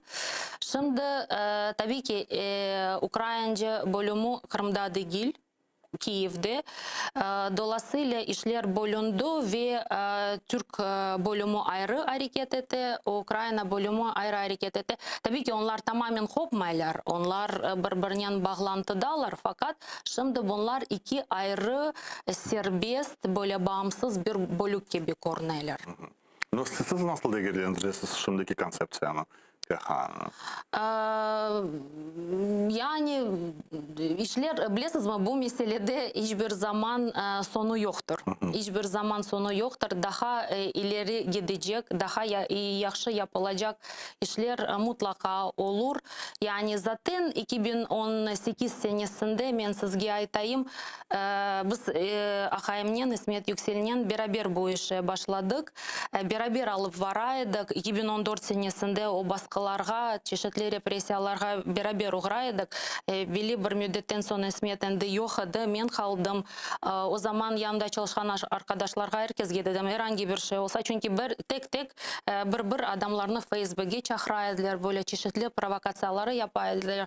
O zaman dedim herhangi bir şey olsa mutlaka aytınız. Bizim müdürümüz var. Bütün mesuliyet ona aittir. O bütün şeyden sorumlu. Yani demek istedim 2018 senesinde İsmet bu işe, bu devretme işe daha böyle kolay baktı. Çünkü o iş adamı mantalitesinden yaklaştı. Bana pek zor oldu. Ben pek zor böyle sanki içimden, yüreğimden bir parça kopartıp aldılar. O agentliğini pek böyle duygusal davrandım. Onun için şimdi tabii ki bu işinin madem biz bunu başladık, kurucu olarak kaldık bu agentliğinin bu işinin daha yaxşı olmasını isteyeyim. Ve elbette onların yapılacak, böyle ösecek, daha böyle gerçekleşecek daha çok projeler var deyip düşünüyorum. Hayat Radyosu tamamen kapalı değil mi? Kapattılar. Bizim vaxtımızda çalışaydı. Şimdilik benim bilgenime göre kapandı. Birkaç böyle sadık dinleyicimiz vardı o bölgelerde. Herson'da bilirsiniz bu çok böyle meraklı. Hala da bana yazarlar. Hala da bana yazarlar. Yani belli bir müddette vakitte yazaydılar. Hayat Radyosu'nun içeriği programlar sürekli devamlı aynı koyula. Yani onlarını yenilemeler ne olacak, nasıl yapılacak, ondan sonra kapandı diye de yazaydılar. Onun için ben bilesem bu tür projelerini güçlendirmek lazım. Siz şimdi muhabircilik derslerinden başka yani muhabirlikке yakın değilsiniz. Yani yeni leyhalarga koşulmağa düşünüyorsunuz mu? Yani bir şey açmağa yoksa şimdi hocalıkla sadece... Bilirsiniz mi Osman Bey, sağ olunuz bu sualiniz için. Aslında bu şimdi yaptığım iş benim için yeni değil. Ben ta Kırım'da 2003 senesinde Kırım Devlet Mühendislik ve Pedagogika Üniversitetine girdim. 2007 senesinde kandidat işini korçaladım. O da Kırım Tatar medyasının, basının tarihinden bağlıydı. Ve 2011 senesinde biz orada o üniversitette gazetecilik bölümünü açtık. Asret gazetecilerini alaydık ve o gazetecilerin büyük bir kısmı Kırım Tatar tiliydi. Biz Kırım Tatarca bilen, Kırım Tatar tarihini, kültürünü, mentalitesini anlayan gazetecilerini yetiştirmeye isteydik. Biz bunu agentlikte yapaydık. Ama şimdi bu daha yüksek seviyede, daha böyle... Ben demeyeyim siz şu bu yanı iş ama ben diyeyim bu işten başka Ama şimdi matbaacılıkla uğraşmayasınız. Yani hocalıktan başka var mı düşünceleriniz? Şimdi yok elbette hem matbaacılık hem profesyonel işlerde hem hocalık tarafından tabii ki benim isteklerim çok. Ama şu anda benim kontraktım var Kiev Devlet Üniversitesi'nin 2 yıllık kontraktı ve o kontrakta göre ben 2 sene içinde doktor disertasyonu kurçalamalıyım. Bu Şevçenko'da Kiev Milli Üniversitesi'nde? Tabii. Avri Üniversitesi'nde siz dersler alıp barasınız. Derslerine baram. Anda okuyorsunuz doktoranturada. Doktoranturada. Anda ders alıp barmıyorsunuz. Yok, ders. Şimdi soracağım Tavri Milli Üniversitesi muhabirlik bölümünde bayağı Kırım Tatarları var mı yok mu? Stiler mi? Yani işte abituriyentler bu meslekten, bu zanaatın saylamağa peyda olamı? Çünkü korunmuyor. Milli matbaalarımızda yani gençler pek az demek. Yani şimdi anda böyle bölünme var. Kırım Tatar Dili Edebiyatı bölümü, onlar şark diller bölümüne kiriler. Ve ayrıca filologiya ve gazetecilik bölümü. Gazetecilik bölümü umumi böyle şaraitlere göre herkes girebilir ve afsus ki anda Kırım Tatarların sayısı pek az. Keleler, Kırım'dan da keleler. Mesela her zaman studentlerin sayısı pek yüksek. 26, 27, 30 kişi kele ilk sınıfa. Bu bayağı büyük bir göstergeç böyle bir grupa için. Şimdi şark bölümünde anda magistraturada yeni bir zinat açıla. Zinat derken böyle bir yöneliş, spesyalizasyon, filologiya ve jurnalistika, gazetecilik. Onlar hem gazeteci hem filologiya bilgileri alacaklar ve medyalarda çalışacaklar. Esas kısmı onların derslerde yine dil. Kırım Tatarca öğrenip medyalarda çalışacaklar. Siz istidatlı ballar koruyorsunuz mu şimdi? İstidatlı ballarını tabii ki koruyorum. Tabii ki koruyorum. Onların arasında ben bilsem siz de Kırım Tatarlarını sormaysınız, Ukraynalarını da sorarsınız. Ben meraklanan Kırım Tatar medyalarında kim çalışabilecek? Yani gençler pek aktif, pek mobil. Yani mobilna молодь değiller de bizde gençler hepsi var. Benim talebelerim arasında partiyadaki olgan azalar, ondan sonra çalışan adamlar, pek yaxşı öz produktunu satkan insanlar var. Onlar belki medya produktunu pazarlamalar ama medya vasıtalarını kullanıp bunu yaparlar. Ve belli bir vakitten son onlar gerçek böyle güzel projelerini ortaya koyarlar. Elbette herkes değil. Zaten herkesten %100 pek güzel böyle performans beklemeye bu yanlış bir şeydir. Ama hakikaten istidatlı ballar kelgen vardır. Ve ballar pek farklı. Şimdi bizge işgal altında olgan topraklardan da geleler, Lugansk, Donetsk, Kırım'dan da geleler. O balların özellikle Donetsk, Lugansk, onların bakışları biraz farklı ola. Bazıları denişe o bakışta, bazıları denişmi. Yani onun için istidatlı vardır tabii ki. İstidatlı ballar mutlaka var. Siyasetke olsak, siyasi meselelerge esas işlerinizden biri meclis azası olmaktır. Bu studiyada birkaç hafta evvelsi Mustafa Hamuz Cemilov bulungan edi. Ve dedi ki evet biz böyle işgal altında çalışmakını hiç düşünmezdik evvelden. Yani bu fevkalade vaziyetlerde çalışmakta. Ama ben soradım. Fevkalade vaziyet evet apansızdan peyda oldu ama en azından kurultay daha bir kere işgal vaktinde toplanğandı. O da 24 Mart yanılmazsam Bakşisaray'da olgan toplantıda da. O çok uzatmadık. Mustafa Ağa dedi o vakta hatalar yapılgan edi. O hataların içinde ne diyeyim karıştırmağa vakit değildir. Ama bizim işimiz muhabirlerin işi, siz de muhabirlikle yakınsınız. Hatalardan karıştırmağa, anlamağa, karıştırarak tıkaran hataları ne hatalar edi? En esas hatalar ne edi o vakti 2010? Men bilesiz o kurultay efirini gördüm birinciden. Mustafa Ağa'nın pek meraklı, pek böyle dolu sohbetiniz oldu. Kurultay yanlış hatırlamasam 29 Mart'ta oldu Bakşisaray şehrinde. O vakitlarda tek kurultayda değil. O vakitlarda hakikaten bazı hatalar yapıldı. Birinci hata işgal hükümetinin çalışmakıydı. Sizce o hataydı? Bana göre bu hataydı. Zaten şöyle bir şey oldu. Mecliste o vakit karar iki aşamadan alındı. Yani birinci sefer bir oylama oldu. Ondan sonra ikinci sefer biz toplanıp yine bu meseleye baktık ve yine laf ettik. İkinci de oylama olmasa yine de ikinci sefer bu meseleye bakaydık. O zaman ikinci seferde, ikinci toplaşımda ben özüm reyni geri aldım, çektim. Yani dedim bu yanlış bir şeydir, çalışmamak gerek ve insanlarını vermemek gerek. Elbette o vakitteki vaziyetler, o vakitteki şarayetler bayağı kıyın idi. Çünkü ben şimdi hatırlayayım, yani işgal 27 fevralda başladı. 16 Mart'ta sözde referandum oldu. O kısa vakit içerisinde bilirsiniz askerler kereydi, böyle kıyın vakitler. Şahsen ben yani onlarca telefon aldım. Yardımcı olunuz, ballarını Türkiye'ye çıkartmak gerek. Biz nasıl olsa da mında kalırız, ballarını Türkiye'ye yollamaya yardımcı olunuz. Ondan sonra gazeteci olarak çalışaydık. Kelgen muhabirlerge yardım eteydik. İnsanların o vakitte camilerde kalganını, yatkanını bileydik. Çünkü insanlar evde kalmaya korkaydılar. Mecliste biz hemen her gün toplanaydık.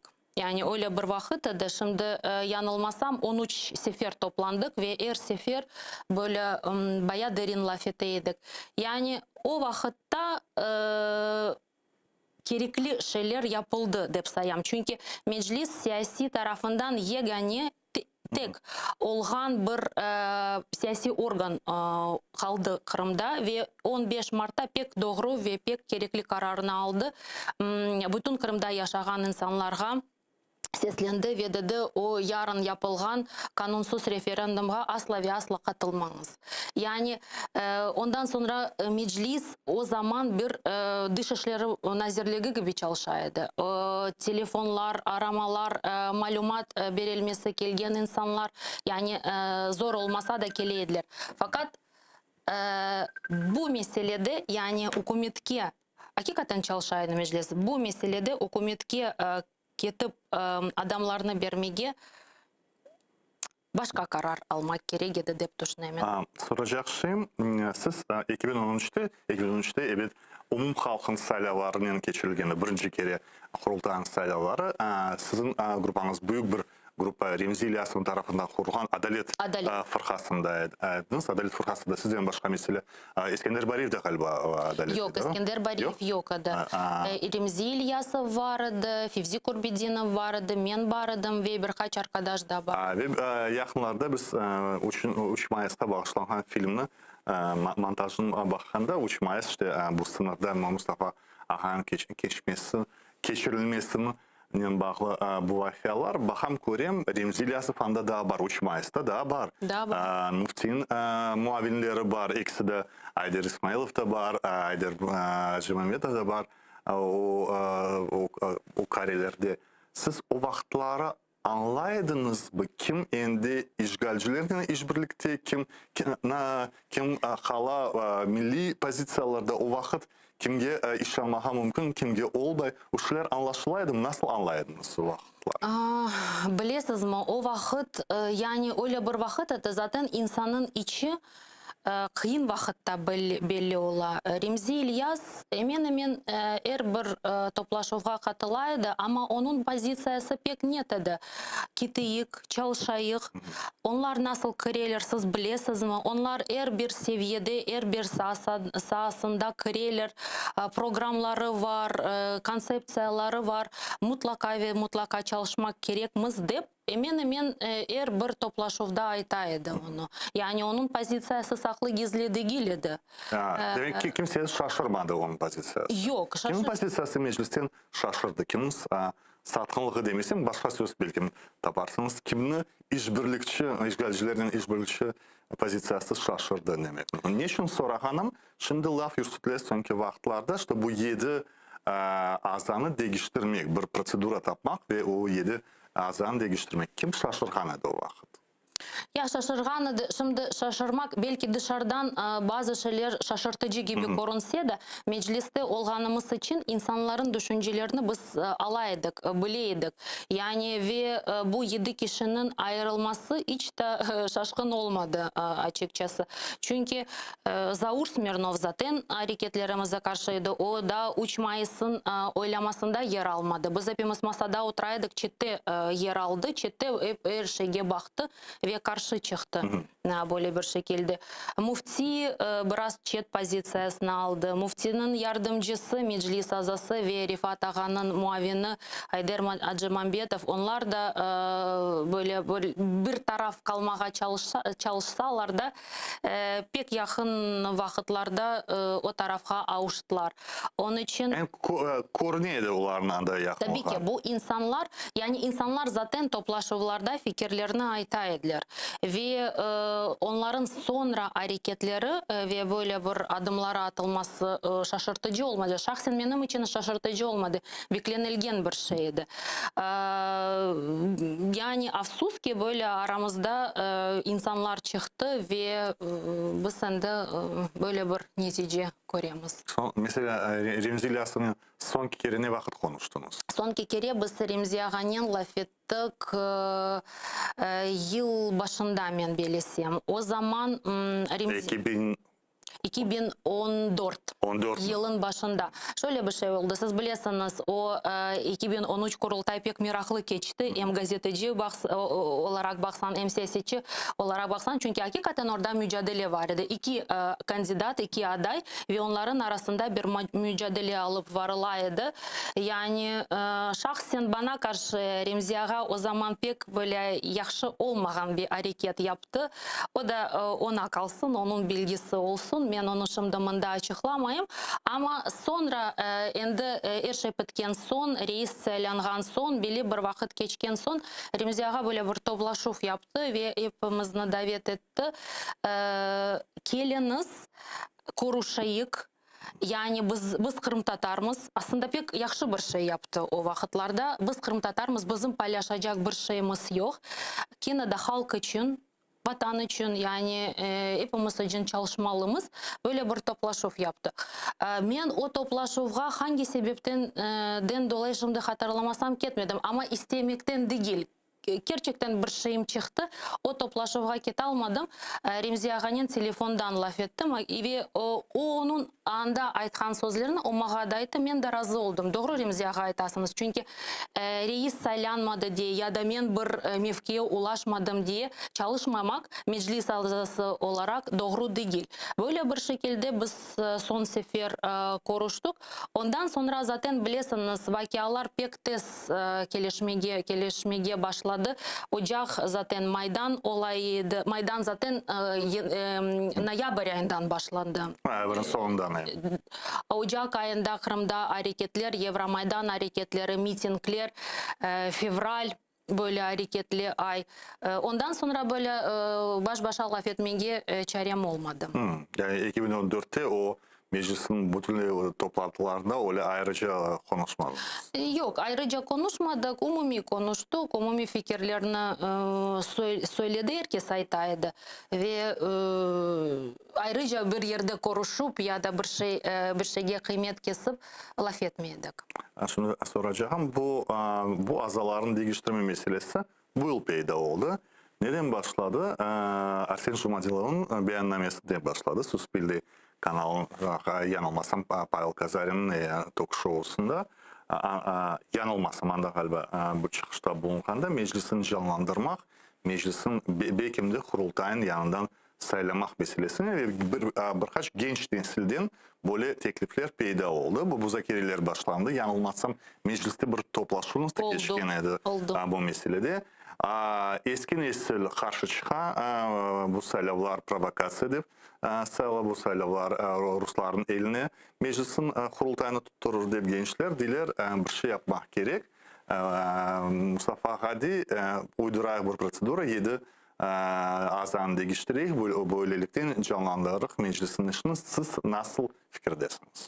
Şimdi bu meselenin birkaç aspekti var. Ben mümkün olsa onlarını böyle hepsini anlatmaya çalışayım. Birinci növbette bu mesele ortaya koygan, bu mesele böyle konuşturgan gençlerge teşekkür bildirmege isteyim. Ben o toplaşıvda, hakikaten toplaşıv oldu. Bilmem siz geldiniz mi? Yok, ben yok edim. Siz yok ediniz. Hakikaten o toplaşıv oldu ve orada ben zaten onu ayttım. Hakikaten can yürekten teşekkür bildirdim. Çünkü sağda solda köşelerde laf etip değil. Böyle ortaya gelip bu mesele laf etmeki doğrudur. Hakikaten şimdi burada da iki aspekt var. Hakikaten Milli Meclis'in şimdiki vaziyeti bazı şeyleri değişmesi gerekiyor. Daha yeni, daha reform tarafından yaklaşmak lazım ve meclisin çalışmalarına yenilik göstermek lazım. Biz hepimiz bunu görüyoruz, bu eksiklerini, onlarını mutlaka ve mutlaka düzeltmek gerek. İkinci mesele, anda gençler pek doğru bir sual ortaya koydular. Biz gençleşmeyimiz. Bir. İkinci, yaxşı yaramay, şaka yaramay aslında, yaxşı değil, şaka bir korneda ama işgalin 7 yılı geçiyor. Sonra milli hareketin sisteması nasıl olacak? Çünkü kimse gençleşmiyor. Yani diyelim Allah korusun tabii ki işgal 15-20 yıl devam etse nasıl olacak milli hareketin sisteması, kurultay, meclis nasıl olacak? Bunu hakikaten bir şeklini tapıp, bir yolunu tapıp yenilemek lazım. Anda o toplaşıvda işitkenim en böyle konkret, bizim tatarlar severler de, Kırım tatarlar aytmağa konkret teklifiniz nedir? En konkret teklifi onlayn kurultay geçirip, yeni nizamname geçirmege ve o nizamname fevkalade vaziyete göre yapılsın ve ondan sonra o nizamnameye göre hareket eteyik. Gerek olsa meclis azalarını değiştirek, gerek olsa kurultay öz işlerine yeni şariyetlere baksın. Şunda da aytmağa isteyeyim, diasporada bu fikirge endi karşı çıktılar. Ama o ayrı bir mesele. Qaysı fikirge karşı çıktılar diaspora? Böyle bir online ne için? Çünkü onların pozisyası şöyle, işgal vaktinde herhangi bir karar alınsa o geçerli değil. Çünkü ana vatanımız işgal altında, yani normal bir şaraitlerde çalışmayız. Onun için bu tür kararlar kabul edilmez. Ama evet, diaspora o fikrini bildirebilir ama bu şey içeride çizilecek. Anlığanma göre en azından 250 vekilden 167 vekilinin katılması gerek. Üçten ikisi doğru mu? Evet. Anda da milletvekillerin sayısını reviziyadan geçirmek lazım. Çünkü 2013 senesinde 248 saylandı. 2 yer Uzbekistan'a kaldı ama anda saylav olmadı. Ondan sonra vakit geçiyor. Yani afsus ki vefat etkenleri var. Şimdi gerçek sayısını bakmak lazım. Ve üçüncü nokta saylav. Saylav noktası aslında yaramı fikir değil. Ama nasıl biz bunu geçireceğiz? Ben çıkışta onu ayttım. Ya madem böyle bir teklif geldi, konkret adımlarını koyayım. Nasıl siz bunu görüyorsunuz? Şimdi ben sizin efirlerini gördüm gençlerinin. Diler poçta var, çeşitli medya vasıtaları var, bağlanma platformaları var. Bunu yapayım. Elbette bu kolay görünse de ama organizasyon tarafından biraz zor görünüyor. Yani şimdi ben demeyeyim, ben onu aslında şey olarak düşünmeyeyim, bir operasyon, FSB operasyonu bize karşı düzenlendi. Bırak onu. Gerçekten öz aramızda organizasyon tarafından bunu nasıl yapacağımız? Mesela doğru aytalar, saylamaların aşamaları var. Bu birkaç aşamalar mutlaka offline geçecek. Online geçirmek onu mümkün değil. Bu bir. İkinci, Kırım'da katılgan insanların güvenliği, böyle serbestliği, zarar verilmemesi bu prosedurada biz yapabiliriz, geçirebiliriz. Üçüncü bir nokta. Biz kimni saylayacağımız? Tek kıta Ukrayna'da olgan Kırım tatarlarına ya da Kırım'da olgan Kırım tatarlarını. Kırım'da olgan Kırım tatarlarını eğer aday olarak göstersek, onlarga sonra zarar olmaz mı? Eğer tek kıta Ukrayna'daki olgan Kırım tatarlarını gösteremiz, neden Kırım'daki Kırım tatarların haklarını çiğneyimiz? Cevaplar var. Galiba Ukrayna biz umum sayılarına bile Kırım'da yaşayanlarını namzet olarak göstermeye hazır edik. Mana Mustafa'ya açıkladı. O Nariman Cilal Slogan Narodu Fırkasından namzet olacak idi. Yani o vakit hazır edik böyle şeylerde. Demek kurultay sayılarında mutlaka andaki yaşayanlar da iştirak edebilecek gibiler. Elbette ama Nariman Cilal bir örnek, ikinci örnek elbette aytalar. Men bilem o fikirlerini aytalar. Bırak kurultayga, mecliske kirmek hazır olan insanlar var ve bu insanlar Kırım'da yaşaylar. Ama bu insanlar ya demek ki belli bir grup umumi olarak bu prosesinde bu adaletlik olur mu olmaz mı? Yani bu tür şeyleri düşünmemek asla düşünmemek doğrudur dep aytmayım. Düşünmek lazım. Çünkü siyasette bilirsiniz ben bir şeyler yaptım o tecrübesizden ya da o geçmişten yaşayayım degen bir şey yoktur. Her zaman yeni bir şey ortaya koymak lazım ve olup bitenlerge göre yeni şarayetlerge göre ayak uydurmak gerek.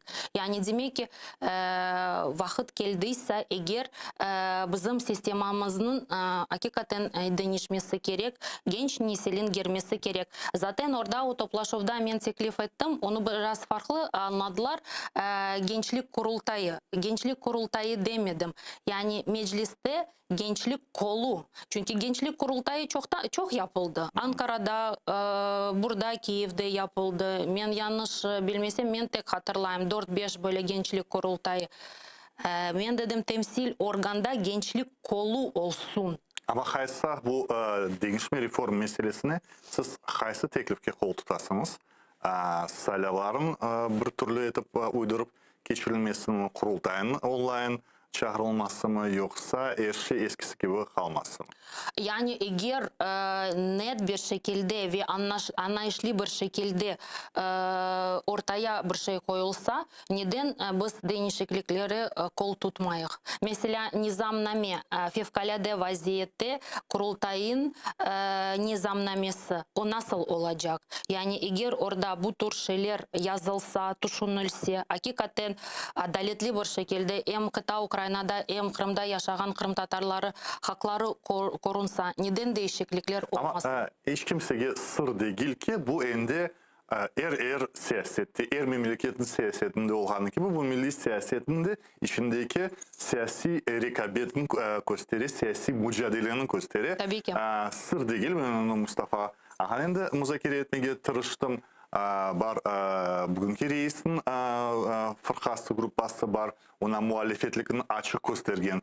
Ahtem Şigo sende sır değil. Bir taraftan işte beraberlerimi değil mi işte bir genç nesil taraftan Rustem Umerov var.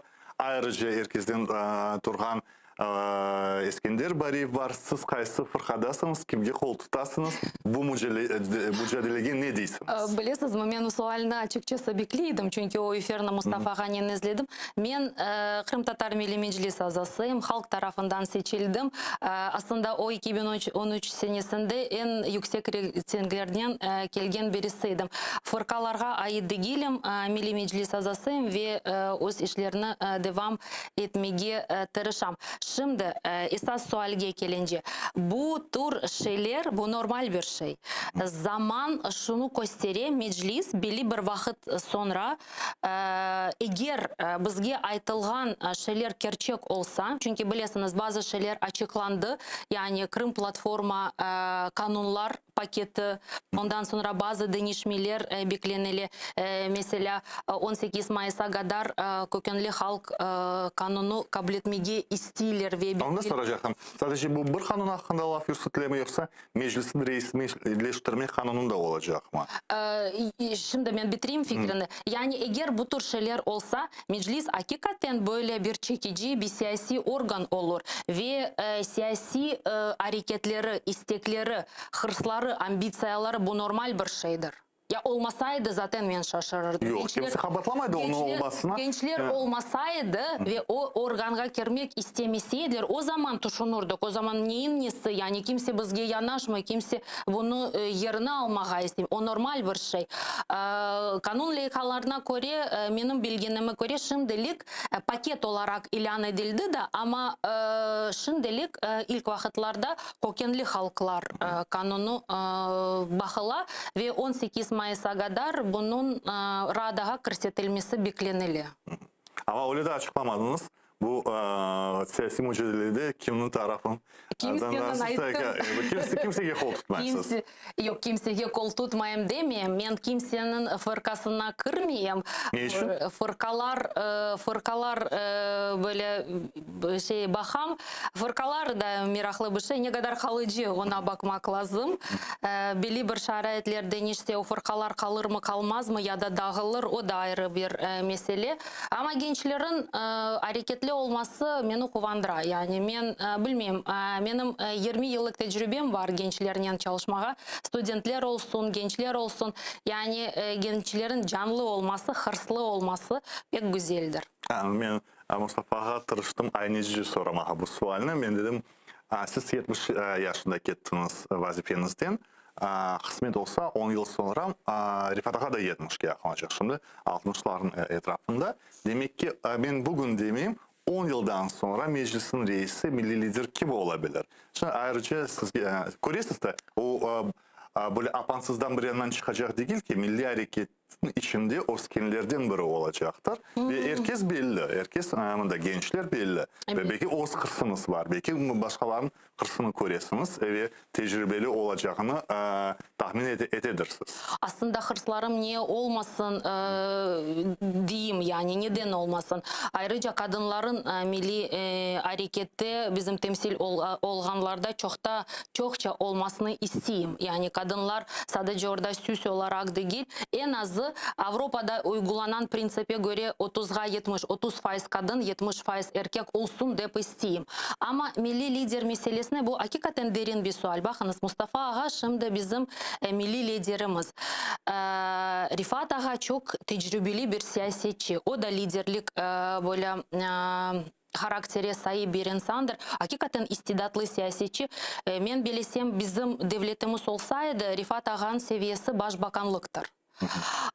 Ondan sonra liderlik meselesi gelince bu tür şeyler yani suni bir şekilde üstten birisi sana bunu gösterir de, bunu yaptırır da asla ve asla olmaz. Yani bizim karakterimizde bu yoktur, tarihimizde de yoktur. Yani Kırım Tatarlara üstten birisini oturtup bu lider olacak mümkün değil. Ben bunu tahmin bile edemiyorum. Lider içinden pişecek. Halk bunu kabul edecek. Böyle şeyden değil, menfaatten değil, hakikaten içinden kabul edecek. Siz saydınız. Kim pişe? Onun için adını soyadını. Siz pek konkret Rüstem Umerov pişe mi? cevabını istiyorsanız birçok adam pişe, Osman Bey, birçok adam pişe lider olarak insanı halk sayacak. Bu insanı halk sayacak. Başka bir meseleye geçeyim. Bu sayılarda 2019'da birinci kere Milli Hareket'in stratejiyası değişti. Eskiden her vakit meclis teklif edildi bir siyasi fırkaga katılmağa, bir siyasi fırkanın cedvelinden geçmeye ve bütün reylerini bir siyasi fırkaga toplap kirmeye. Bazıda bu stratejiyanı hatalı dep sayarlar. Çünkü çok vakit Milli Hareket'in azaları muhalefet fırkalarından geçiydi ve her zaman muhalefette olğanı için kabatlaydı.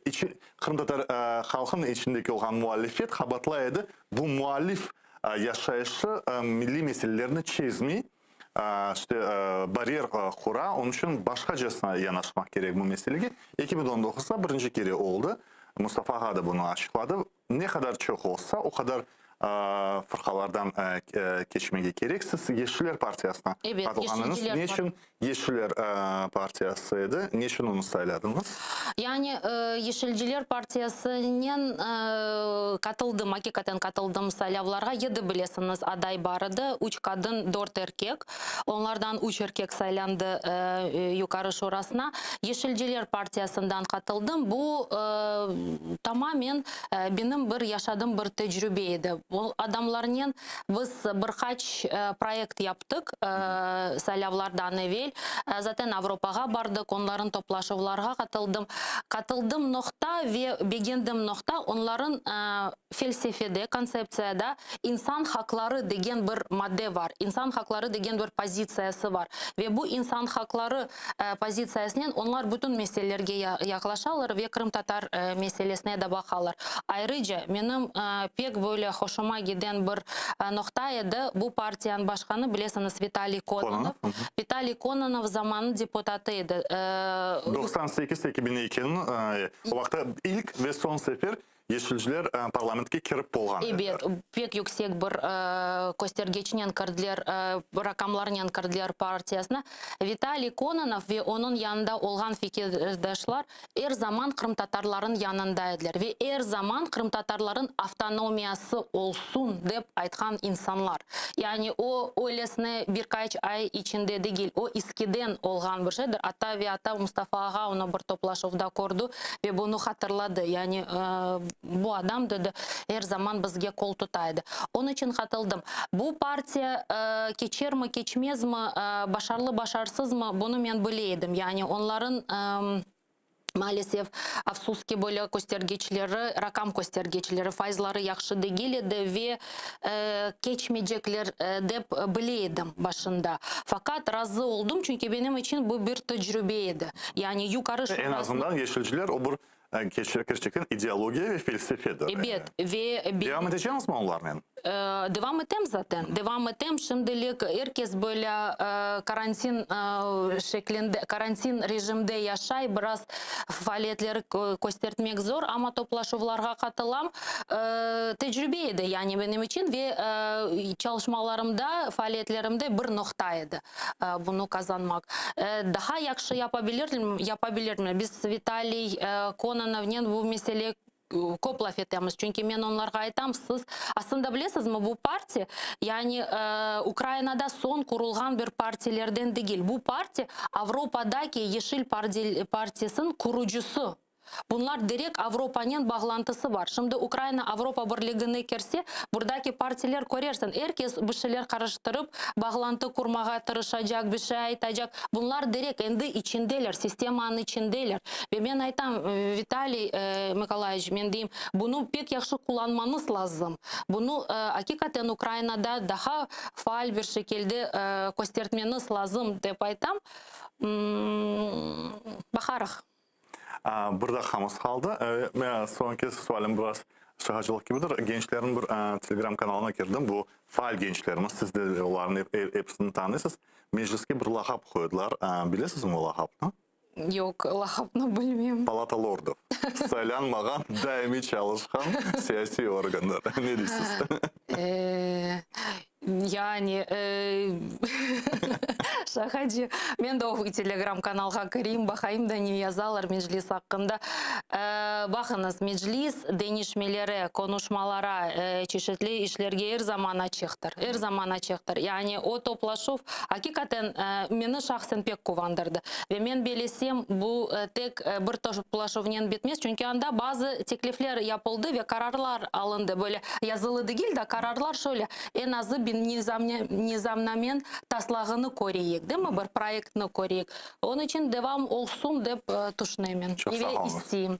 Sağ olunuz. Bugünkü misafirimiz Milli Meclis'in azası ve Tavriyan Milli Üniversitesi'nin usta hocası Gayana Yüksel katıldı. Atırdı kalmış. Şimdi haberler zaman.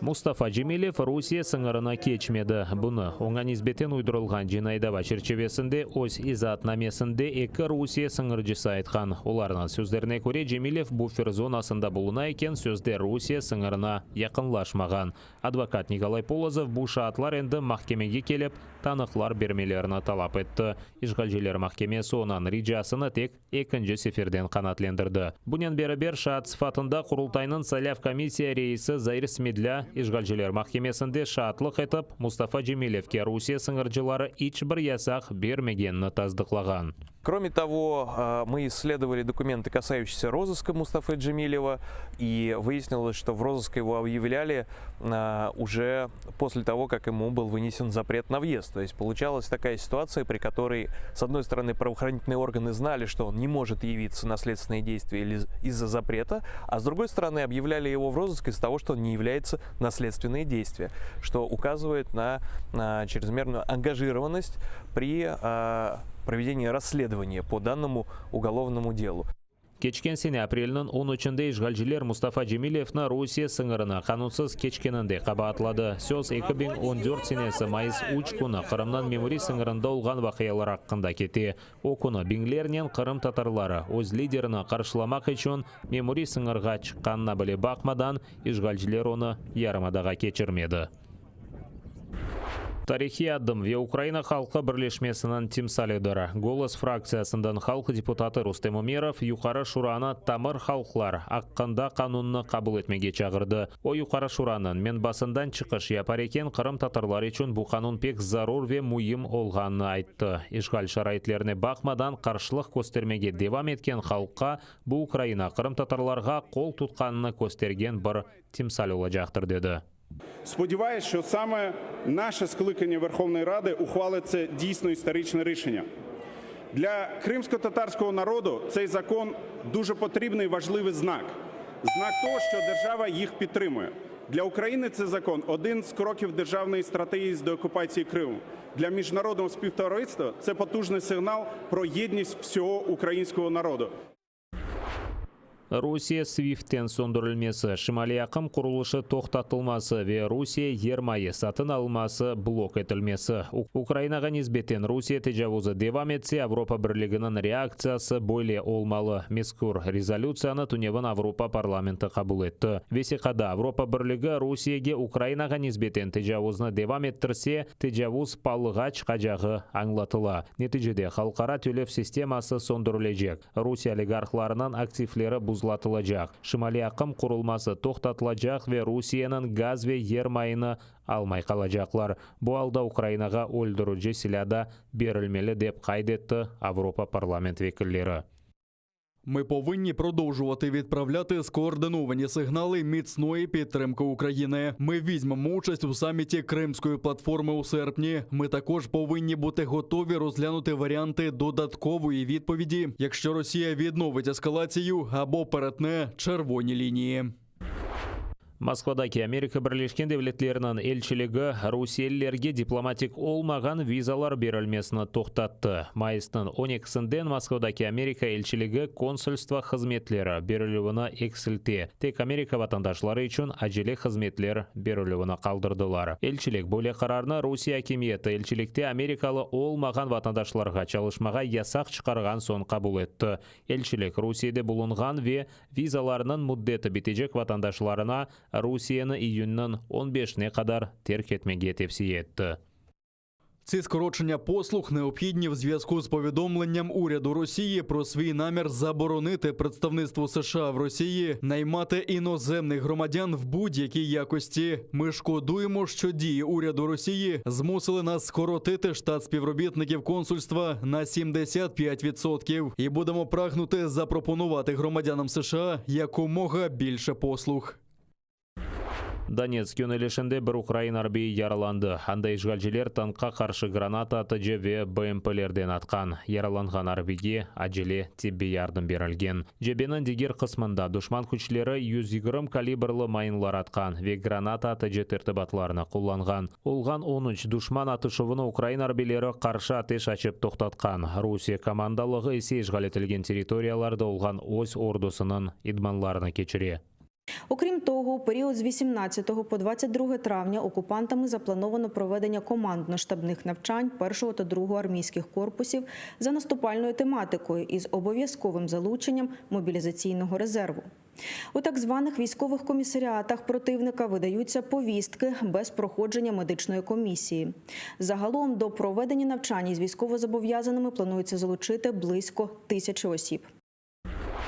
Украина тасил әзірлігі. Ишғал етілген территориялардан шусырада Қырымдан абитуриентлер үшін яңы кырыш қайделеріні таздықлады. Қырым Украина тасил мерkezлері июннан 7-сінден сентябрынан 24-не қадар çalışacak. Тасил меркезі бастасынен бірден 5 Украин али оқув юртуна ариза бермек мүмкін. Весеқаларына 2 басамақ еле қабыл етежеклер. Июльнан 20-не қадар ве сентябрынан 20-не қадар. Февраль айындан берілі Қырым абитуриентлері үшін азырлав курслары кечірілі. Олар майыс айына қадар девам етежектір.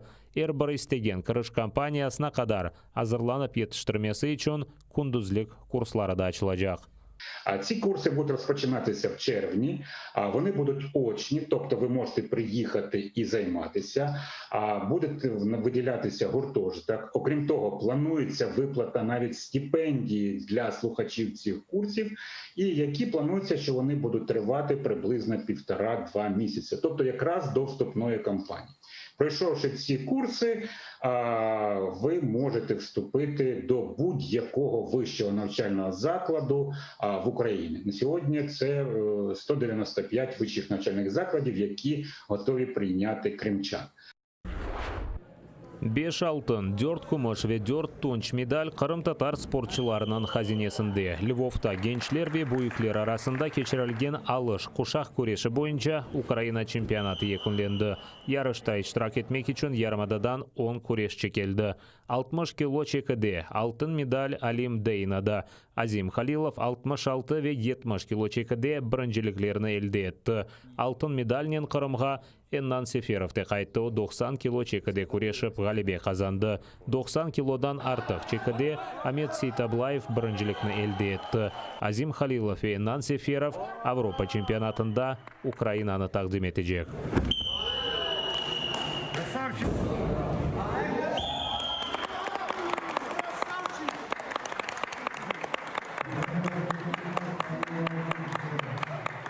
Львов шерінде Украина чемпионаты кечті. Bizim балар ғалибе қазандылар.